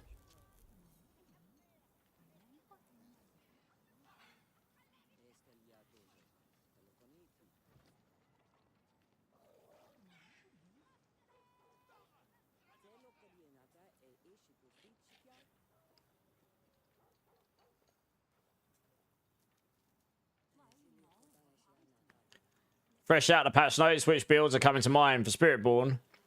Thorns Rock Splitter. Maybe the Fire Rock Splitter. Maybe Thrash. Fire Thrash. Firestorm. What I'm playing right now with some slight variations to it. Like the eyes of Lycander herself. The Rod of Kep stuff will be okay. I don't think it's gonna be as good as those other ones though. No, Razor Wings is complete trash. And it's getting absolutely 0 to it. So it's still going to be trash. You cannot get to the point where Razor Wings is spammable. It is not possible. I've literally told them this. It was only doable before. It was only doable. I tried. I tested a lot of stuff. It was only doable before the expansion because you were able to get to like 12, 13 charges. So if you take the upgrade, you know, this is 3 charges and you get a charge every 8.28 seconds with the amount of cooldown I've got. And I'm currently sat at 17.2. So it's 10 seconds cooldown normally, I think. So it's 1 charge every 10 seconds. Or you can take this here, making it 18% longer, but you get all your charges. So if you put that on, that's now 3 charges every 18 seconds rather than 3 charges every 30 seconds. The problem is, you can only get 75% cooldown. So you can either make your 10 seconds 2.5 seconds, you get one charge every 2.5, or you make it so you've got 25% of 18, which is 4.5. So it's 3 charges every 4.5 seconds, which is obviously much better. But you still can't spam it. If you take this option here, 10% chance to regain when you're hitting an enemy, that, I mean, that 20% when you've got a barrier, you're still going to run out of Razor Wings, and you're probably, because you can only have 3 charges. They took away the deflection aspects, so you can't get it, so they keep rebounding off you, and you can keep stacking on them, so you don't need to spam it. And there's no way to get extra charges. So it doesn't matter what variant you look at. This one here makes them last a bit longer, so they go out and last 3 times longer. So that I literally got it as close to spam as you can. I didn't try building anything else with it. I had the lowest cooldown with Jack Imp Shell on, and that made it so you could almost near spam it, but not quite, but near. Didn't matter what variant you used. It just doesn't work very well. You need more charges. You just need more charges. Or you need more... Yeah. So I don't know. That skill's kind of dead. Payback, well... They've changed this variant here, so it happens when you're crowd controlled or go injured. Become crowd impaired while payback is on cooldown. No, becoming control impaired while payback is on cooldown makes it free to cast and grants you unstoppable and 40% damage reduction for 3 seconds. Can only occur once every 8 seconds. So they made it so this can happen when you get injured as well. The problem is, you can't have it up 100% of the time. You can still get one shot, and you could just get one shot to start with. If you get one shot from max to 0, the injured thing doesn't kick in, so it's useless in practice. Yeah, I don't know. There's so much stuff here. It's like, Touch of Death is relatively meh. Now, to be honest, Payback's relatively meh. Also, all of these, the only one that might actually work here well, even next season. So this might be really good next season. I might test this offline before next season. Is this one here? If Ferocity here, if you have 10 Ferocity, that literally means that your cooldown refreshes 100% faster, as in you get 10 stacks of Ferocity when you cast this, and boom, that just instant refreshes it. Then this might be really good, because that's 500x damage, and it's much bigger. And you can get another 100x there. So if you can just keep using that over and over again, after 5 goes, that'll be up to 1000x. And then this node down here, you'll be dodging often enough anyway. It's another 60%. That takes you up to 1600x damage just from the skill itself. Then you can scale it by ranks. That could actually be really strong. That might be really strong this season. I just haven't got around to trying it properly, to be honest. That one is the only one. That's not even touched. That doesn't even care for this charge refund. That is not nerfed at all. And then you just need to stack movement speed. How does it look like? I'd have to build it and show you. Do you know what? I can quickly show you now. Let me make sure I've got this saved off. Alright, let's go over to the testing thing here. I can actually test this theory with the Ferocity stuff. I think it's the 30th of June scans. Alright, let me test this thing now. I can actually test this now. It won't take me long. We'll literally strip everything except weapon. Because we won't need any of this. I can be one goddamn naked jungle monk. Oh, yeah. And then what we'll do, you literally just refund everything. Refund everything. We are a very naked jungle monk. And then all we're going to do, one. Yeah, that's all we need. And that and that. And that maximum velocity. So that's 2, 4, 8. I need some more velocity. Okay, I need to just grab an item that's got ferocious. Yeah, it's got ferocious on it. I need to have more maximum velocity. It doesn't even matter where this item is to test this. So I know I've got one somewhere. Here, I'll just do. Oh. I know I've got one, so I will have one of these lying around. There you go. That's all I need. So I've got 6 maximum velocity plus 4 plus 2 plus 2. So that's 14. Easy peasy. And then all I need is take these off. And that's it. So it should be. I prefer testing with multiple dummies. So if I use this, that takes me to 12 stacks. And that's what it looks like. But, oh, okay, it doesn't. Well, that's a rip. Look at it.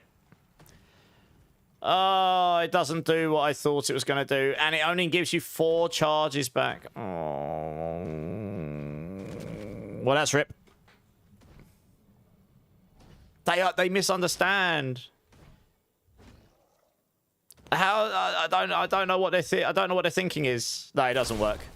It looks sick. What it's doing is it's making the timer go down 100% faster. So it's halving the.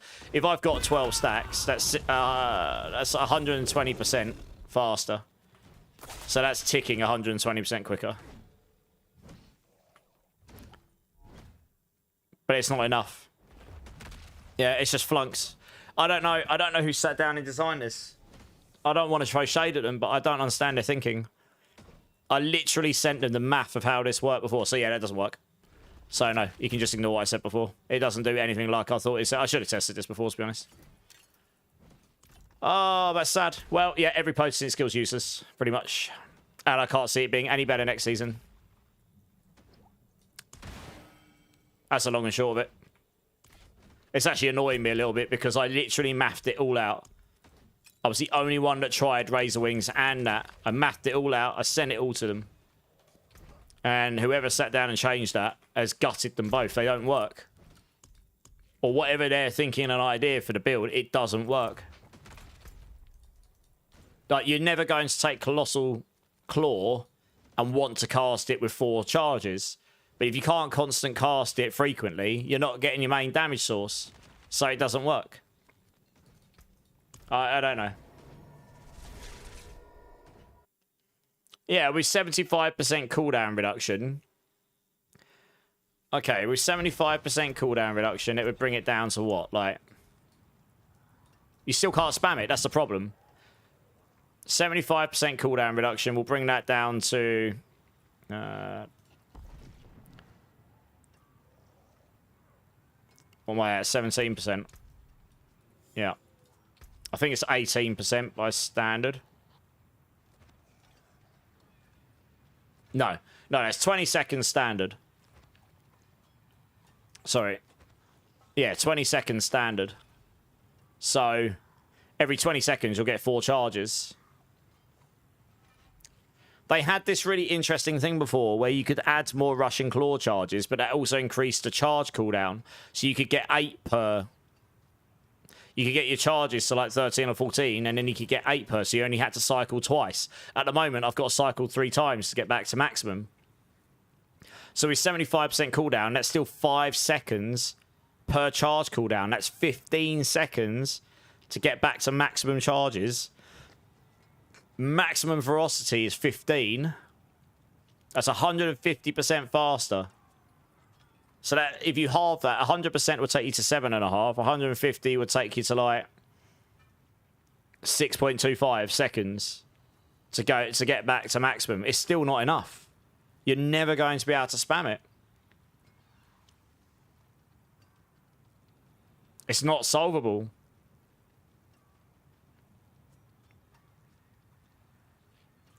So yeah, I liked the original thinking here. So either that's not doing what it's intended, or I don't know what their thinking is. you're not going to take that unless you can cast it over and over. That is your damage. If you can't cast that more than once every 7 seconds, you're literally going to do no damage. So I don't know.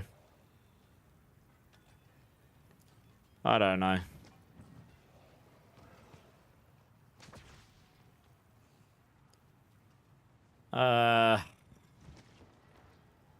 I guess you could play the Storm Feather stuff with the mobility cooldown. It's the only other way you could get cooldown here. It's annoying me a little bit because it's just like I don't know. I'd have to sit down and play around with it. I have Mastiff. I did it earlier.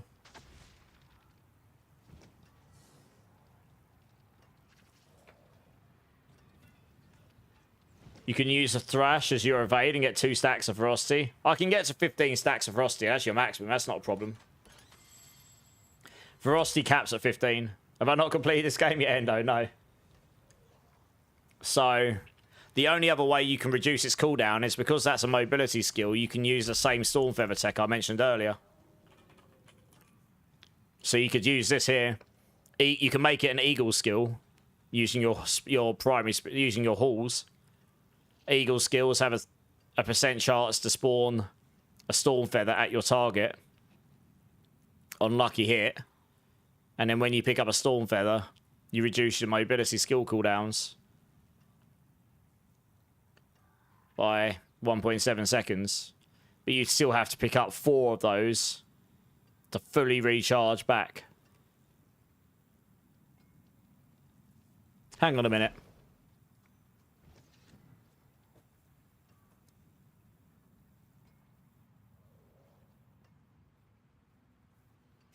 Let me try something here. I might have an idea.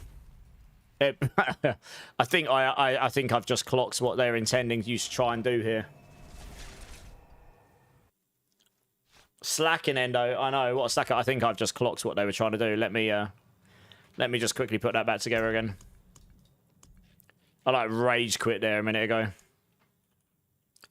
which I don't do very often. But where did I put that ring? Yeah.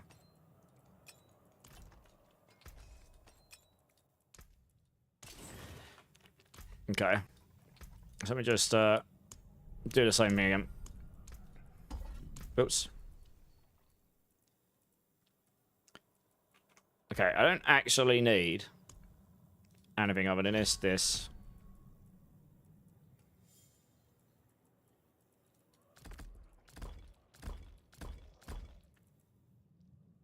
You'd need the cooldown reduction for what I'm about to test to work.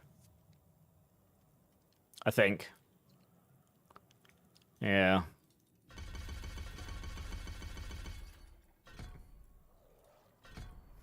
I guess if you've got Flurry of Claws on as well, that gives you cooldown rate, so that's more cooldown there as well. I didn't have that on before. Rushing Claw extends the duration of your incarnate skills, okay.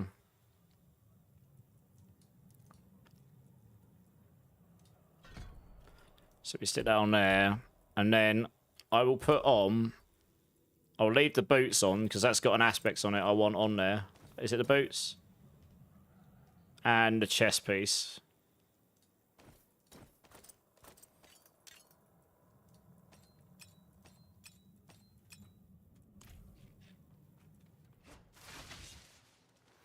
Okay. I do need to change. I need another ring. Any ring, it doesn't matter what ring. That'll do.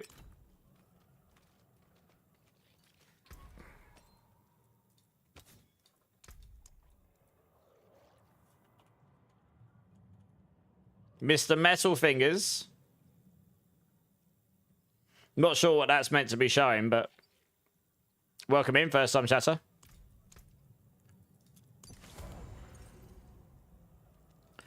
I don't know, but there's a fix in the bugs about the Balazan, so I think there was something broken with it. Right, so we'll just stick that on there. 1 second, that says 1.0.5. That said 1.7 in my cooldown thing. That's what? Oh, now it says 0.5. What? That said 1.7 a minute ago.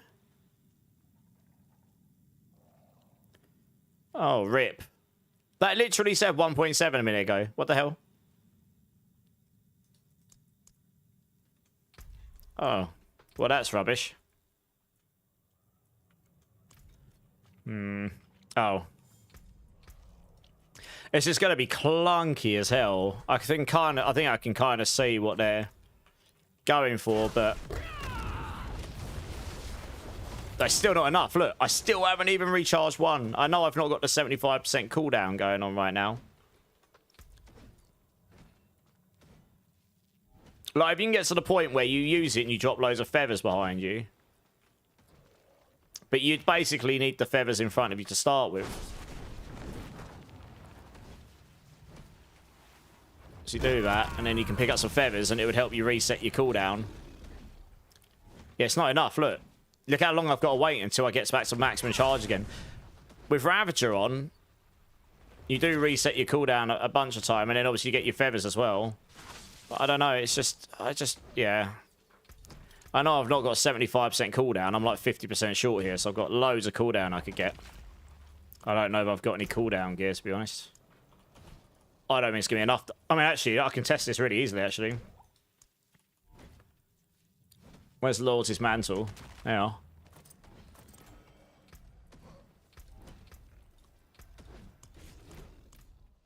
That should put me pretty close. 52. I mean, I'm going to be really close to 70% now. A little bit short. Have I got any cooldown reduction gloves or whatever?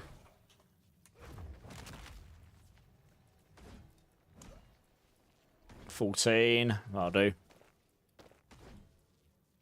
Alright, it can go a bit lower than this. Amulet. I doubt I've got any amulets. I've got cooldown on them, but...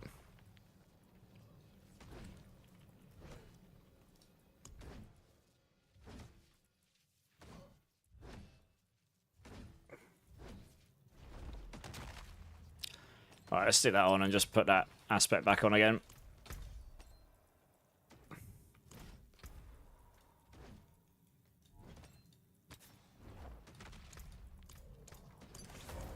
Right, I'm about as near damn close to 75% cooldown as you can get.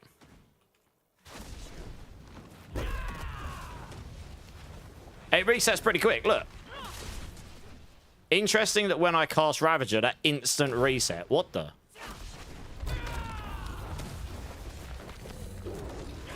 Wow, that... I think Ravager stacks on it. I think Ravager stacks. I think if you cast Ravager twice, that cooldown rate's doubling. Look at it, look at it.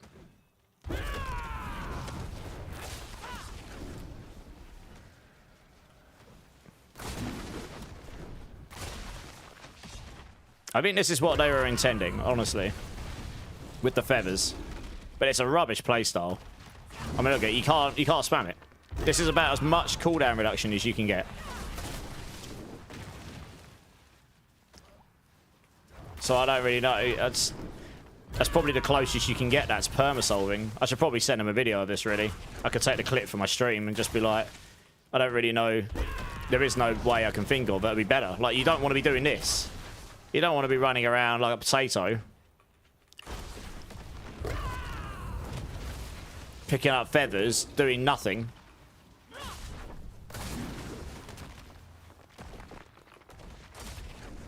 So I don't know. Yeah, thanks. I can't think of any other way that you'd be able to solve that problem. If that was what that needs to be, bare minimum. That's got 12 charges now. What? How's that got 12 charges now? That's at 10 originally. What? Swear that said 10 originally. Anyway, what that needs to be, it now has 12 charges. You consume them all, and it needs to make it so that you get them all back. Like this. You gain all your charges back at once. It needs to be that. Then it might feel sensible. Because then you'd be like, you know, cast your skill like this, and then you'd be able to cast it. What the hell's going on with my controls? You'd be able to cast it reasonably often. You could do this. There you go. You'd be instant. Like, you'd be able to use it pretty often. Pick up some feathers, cast again. Cast it like this. That's what you want to do. Yeah, that would work if all the charges came back at once. Mostly. That's the problem. So that's the oversight there. Yeah, I don't think it's solvable without just running around like a lemon otherwise. Can I get that clips as well? So I've got 2 of them. I'm going to send it to them. I just can't. I don't think it's solvable without this. So yeah. If not, I'll go back and get it. Well, you do. You are. You're just running around like a potato, aren't you? You're literally just running around. Like, what do I do?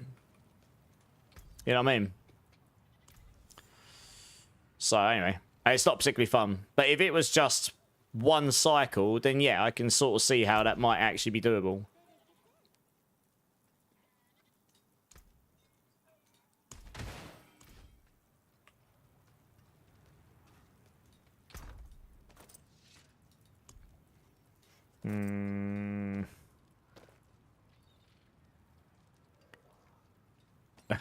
It's got random gear everywhere. I forgot. I don't even know what gear. What? Yeah, Mr. Andro. Honestly, that build has had the same. That build used to use a thing where it resets cooldown based on how far you travelled, and that had its own set of problems because in a small confined dungeon space, you could never use it properly. And now they've added. They've just made it even worse, in a way. If that was all charges back at once, like the Razor Wings upgrade is over here, or if they had an upgrade to make it do that, then... That's 10 now. What? There's another bug going on here. That absolutely said 12 a minute ago. What the hell? What is going on with Colossal?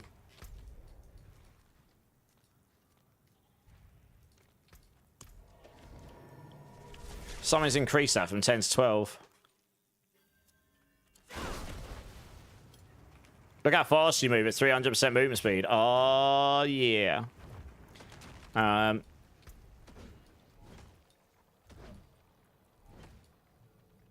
10. How the hell was that 12? 12. Oh, it's 12 if I put a... Oh, there we go. If I put a point in it, it's suddenly 12.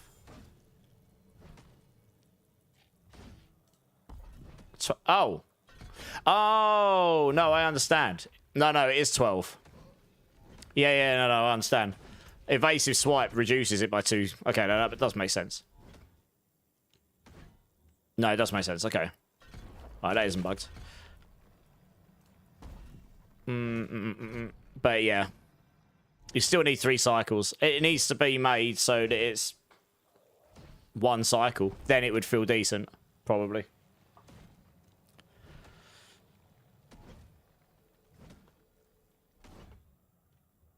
You can get to 300% movement speed with Sparking Storms, I reckon. You'd use similar tech to what I just tried, but with Saw. Loads of cooldown. Take Eye of the Storm. Probably. Take the cooldown reduction here. So that brings you down a bit.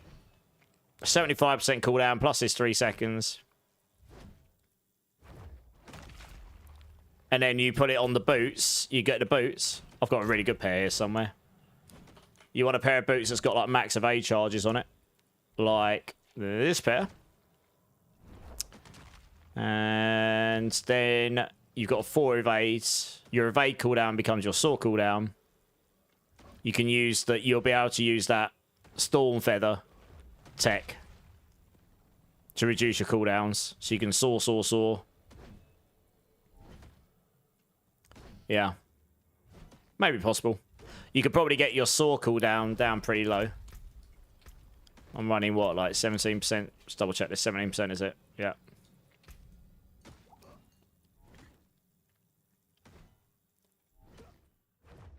Yeah, so I think it's 15 seconds default. So if you go to 25%, you'll be up at 3.75 seconds cooldown. But actually, if I... You can reduce it by 3 seconds. Although... It hasn't actually reduced it by 3 seconds. It's 3 seconds minus the cooldown reduction. So it'd be interesting. I don't know how much of an impact this has. if you've got 75% cooldown, that might not actually do anything.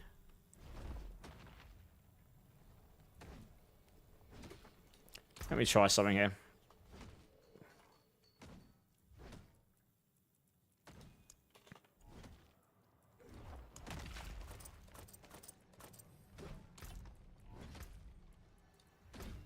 That puts me a lot closer.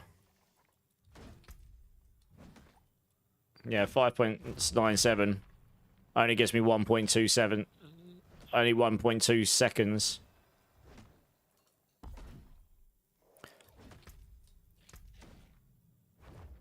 Yeah, I think if you get 75% cooldown, that there becomes diminishing returns. It doesn't add another 3 seconds cooldown.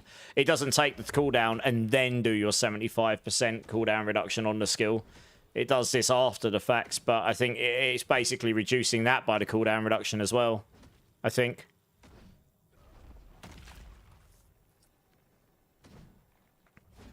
Oh no, maybe it is. Maybe it's taking the time off and then your cooldown reduction is applied. Let me do the math here quickly. This should be 15 times 0.25. You'd be able to get 3.75. If it went down to 12 times 0.25, that takes you to 3. Yeah, so it's diminishing returns. That only gives you 0.75 seconds cooldown if you've got 75% cooldown. Yeah. Because it's reduced that by 75% as well. That's just the way it works. That would have to happen after the cooldown reduction's been applied. So it brings you down to 0.75 seconds.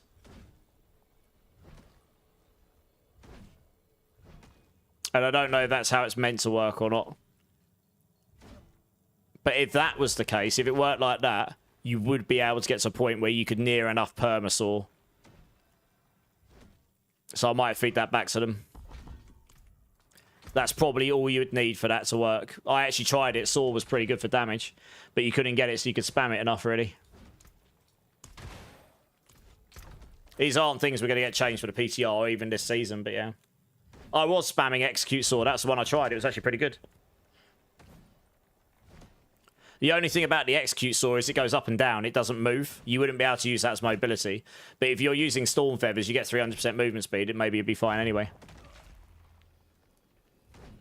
Cooldown reduction doesn't... No, ranks don't give cooldown reduction skills anymore, I don't think. What happens if you add ranks to skill? I guess we can try. I don't think it reduces the cooldown.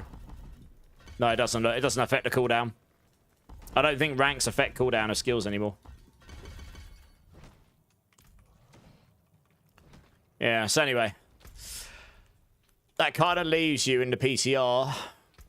All potency skills, for the most part, are pretty much dead. Hey, Bitters. Thank you for the 10 months. Yeah, I'm good. How are you, Bitters? How's your streams been going? Yeah, it basically leaves all of these dead.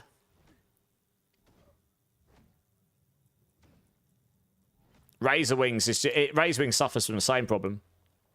It's got loads of damage in there, and you just can't. You can get to 15 Razor Wings, you can barely get there, so it sucks. Touch of Death will be okay, but nothing crazy. That's going to be mega. The Hunter strikes an additional 5 times. How many times did it hit to start with? 7 times. It hits for 12 times. And consumes all your velocity to deal, so you can get 300% increased damage. I mean, there may be a Hunter build, but you'd have to be able to generate your velocity like giga fast. And then use Hunter. 300x damage.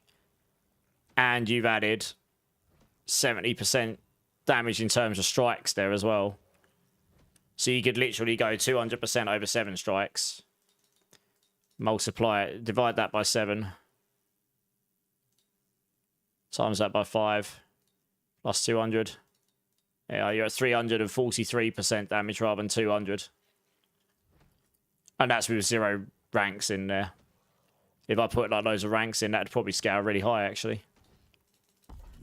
So there's possibly an ultimate build there, maybe. Oh. Let's take this out a second. Yeah. But you'd have to generate the velocity as fast as you can and then smash the hunter. 510%. Go up to about 800%. That's not too bad. But I don't know. Somebody will find a way. Some of these skills they won't. They just fundamentally don't work.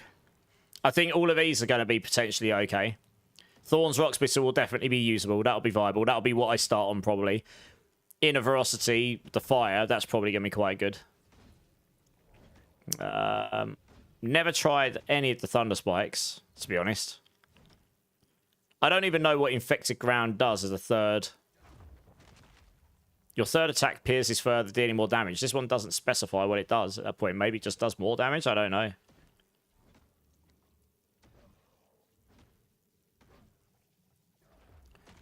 Ferocity. Thrash's third attack deals lots of damage.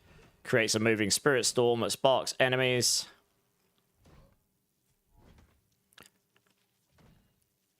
I mean, yeah, Thrash's third attack could generate a crap load of spirit storms. The problem is there's not really much synergy for spirit storms. Maybe we can make Storm Conjurer do something. Thrash's third attack deals 50% increased damage. Zepasonic, that's all the time.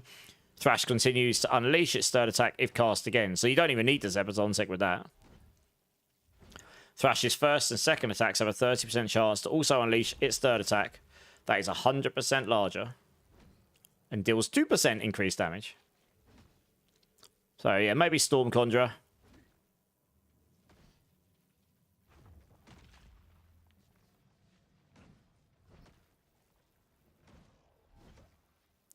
That's got, what, 77% damage on it? That's about the same. It's got, like, loads of barrier gen in it as well.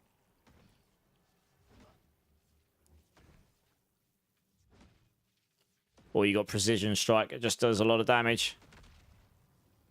Yeah, so maybe some of these skills. And then the Rod of Ket builds maybe over here. So Rake, Quill Volley, Crushing Hands. I think Simeon Swipe's going to be okay. That's going to be as good as what we've got right now, if not better.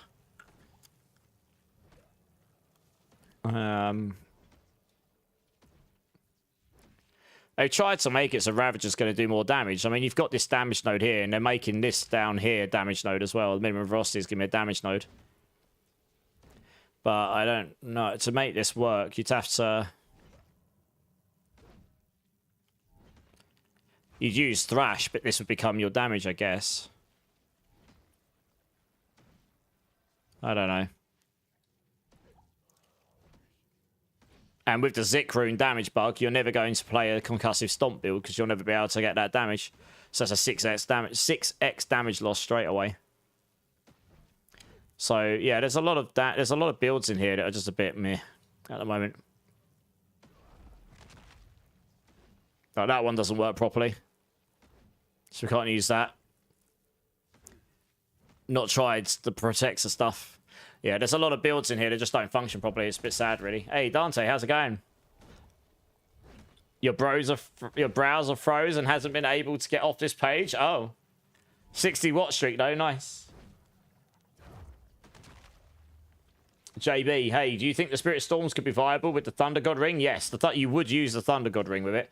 When I was using Stinger to do Stinger Spirit Storms, I didn't have it, and I was in T10 or so. The Thunder Gods would have made a big difference. What's that? Storm Conjurer, 150% on Spirit Storm.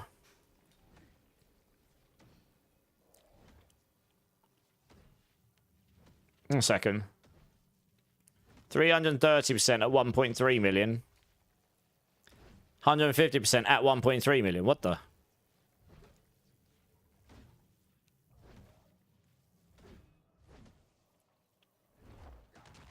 How is that the same damage as this? That's less. How? It's got no ranks in it either.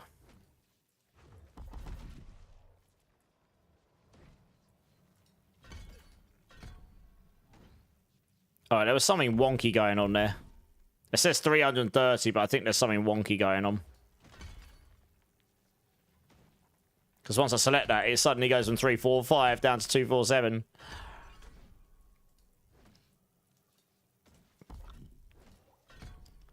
Yeah, 150 at 1.1 million. 247. That's more like it at 1.9. Yeah. So I tried it with Nimbo Straddle Strike, but I didn't have the Thunder God's Blessing, which I do now. This would generate them way quicker, though. If you've got the Epizontic on, you generate these on demand. This would attack a lot faster, I think. It's got a shorter animation. And it creates a moving Spirit Storm. This doesn't. But the one thing about this one is it makes... It's a bit weird. Like, you place a Spirit Storm down that sparks enemies. And then every time you attack, all your other Spirit Storms deal that much damage as well. But it's not sparking. So you end up having this hybrid build that you scale... Some of it's dot damage and some of it I think is hit damage.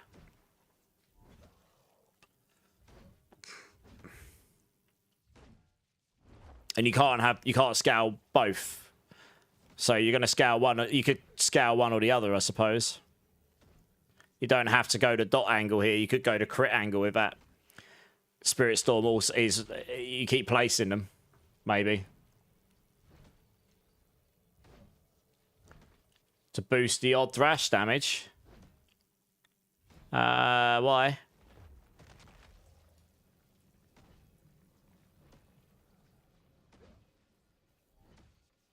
You would go max attack speed, yeah.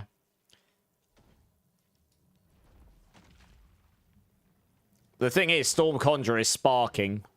It's only dot damage. So you'd have to play in the dot side here with Nimbo Straddle as well.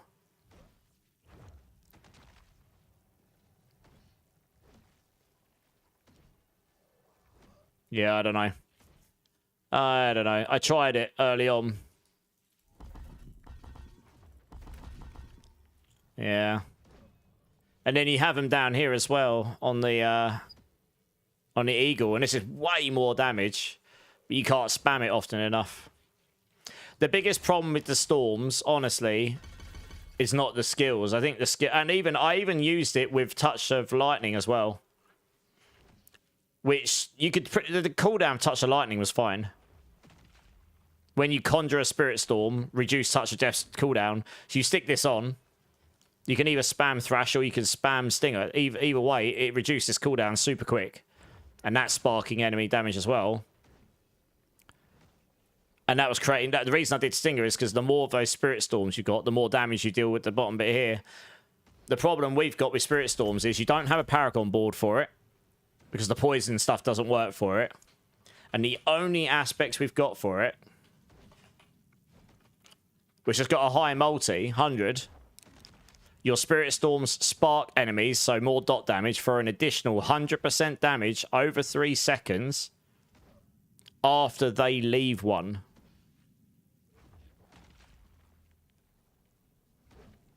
Now, maybe this would work better with Thrash. This does not work with Stinger. Maybe with Thrash that actually works because... They move, right? It depends how fast they move. But they need to move fast enough so the enemies aren't within it anymore. It really should be if the enemies leave it or if it dies whilst the enemies are inside it. Probably. Because technically they've left it if it dies while they're inside it. Fulminate. Yeah, yeah, you've got some glyphs. We don't have a Paragon board for it, though. Also, this one I'll need to report. They buffed all the other glyphs on the other classes. It's similar to this. It's a 35% in the middle, not 12. This one hasn't been buffed. They forgot about this one. So I'm going to have to report that and say, can you buff this for us, please? Because I think their intention is they're trying to make this go higher because it only works in conditional situations. So, yeah, I'll report that. But we don't have much lightning stuff. We've got that and Talon, but Talon won't work for dot stuff because that's crit based. We don't have any specific stuff for sparking. Literally nothing. The whole concept of lightning dots doesn't really exist. They added this as a concept, and it's not really there. Yeah. So, I was kind of hoping we get a Paragon board for it, but I don't think we're going to get that anytime soon. Yeah. Yeah, I think, well, let me just test something here quickly. I need to see.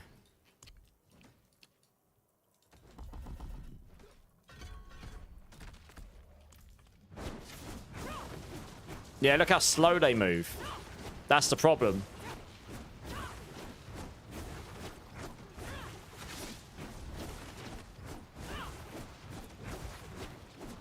Like, where the aspect is that the enemies need to leave these... But look, they only last, like, 3 seconds.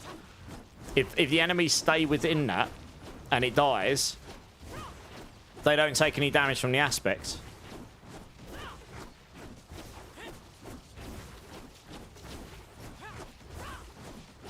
Which is an issue, right?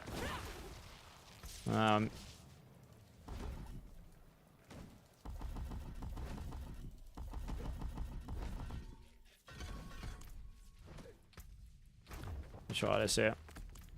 I was just trying to get a bit more attack speed.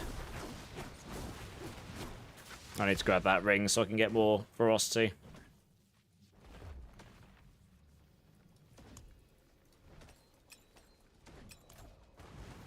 And now I need to wait for my cooldowns to come off. Yes, this is the problem.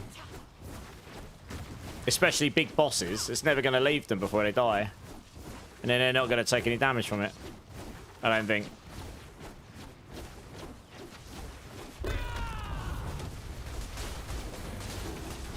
I guess I'd have to try it.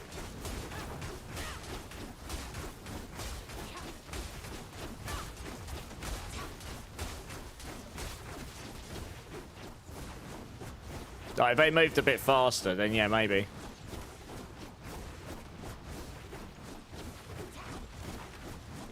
I don't know. It felt like it's something that's been put in, but it just doesn't have all the pieces. Or some of the concepts, they don't really work very well in practice.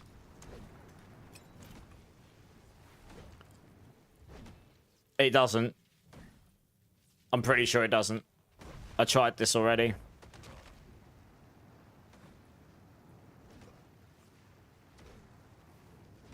Yeah. Because when I was testing it with the Stinger one, where they don't move, so they're always inside it when they dies, I was, I tried that aspect, and it was just worse than like a 60% multiplier. Yeah. I don't know how easy that's going to be to test, but I'm pretty sure when I tried it before, that's what it was doing.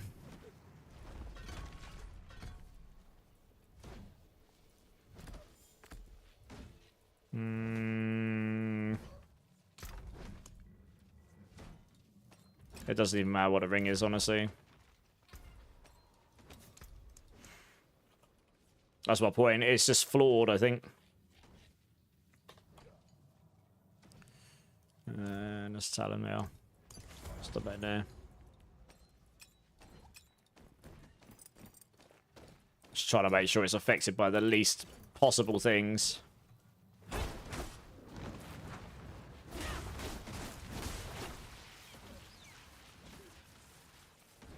Can't really see, that's the problem.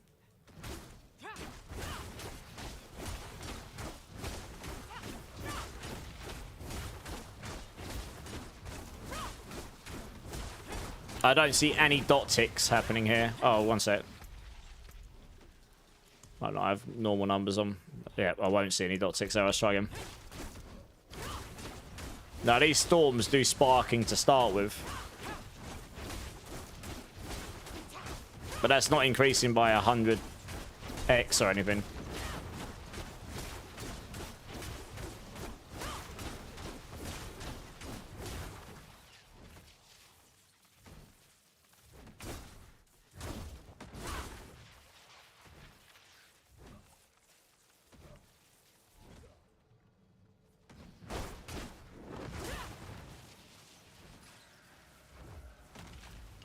Yeah, it's pretty. It's just, I don't know. It's a weird way of doing it. 230. How's that double? There's something weird going on with this, I think.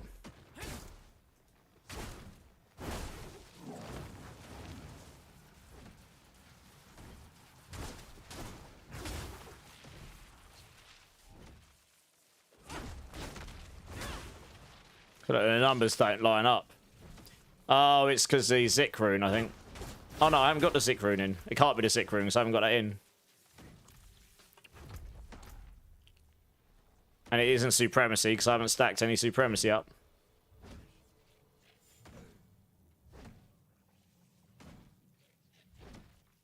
It's weird. I don't understand what's...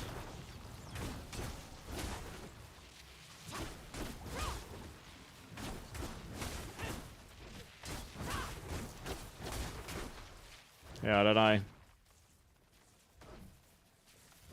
Yeah, so yeah. Anyway, that aspect just seems—it's weird. It's doing some weird stuff. I don't think it really works very well in practice, honestly.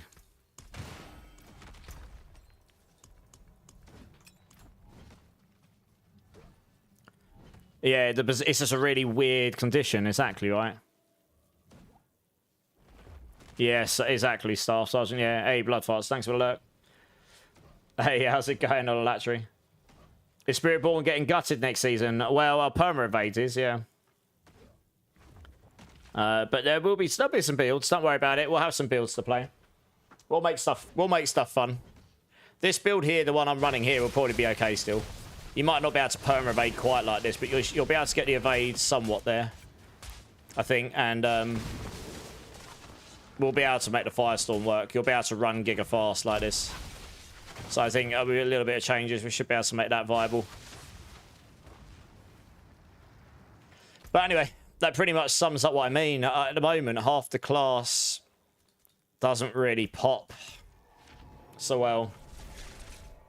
I like the concept of Spirit Storms, but they just don't work very well in practice. So, I don't know. I don't really know what to say. Yeah, I know, on a Latry. I know.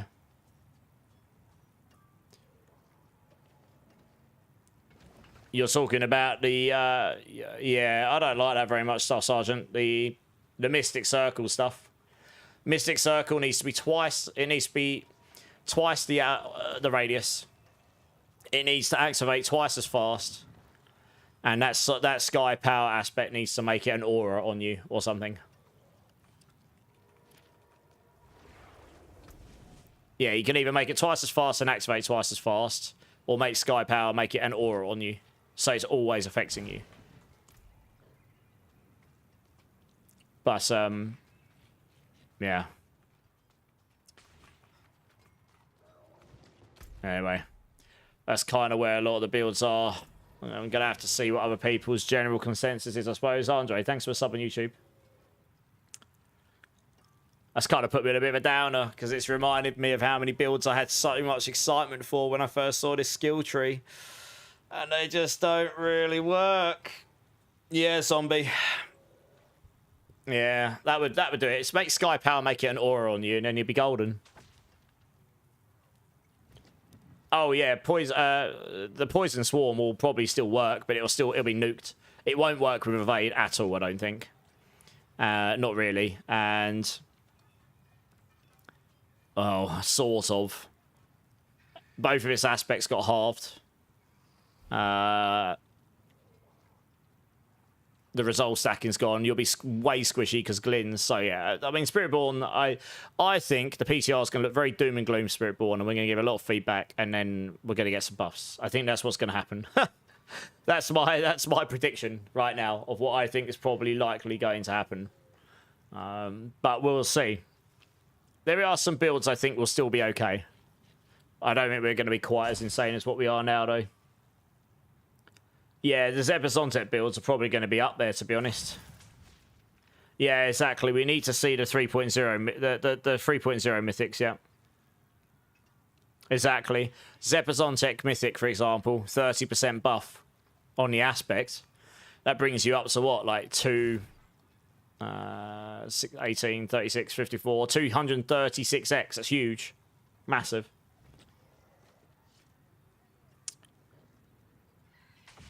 Do I need to make a new filter each season? What, loot filter? No, you shouldn't have to.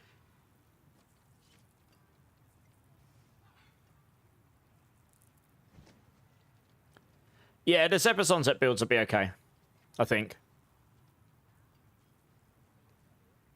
You got a Mythic Seal. Nice. Lucky you. Heron's Fury build for Paladin. Nice. That sounds sick. Thrash Gang rise up. Yeah, Thrash and Rock Splitter are looking high on the list for me right now. Thorns Rock Splitter will be okay. Because there's also Thorns buffs coming in. Paragon boards got buffed. The nodes in the Paragon got buffed. The set got buffed. So I think Thorns Rock Splitter will be fine. Fire Rock Splitter will be pretty good, I think. So I think that's probably going to be okay. And Thrash, maybe, yeah. So those will be up there. You're getting a Red Sermon Mythic Unique on a Paladin with double Spiritborn aspect nerfs. Yeah. Oh, you're going, yeah. Yeah, I know, big deal. Well, we'll find some new builds, but yeah. What about... I think Firestorm will still work. Because we actually do use the Storm Feather stuff to begin with, so... We'd have to justify it, but we can put that... We can roll that mobility skill cooldown on picking up Storm Feathers aspects on. So we're not going to be able to perma-evade, but you've got the aspects on to make feathers and pull them towards you. You've got the aspects on to make it so you're generating feathers behind you when you're moving, when you evade or when you use the Rushing Claw.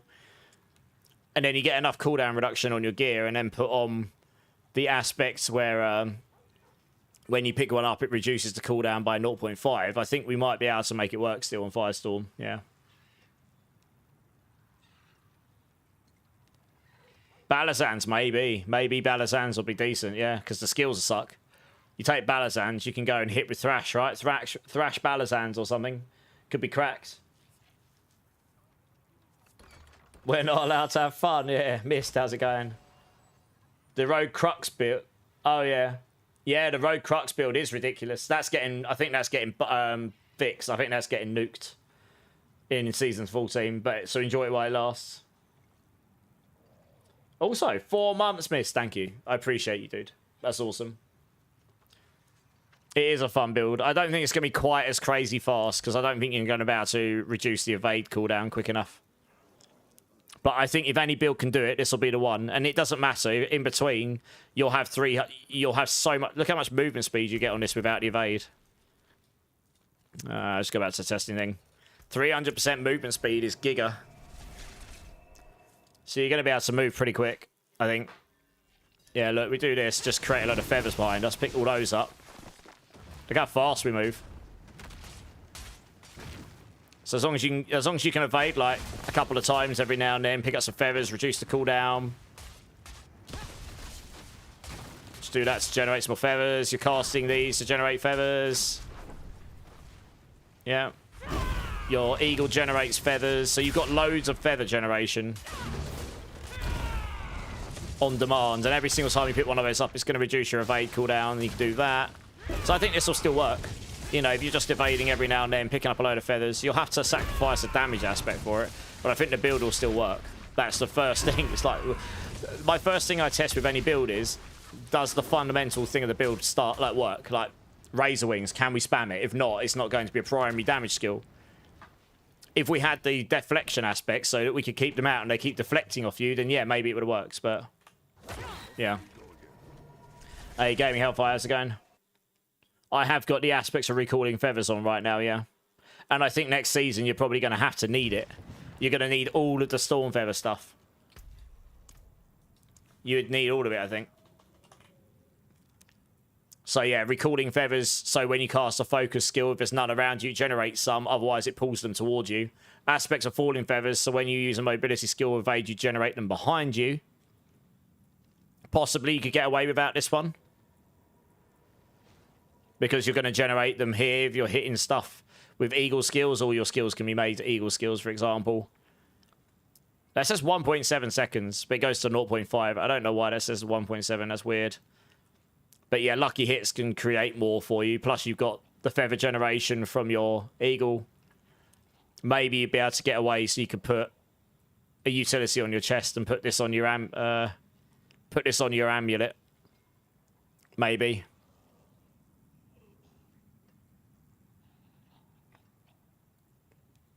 Yeah, I'd have to see.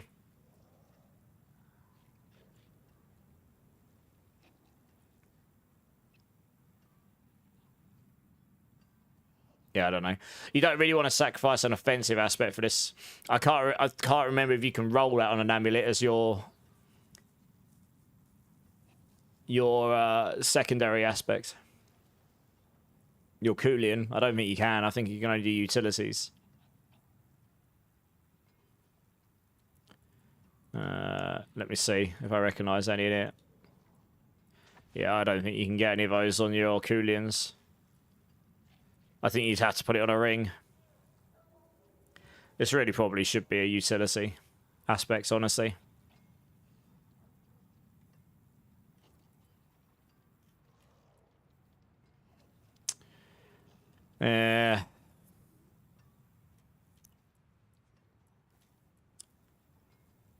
Although, actually saying that, you've got another option. Casting an ultimate skill reduces the cooldowns of your other skills by 10 seconds. If you've got enough cooldown reduction to begin with. And if you've got the flicker steps boots on, which is what I use in my pushing version, so you can solve ultimate cooldown reduction on demand. Oh, that's only if you're evading through, though. You need to be able to perma-evade to use those. That won't work. Necessarily. Yeah, I'm going to have to sit down and work it out. I think it'll be doable. It'll probably just be a little bit clunkier, maybe. Yeah, giving Spiritborn access to one-handed swords as well. Well, that's the thing. We're so limited on weapons, aren't we? We don't have enough aspect slots. We just don't. We can't justify resource aspect slots. We can only put it on our rings. We've got 5 aspect slots for offensive stuff. And on almost every build, one of those is taken up by a weapon one. Or unique amulets. You lose at least one, if not 2 of those. Yeah.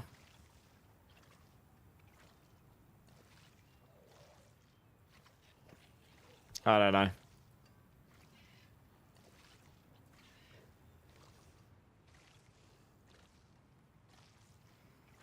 We could potentially forego this. But it's still going to be a lot of damage reduction. We're going to lose... This will go down from 15... This will go from 80 to 15. But I think it will give us up to 60% crit chance rather than 15, I think. And then we would be able to gain... Dexterity, max life. It always rolls movement speed. So I have movement speed, dexterity, max life, cooldown reduction on an Erepedition.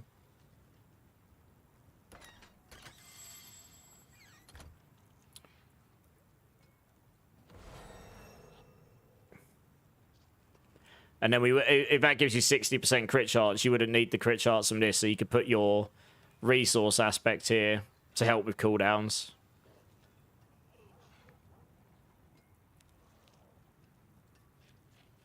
Yeah. I mean, if we stacked enough cooldown reduction, maybe you get to the point where flicker steps would still work. But you'd have to sacrifice one of your storm feathers. I did say, like, putting both of those aspects together would be nice, but you wouldn't be able to have both of them on. You have to have at least one defensive aspect on, otherwise you're just going to die.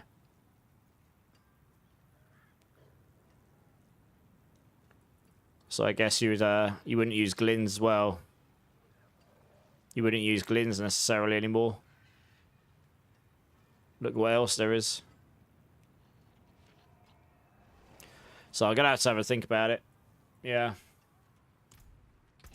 You tried to make a Spirit Storm build work, but the loyalties doesn't work with Stinger version. No, it works if you put double centipede on, not double eagle. It will work if you do double centipede. Big deal.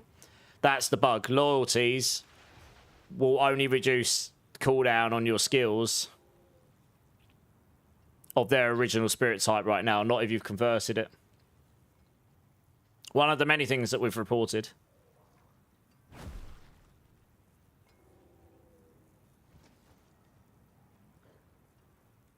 And so you can roll resource aspects on the amulet, but I don't think you can Coolian it. I think Coolian's only utilities, but I could be wrong. But I think Firestorm will be doable. I will just need to have a think about how we put it together. I need to see what all the mythics, all these uniques do, you know. To be honest. We will get a pretty nice damage bump on the Sunbirds. You know, aspects up by 30%, so that's quite nice. Yeah.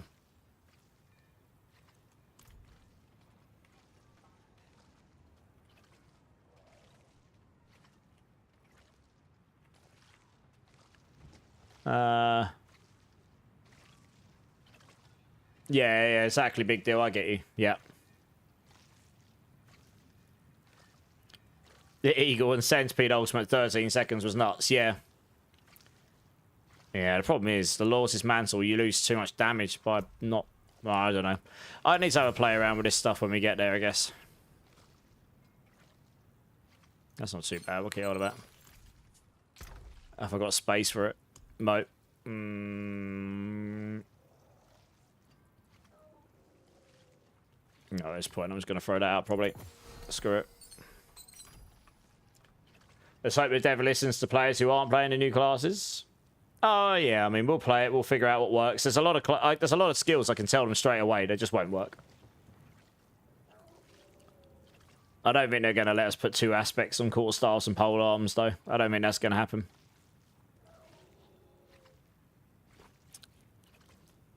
It fell off at T10. Yeah, so I got T10 Spirit Storm Stinger to... I got Spirit Storm Stinger to T10 without the Thunder God's Blessing, and it was smashing T10. With the Thunder God's Blessing, it'd probably have gone to T12, but yeah, that's about where it would have got to, really. It wouldn't have gone much higher. Yeah, so it's just sad to look at half the skill tree, and it's just like, Like, I know Razor Wings just doesn't work.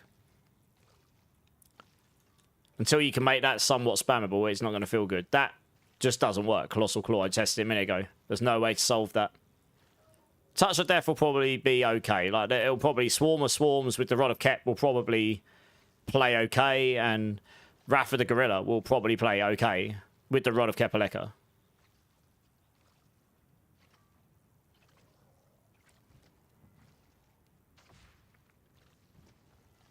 But are these going to be as strong as, like, this up here? Probably not. Heavy Hitter does way more damage.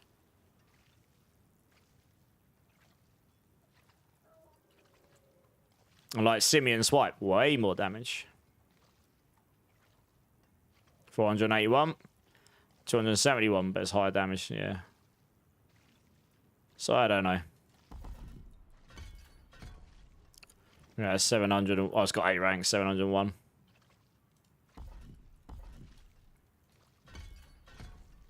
Yeah.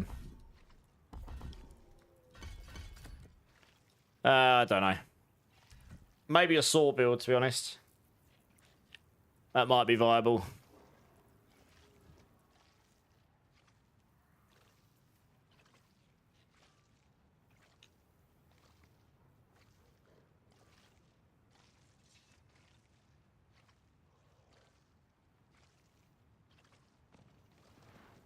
Yeah. I don't know. There's a lot of skills here that I just feel like there was missed opportunities. I think Quill Volley will be okay. I think Rate Quill Volley, Crushing Handle will be okay. Stinger.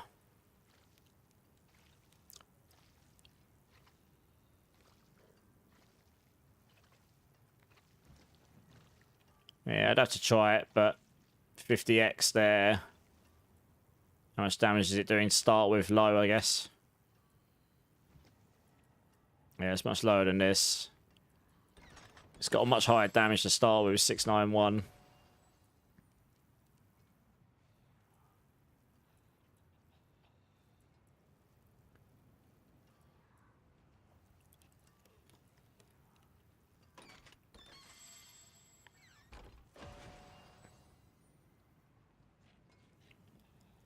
Poison damage. Is the Balazan set poison or poisoning? Yeah, your poisoning effects last longer. The bottom bit increases your poison damage. But everything else is poisoning, so it doesn't really do much for Potent Stinger. So that's kind of sad.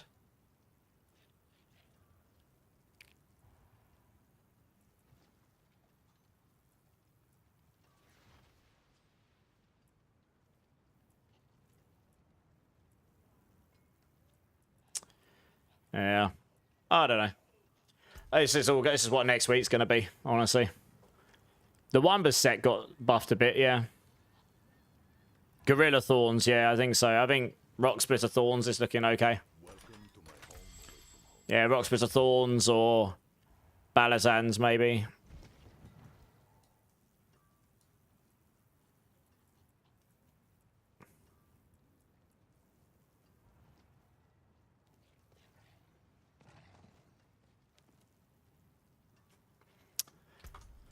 Yeah. Any sort of players know which boss drops the Hydra unique amulet?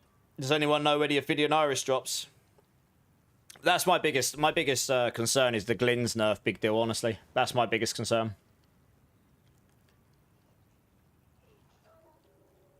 That's true. We can put one of the Storm Feathers on the amulet, yes. And if we're not relying on resolve stacking for defense anymore, we can do that. But that doesn't free up one of the ring slots. That only frees up one of the armors. Sadly. Or the boots. Either way, I can't put that other one on here. But yes, we could do that. That certainly would be an option.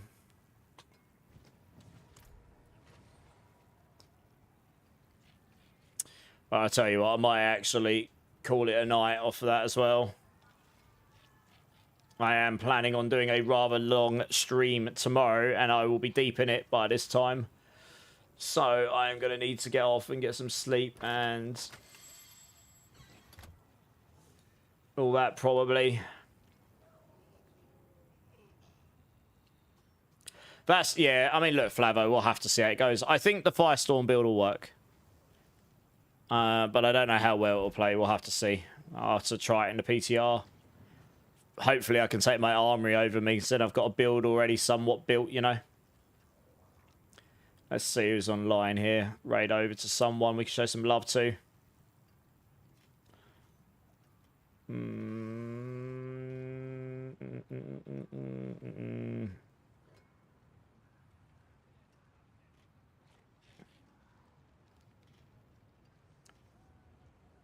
I can see a few people online. I'm just having a really, really quick scan down.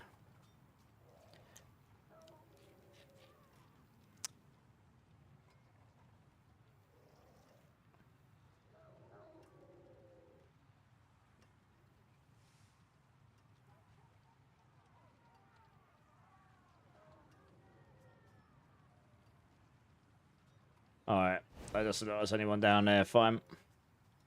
I will send you over to...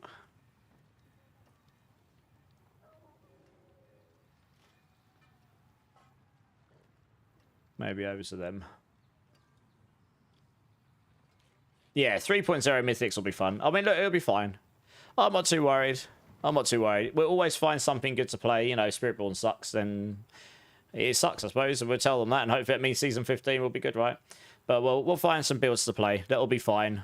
I don't know how good they'll be relative to other classes, but I think people are just going to have to take a minute to get away from being shell-shocked about losing the evade stuff so quickly after getting it. Everyone's gotten used to zoom, and you're not going to be able to zoom so much anymore, so people are going to be a bit shell-shocked from that. Path of Emissary for core skills, yeah. Yeah, interesting. Yeah, no, it's true. We'll have to see how it works for some of these, yeah. Yeah. I think with all of those, so it gives you the mobility, right? Yeah. Hey, Vladdy, how's it going? I'm actually about to go offline, Vladdy, but yeah, it's good to see you, dudes. Okay, let's flick over here.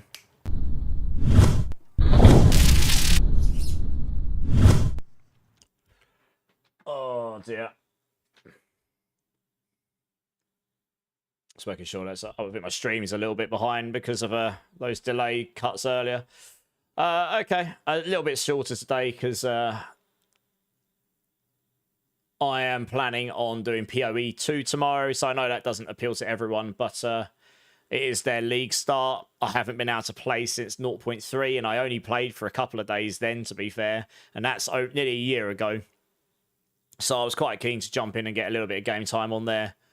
And that happens to be tomorrow. It starts at 9 PM my time, but I won't get on until, well, probably nearer 11. It might be earlier. Depends what time I get home from my meal, from being out with my friends. But I'll be on afterwards whenever I get back. And I intend to just stay on until I drop. So if anyone's interested in coming in and see me build a zoo in a different game in PoE 2, literally I'm going to be going zoo companion huntress. Should be quite fun.